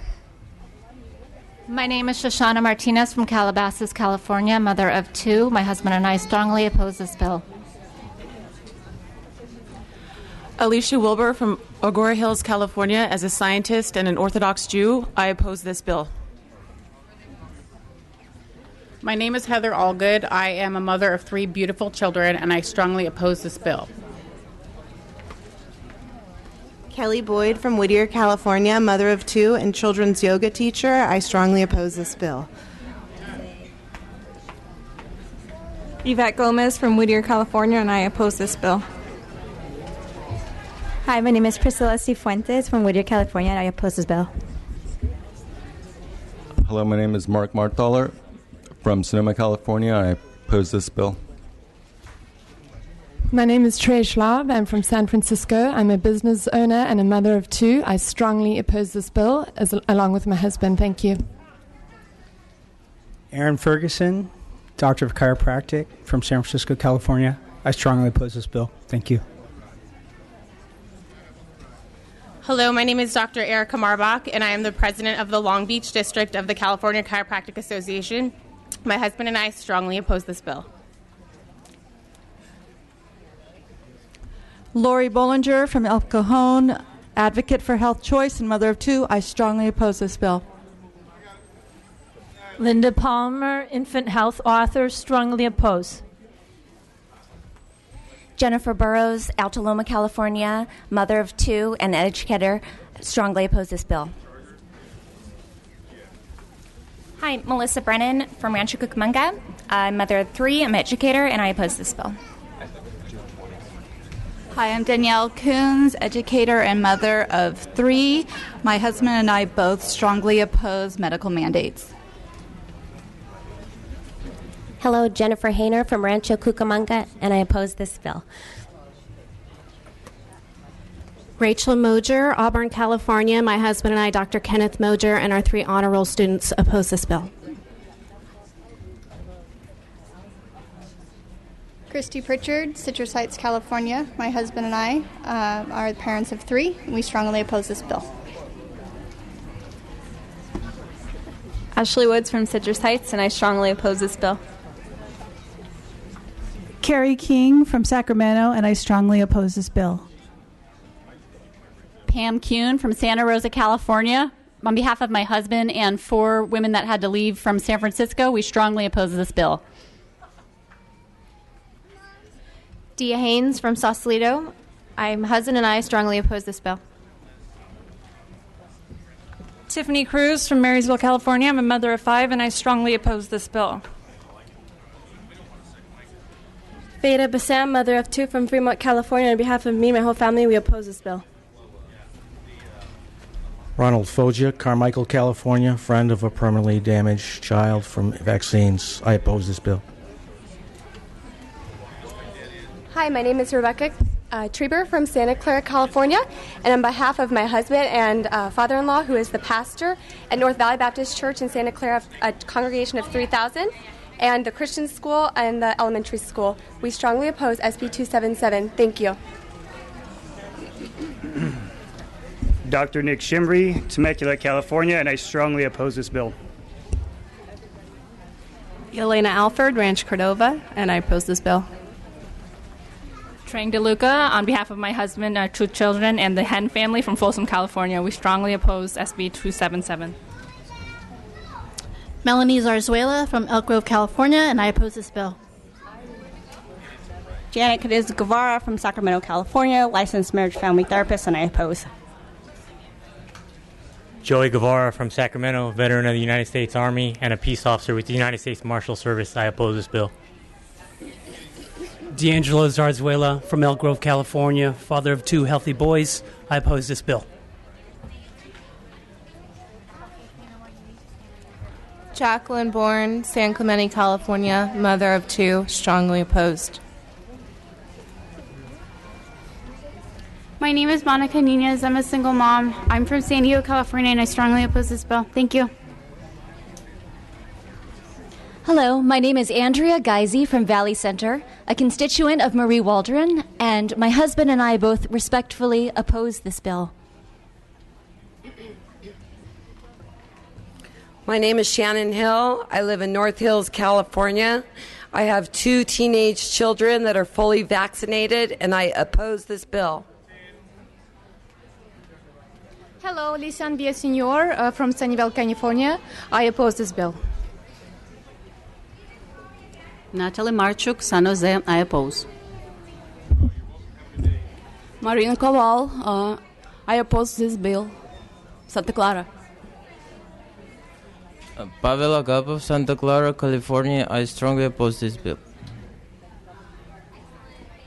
Amanda McKay from Orange County, mother of 3 chickenpox survivors. We oppose. Ian McKay, Laguna Niguel, California, representing Fathers for Parental Rights. We strongly oppose. Sandra Gibbs from Dixon, California. I strongly oppose this bill. Ryan Gibbs from Dixon, California. I strongly oppose this bill. Beth Cottle from Lincoln, California. I strongly oppose this bill. Emma Biedenbender, on behalf of 400 Citrus Heights homeschoolers, we strongly oppose this bill. I'm Brooke Seamers, on behalf of my husband, my mother, and myself, and our business in Stockton. We strongly oppose this bill, and our children are vaccinated. Thank you.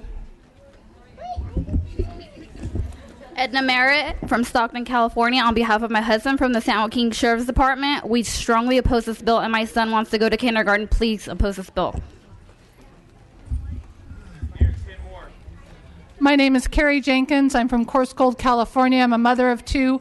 My family and I diametrically oppose this bill. My name is Renata Krogdale. I'm a mother of three partially vaccinated children from Cupertino, educator and small business owner. I oppose this bill strongly. Thank you. Yulia Brodsky from San Mateo, California, from parentalright.org, representing thousands of pro-vaccine parents who strongly oppose this bill. Rachel Cooley from Palo Alto. I'm an author and an entrepreneur, and I strongly oppose this bill. Thank you. Thomas Milsarek from Santa Cruz, California. I strongly oppose this bill. Hi, my name's Demetra DeVischer. I'm from Sacramento, California, and I strongly oppose this bill.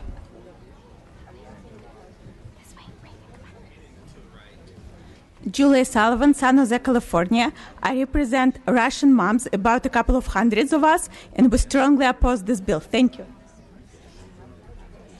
My name is Ekaterina Piragova. I'm from San Jose, California. I'm pro-vaccine parent, but I am strongly oppose this bill. Brittany McLaughlin, West Hills, California, the mother of two vaccine-injured children, and I strongly oppose this bill. Dr. Shannon Kroner, mother of two, from West Hills, California, and I strongly oppose this bill. Nandini Minocha, I'm from Los Angeles, and I strongly oppose this bill. I'm Regav Minocha, high school student in San Jose, and I strongly oppose this bill. I am Rebecca Impine from Granite Bay, California, and I strongly oppose this bill. Hello, my name is Nancy Davis from Napa, California. Myself, along with Napa residents for parental choice, strongly oppose this bill. I'm Todd Holliday, and I'm with Fathers for Parental Rights, and I stand in opposition to this bill. My name is Deanna Hickey from Nevada City, California, a mother of two, children born at home, and I strongly oppose this bill. My name is Kay Pizarnik Myers. I'm a member of the Waldorf Parents for Medical Choice. I'm a mother and a grandmother, and I strongly oppose this bill. My name is Melanie Elms. I'm a mother of two from Oakland, California, and I strongly oppose this bill. My name is Joyce Eden from Cupertino, California. Grandmother of two, I strongly oppose this bill. My name's Allison Buckmelter. I'm a vaccine-injured, independent study charter high school teacher, and I strongly oppose this bill. And I'm from Ventura, California. Hi, my name is Nicholas Buckmelter. I also am an independent study charter high school teacher from Ventura, California. I'm here representing friends and family from the Ventura County area who simply believe that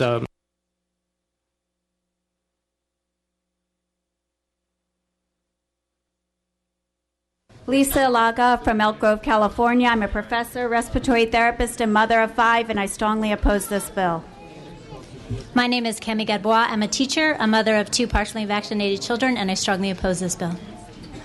My name is Teresa Krakenberger. I am a single mother from Belmont, California, and I wholeheartedly oppose this bill. My name is Veronica Stevenson Fryer, United States Army veteran, full-time mother of 3, and my family strongly opposes this bill. Stacy Elias from San Andreas. We oppose this bill. Jeanette Daly from Plymouth, California, and strongly oppose this bill. Elise Daly from Plymouth, California, and I oppose this bill. Wait a sec. Oh, excuse me, Mr. Sergeant. We're not doing kids' testimony. Adults only. My name is Jennifer Griffall from Morgan Hill, California. I oppose this bill. Mike Griffall, Morgan Hill, California, and I oppose this bill. Ona Lesassier from Mill Valley, and I oppose this bill.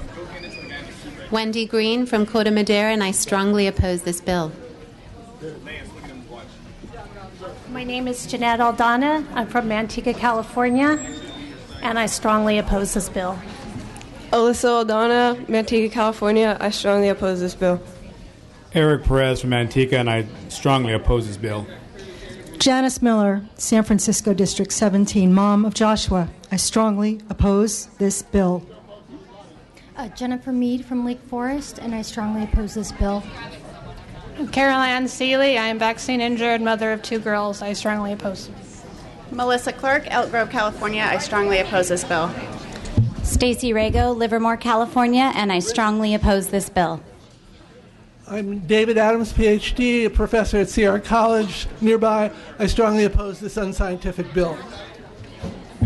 My name is Alexandra Mullins. I am from Aptos, California, mother of 3. I strongly oppose this bill. Thank you.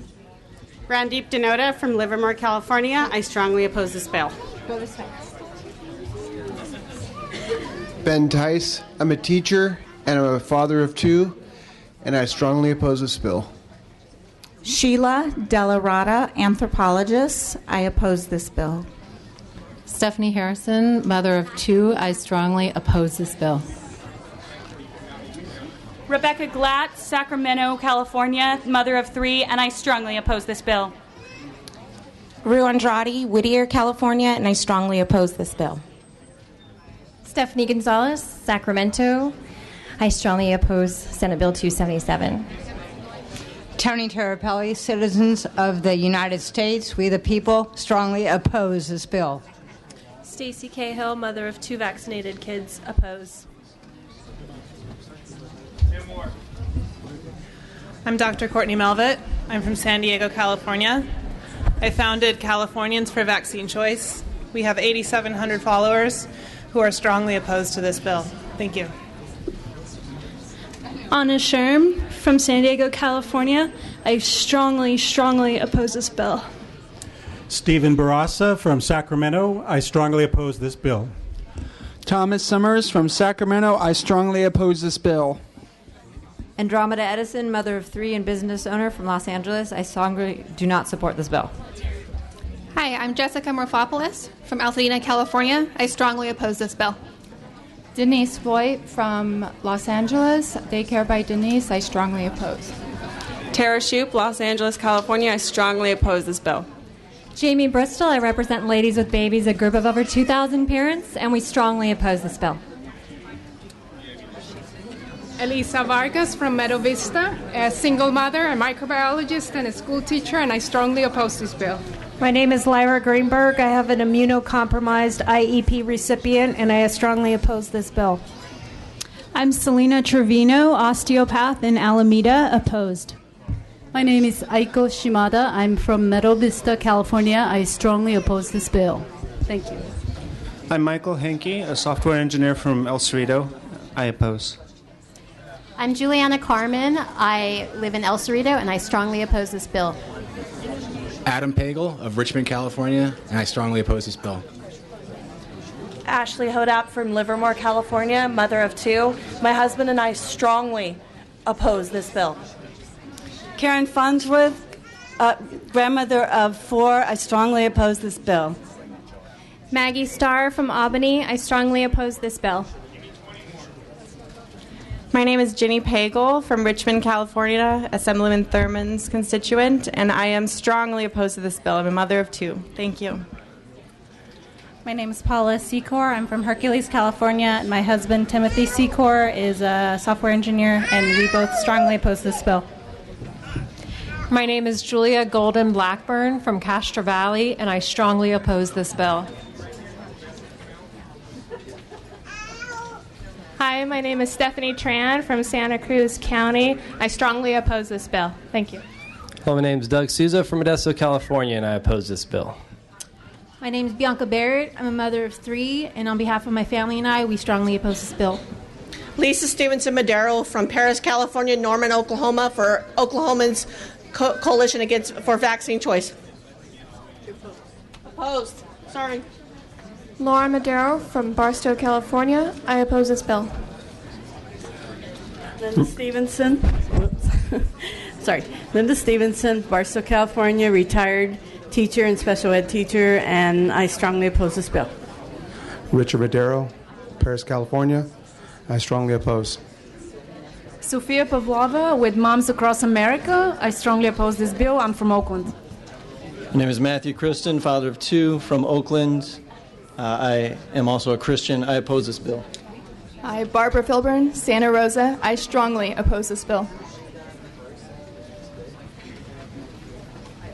My name is Ian Wilkerson, board-certified music therapist, and on behalf of my mother and my sister and my wife, we strongly oppose this bill. Judy Thibodeau from Aptos, a registered nurse. My family and I strongly oppose this bill. Britt Marie Sales from San Francisco, California, a professional engineer, strongly oppose this bill. Olivia Relatores from San Marcos, California.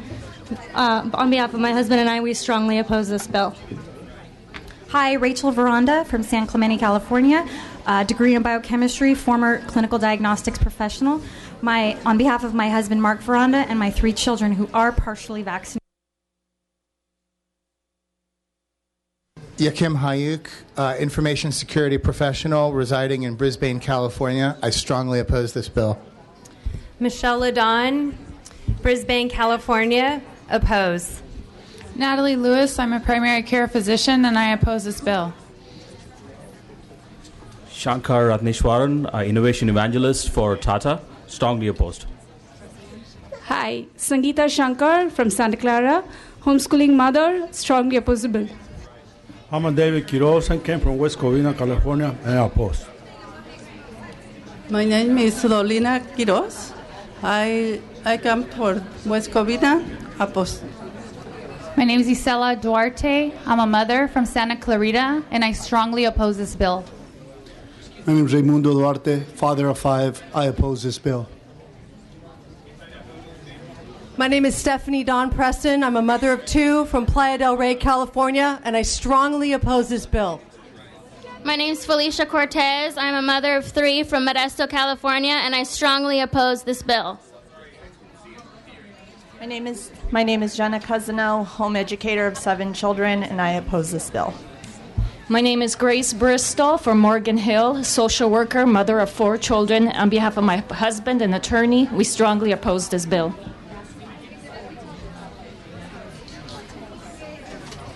I am Barbara Mishkevich. I am grandma of 6. I am opposed. I'm Ramona Baxter from Oakley, California, and I oppose this bill. Scott Baxter, Oakley, California, high school English teacher. I oppose this bill. Layla Jaffe from Pope Valley, and I'm a homeschooling mom of 3, strongly opposed. Shelby Messenger, Humboldt County School Board member, strongly opposed. Carmen Wilner, Redway, California, Humboldt County, instructional assistant in elementary school, strongly opposed. I'm Jeannie Campisi from Fresno, California, mother of 6, grandmother of 9, strongly opposed on behalf of my large extended family. Sarah Campisi Hallier from Fresno, California. I strongly oppose SB 277. Keith Hallier, Fresno, California, father of 4, strongly opposed. Krista Pedersen from Moore Park.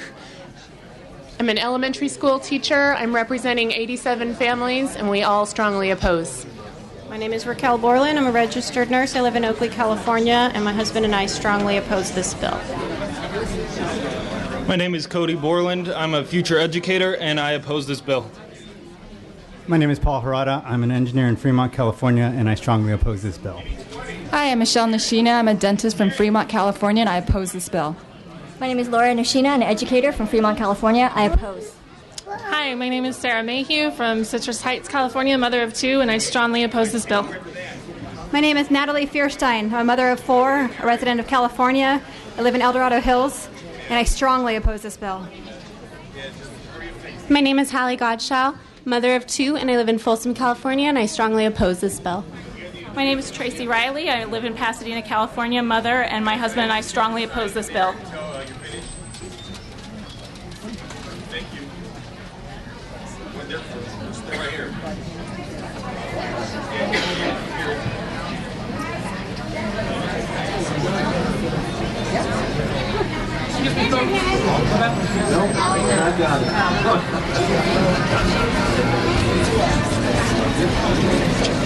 My name is Amanda from Sacramento, and I strongly oppose this bill. Hi, Christina Graves, Pacifica, California, parent and educator. My family and I strongly oppose this bill.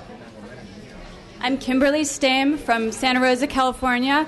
I'm a senior technical editor of Scientific Communications, single parent, independently supporting my son and I strongly oppose this bill. My name's Toby Cortese, a mother of 6 from Morgan Hill, California. My husband and I strongly oppose this bill. Malia Walker, Roseville, California, prior educator, and I strongly oppose this bill. Louise Millman, mother of 2, military spouse, and me and my husband strongly oppose this bill.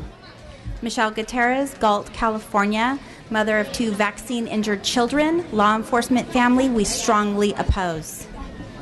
Janice Fry, public school teacher, widowed mother of 2, single parent, strongly oppose this bill from Galt, California. Tina Ingenthron, mother of 5. I'm representing several families that couldn't be here. From Morgan Hill, California, I strongly oppose this bill. My name is Amy Hellstrip from Morgan Hill, California, obviously. I strongly oppose this bill. Desiree Marsh, I'm a voter from Escondido, California, and I strongly oppose this bill. Rebecca McIntosh, mother of 3, representing parents in Redding, California, strongly oppose. Corey Miller from Redding, strongly oppose. My name is Megan Harlow from Marin County. I'm a mother, an educator with a medical degree, and I strongly oppose this bill. I'm Tessa Parrish from Cupertino, California. I represent 30 single-family Latina families. I strongly oppose this bill. My name is Debbie Nunes. I'm from Morgan Hill, California. I am a mother of a blended family of 5, and I strongly oppose this bill. Danielle Cullum, Capital Resource Institute, standing in support of freedom in opposition to this bill. Thank you. My name is Leslie Hannigan. I'm a speech-language pathologist, and I strongly oppose this bill. I'm Evelyn Melasides from Roseville, California. My husband, Louis, and I and our 3 children oppose this bill. David Andrade from Los Angeles, California. I strongly oppose this bill. Victoria Peters, J.D., wife of a doctor, mother of 2, and my family strongly oppose this bill. Melissa Hartley from Morgan Hill. I am not rich, I am not white, and I oppose this bill. Sharon Gallant from Morgan Hill, California, and I strongly oppose this bill. I'm Angela Olenek from Sacramento, California, and I very much strongly oppose this bill. Cassandra Estes from Fountain Valley, California, business owner, mother, and school teacher. I oppose. My name is Edwin. I'm from Glendale, California. I'm a legal reference researcher as a side hobby, and I strongly oppose this bill. Nancy Michelli, Hercules, California, in Assemblymember Thurman's district, and I adamantly oppose this bill. My name is April Battle. I have 3 kids, and I strongly oppose this bill. My name is Lacey Gutierrez. I live in Sonora, California. I have an autoimmune disorder, and I strongly oppose this bill. My name is Angela Bailey. I'm from San Diego, California. My family and I strongly oppose this bill. My name is Lenore Wilson. I'm the mother of 2 daughters, and I strongly oppose this bill. My name is Martina Reese, Montero, California, special educator, teacher. My husband and I strongly oppose this bill. Kenneth Okerberg, Union City, father of 2. I oppose this bill. Dr. Melanie Coronel, mother of a child denied medical exemption. I strongly oppose this bill. Kate Rennie, Granite Bay. I strongly oppose this bill. Lisa Ariza, school teacher and mother of 2. I oppose this bill.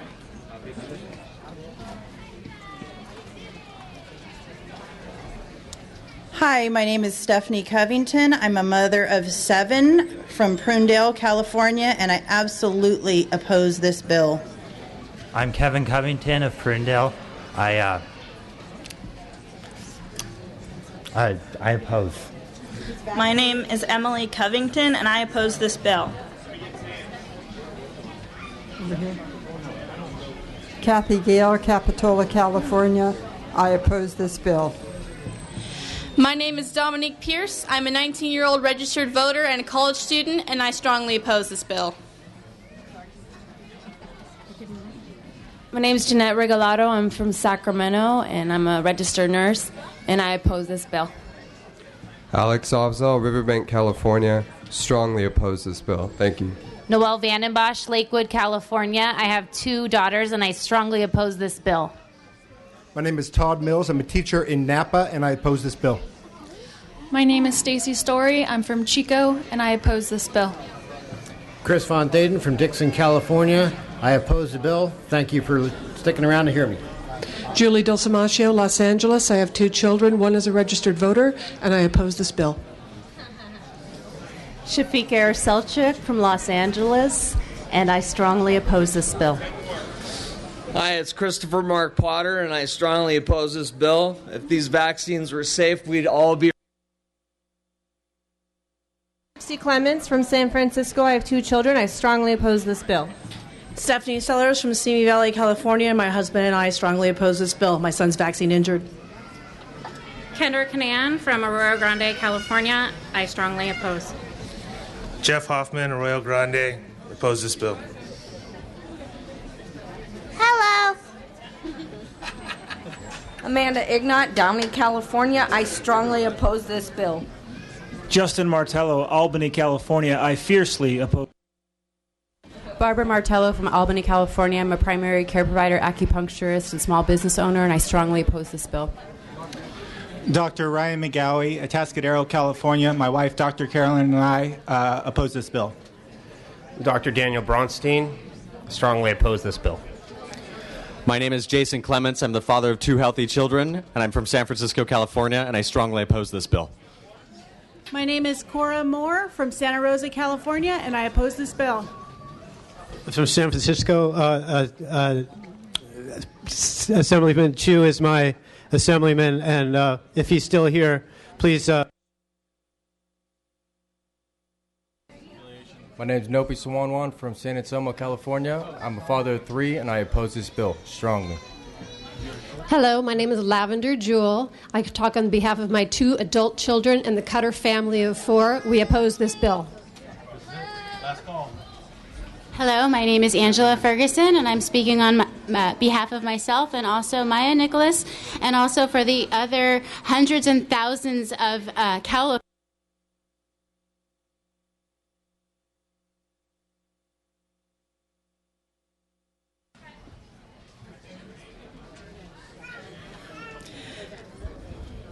Yeah.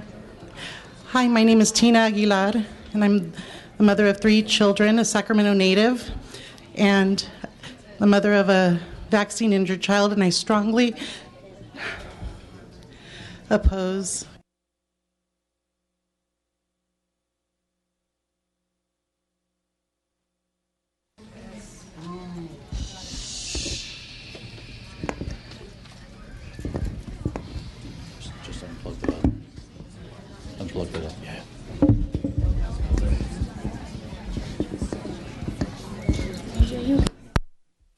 Okay, that concludes public comment. Thank you very much. I appreciate everyone who came up to provide their input and their position on this bill. A fantastic showing of civic engagement and participation in the process. And at this point, we will have an opportunity. We talked a lot. I want everyone to be comfortable with their vote, so I'm not going to discourage you from asking additional questions or making comments. so we have another opportunity to make those here. We can also entertain a motion, and I'm also going to walk through one change going forward so that everyone's clear about what's happening and where we're going. There's going to be an additional amendment taken before the assembly floor. Not right now, but between now and going to the assembly floor should the bill get out of this committee. And that amendment will add additional clarity about the medical exemption component of the bill and the fact that a physician can consider family medical history. And we're going to run the technical language by the California Medical Board to get their approval on its technical components to make sure it's up to snuff. And I want to just make sure that we have from our author a commitment that is your understanding of what will be happening going forward.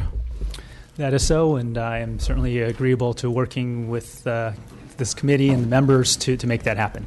Yes, I commit to that. Thank you, Dr. Pan.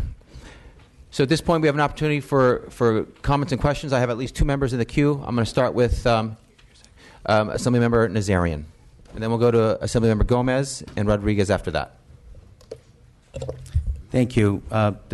Mr. Chair, you did a great job. I just wanted to make sure that we got the commitment. So thank you to the author as well. Very much appreciated to both authors.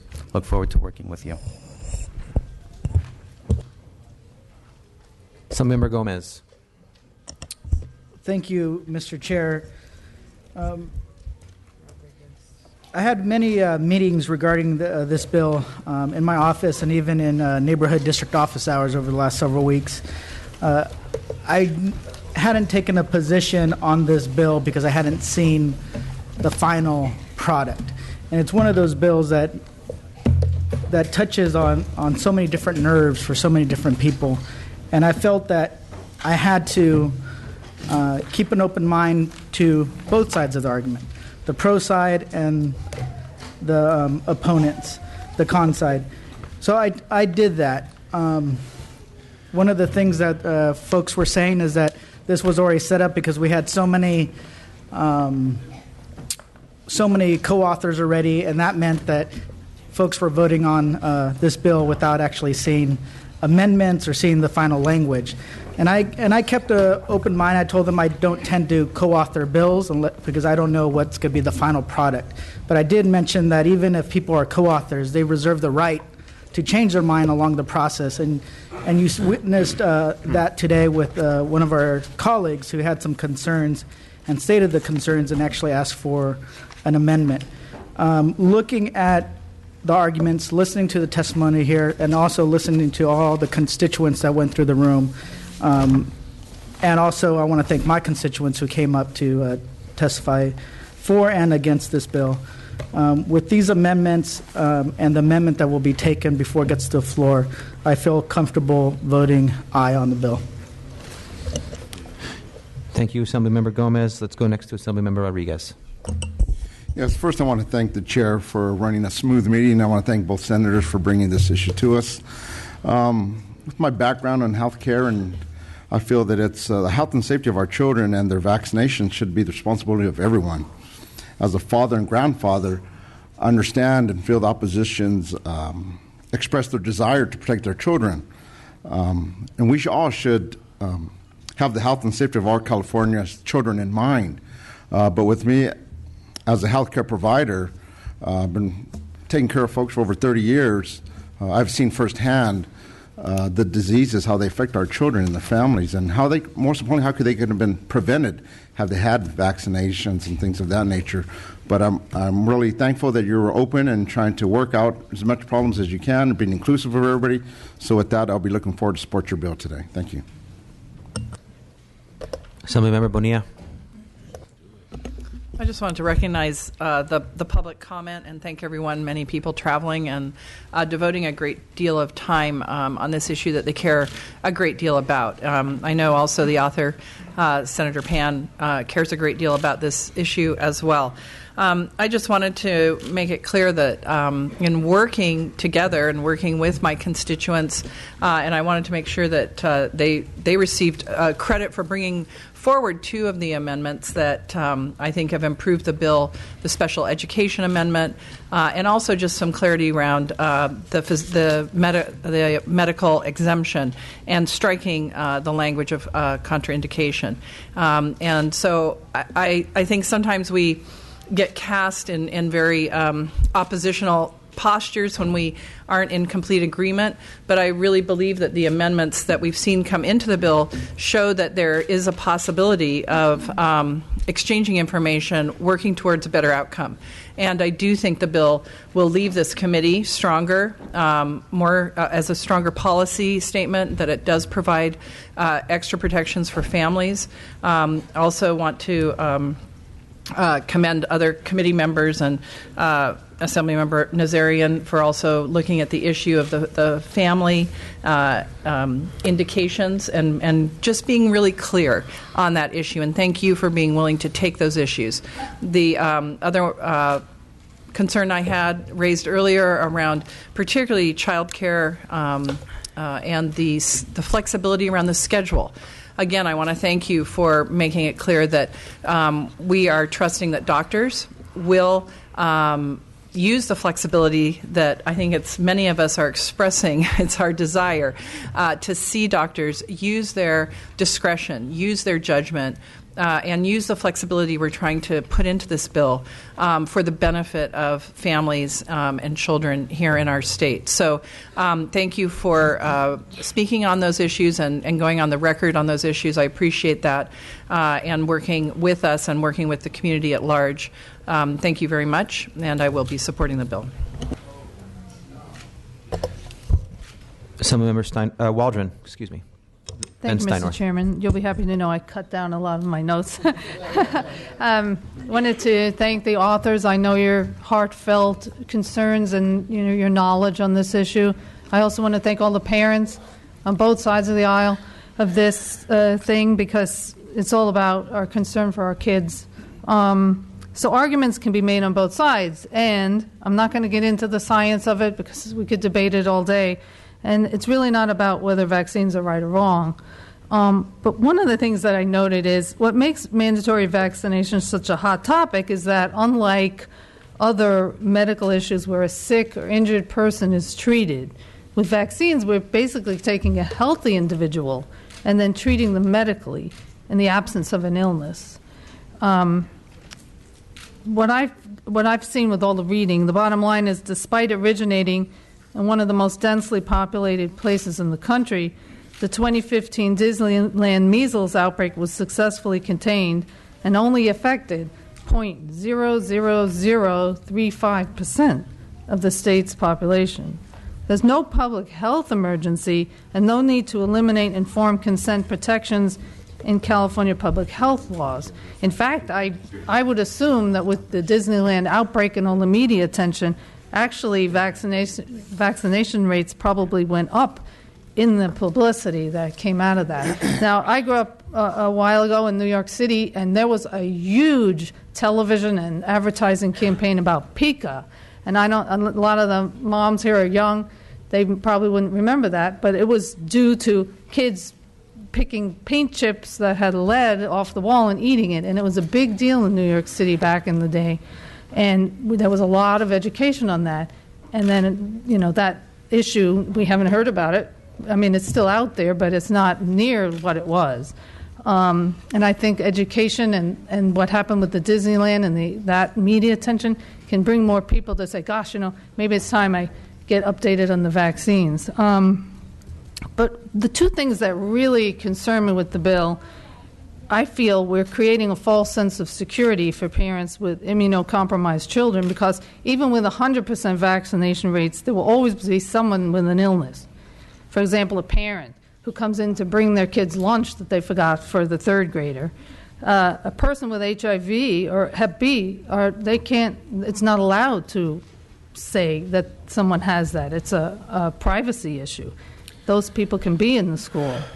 A maintenance person, a landscape person working on the campus, a child who, for some reason, the vaccine hasn't worked, and so on and so on and so on. So I don't want to, believe that just because we don't 100% vaccinate that we're going to create this false sense of security in the school. But my biggest issue is the loss of freedom. in our Constitution, the individual is sovereign over the state. And I know that's come a long way, and we've forgotten about that. But informed consent is a human right.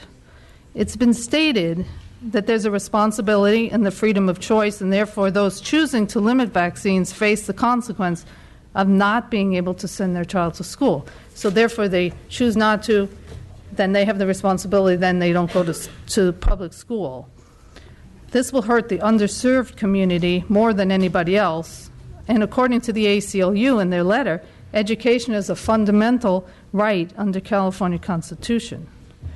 However, on the flip side, there's also a responsibility on the state when it mandates or forces medical treatment in order to attend school, and in other places we hear about getting a job or other things. To explain that, and it kind of goes in line with my questioning earlier, there's a reason there has historically been various exemptions to any mandatory vaccine law. Simply said, a parent must sign a consent form for treatment of their child to get a vaccine. The doctor won't sign the consent form, nor can they legally do so.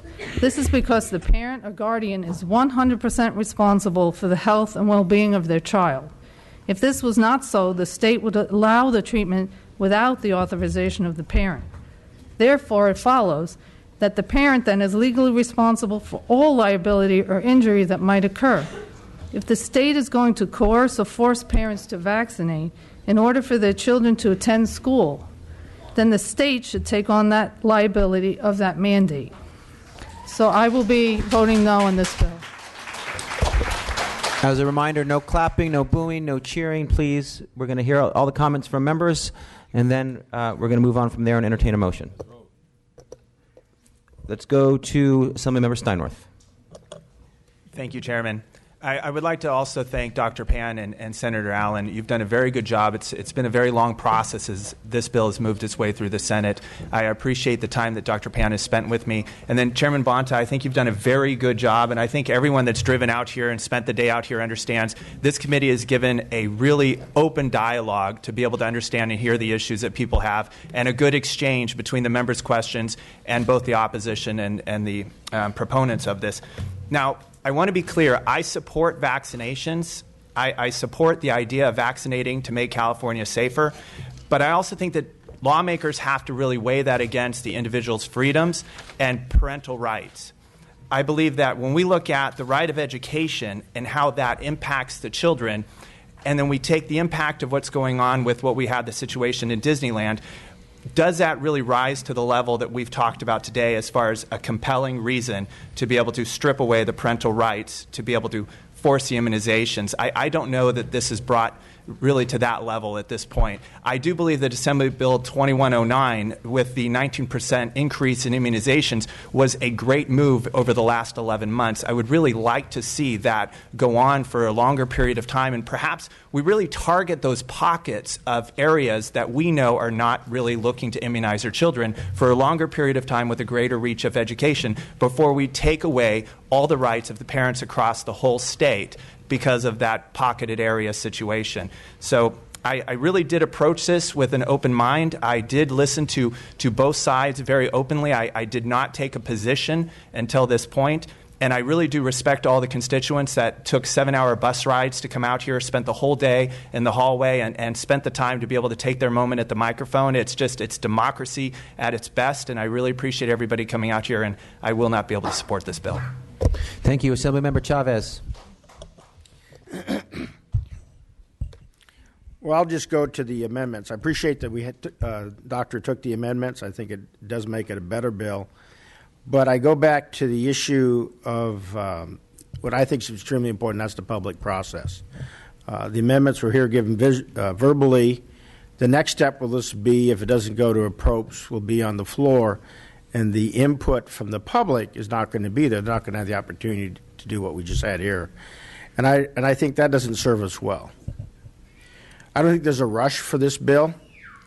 As I discussed in my earlier comments, AB 2109, we haven't even seen the full impact of that. I know there's been some comparisons between California and other states, but I go back to the whole issue of the freedom issue, and actually looking at the majority rule, but recognizing there's the minority right also. So because of that, and also the additional issue of the compelling state interest to take away the ability of a parent to have the freedom to raise their children, I don't think has been exhibited, especially by our own fact sheet from the California Department of Public Health, who clearly said that we have adequate immunization coverage.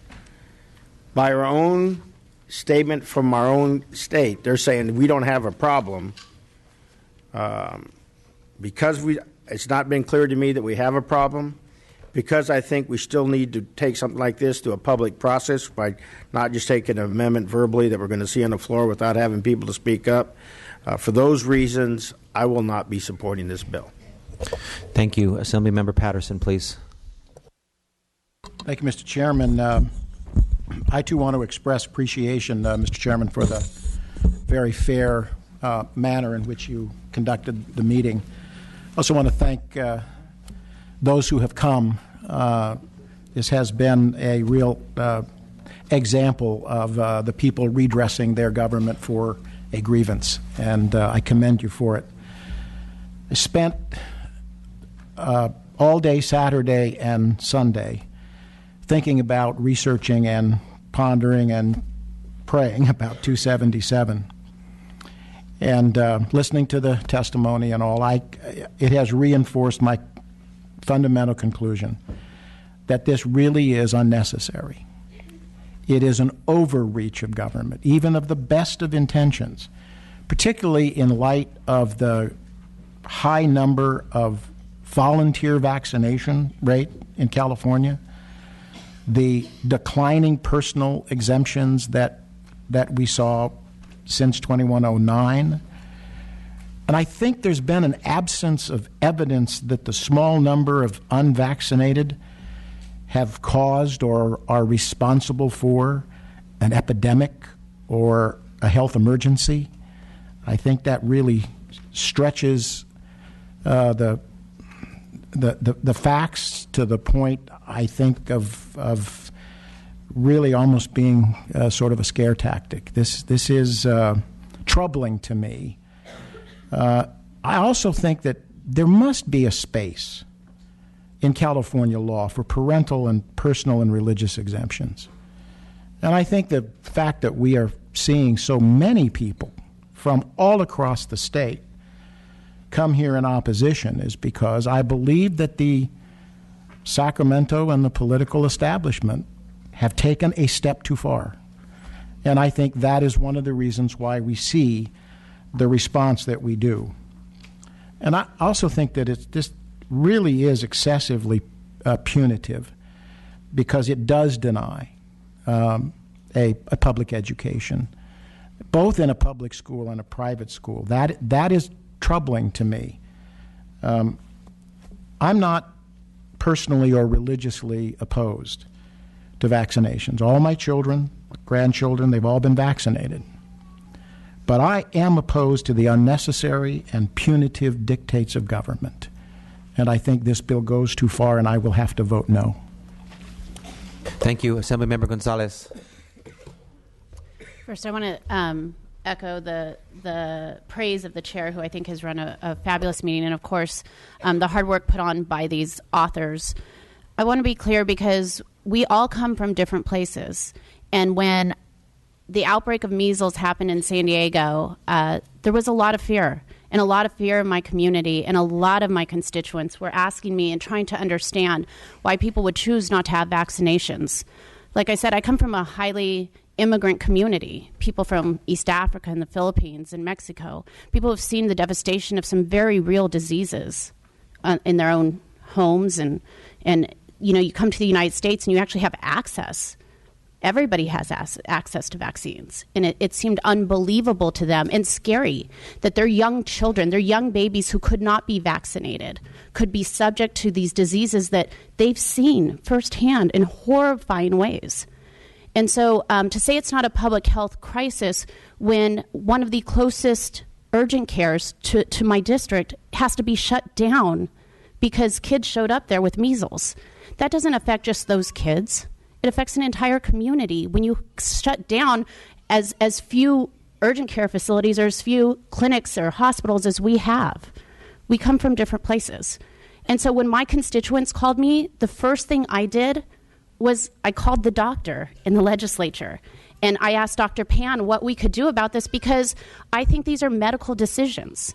And that's why I think this bill is a great way to address this. It allows so much flexibility for doctors and for patients to have that discussion with their doctors, relying on scientific and medical fact in order to come to a conclusion about what's right for their children and their family in a way that still upticks that herd immunity to keep us all safe.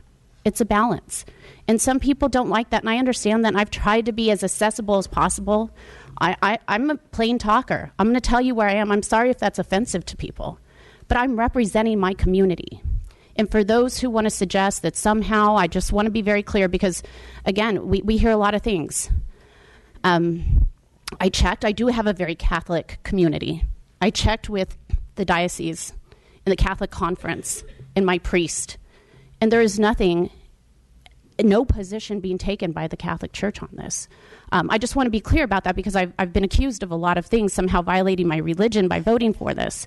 I checked, and the priest, in fact, the Pope, in fact, has not come out against SB 277. And in fact, the Catholic Church spends a lot of money to ensure in developing countries that there are vaccines for people who desperately need them. I just want to make sure, because I don't want my constituents, who may have a very different view than some of those people in this room or in the state who have been very loud about their opinion, but I don't want my constituents to be misled. And I want to ensure that I'm trying to the best of my ability to represent the vast majority. I'm lucky enough to have most of our schools be 100% vaccinated, but I know we need herd immunity in California. I think this is a great bill.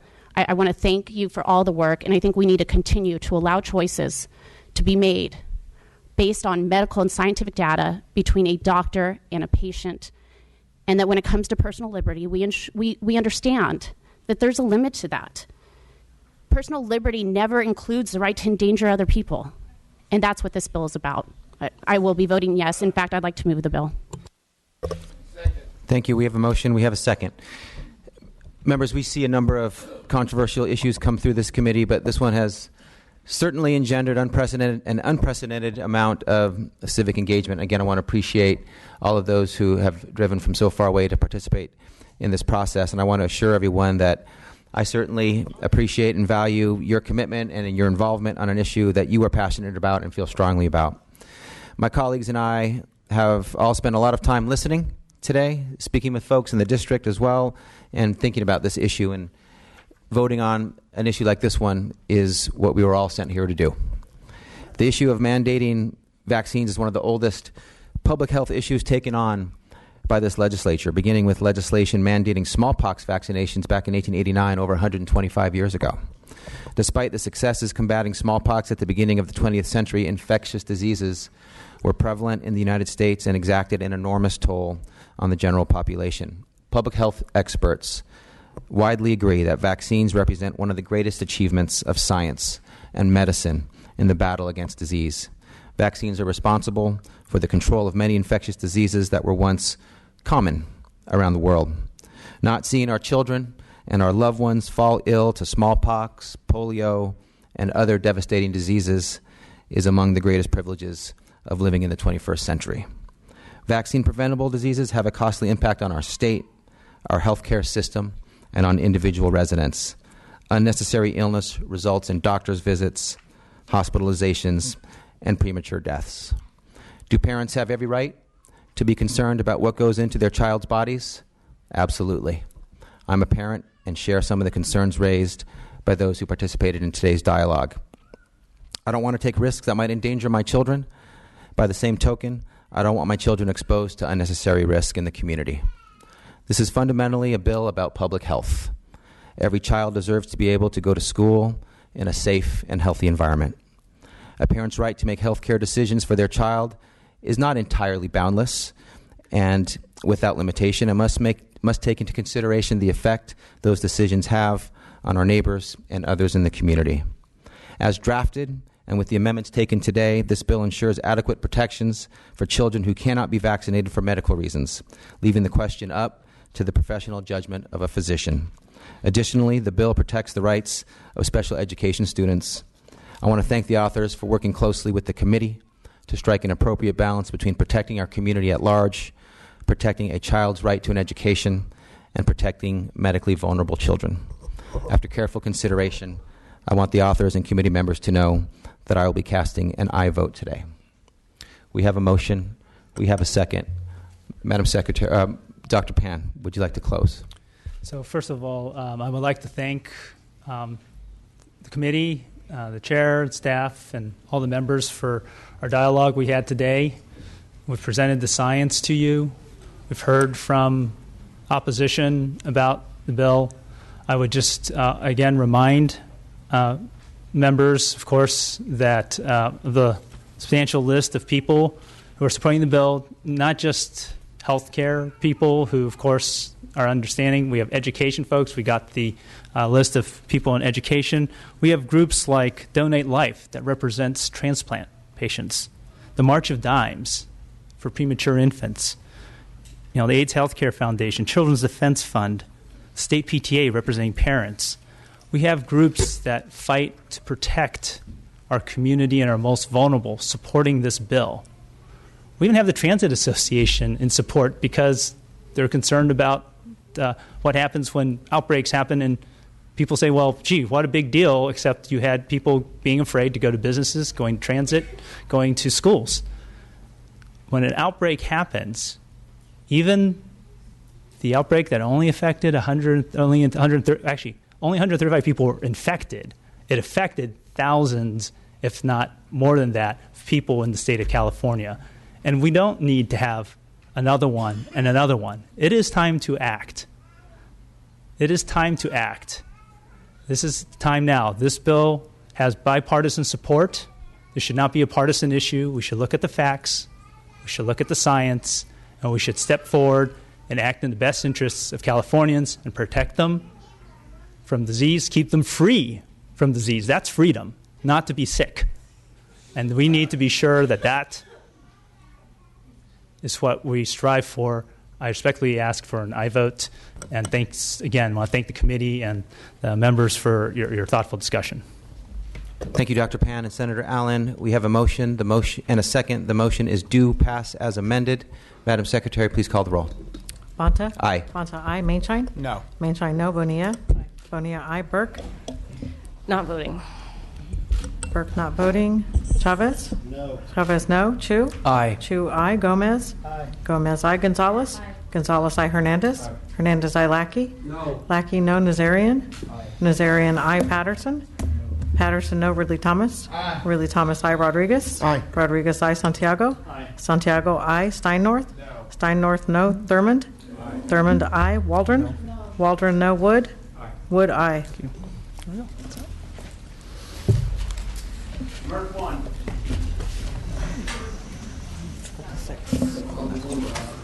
The bill passes 12-6. Thank you. Thank you. We're adjourned.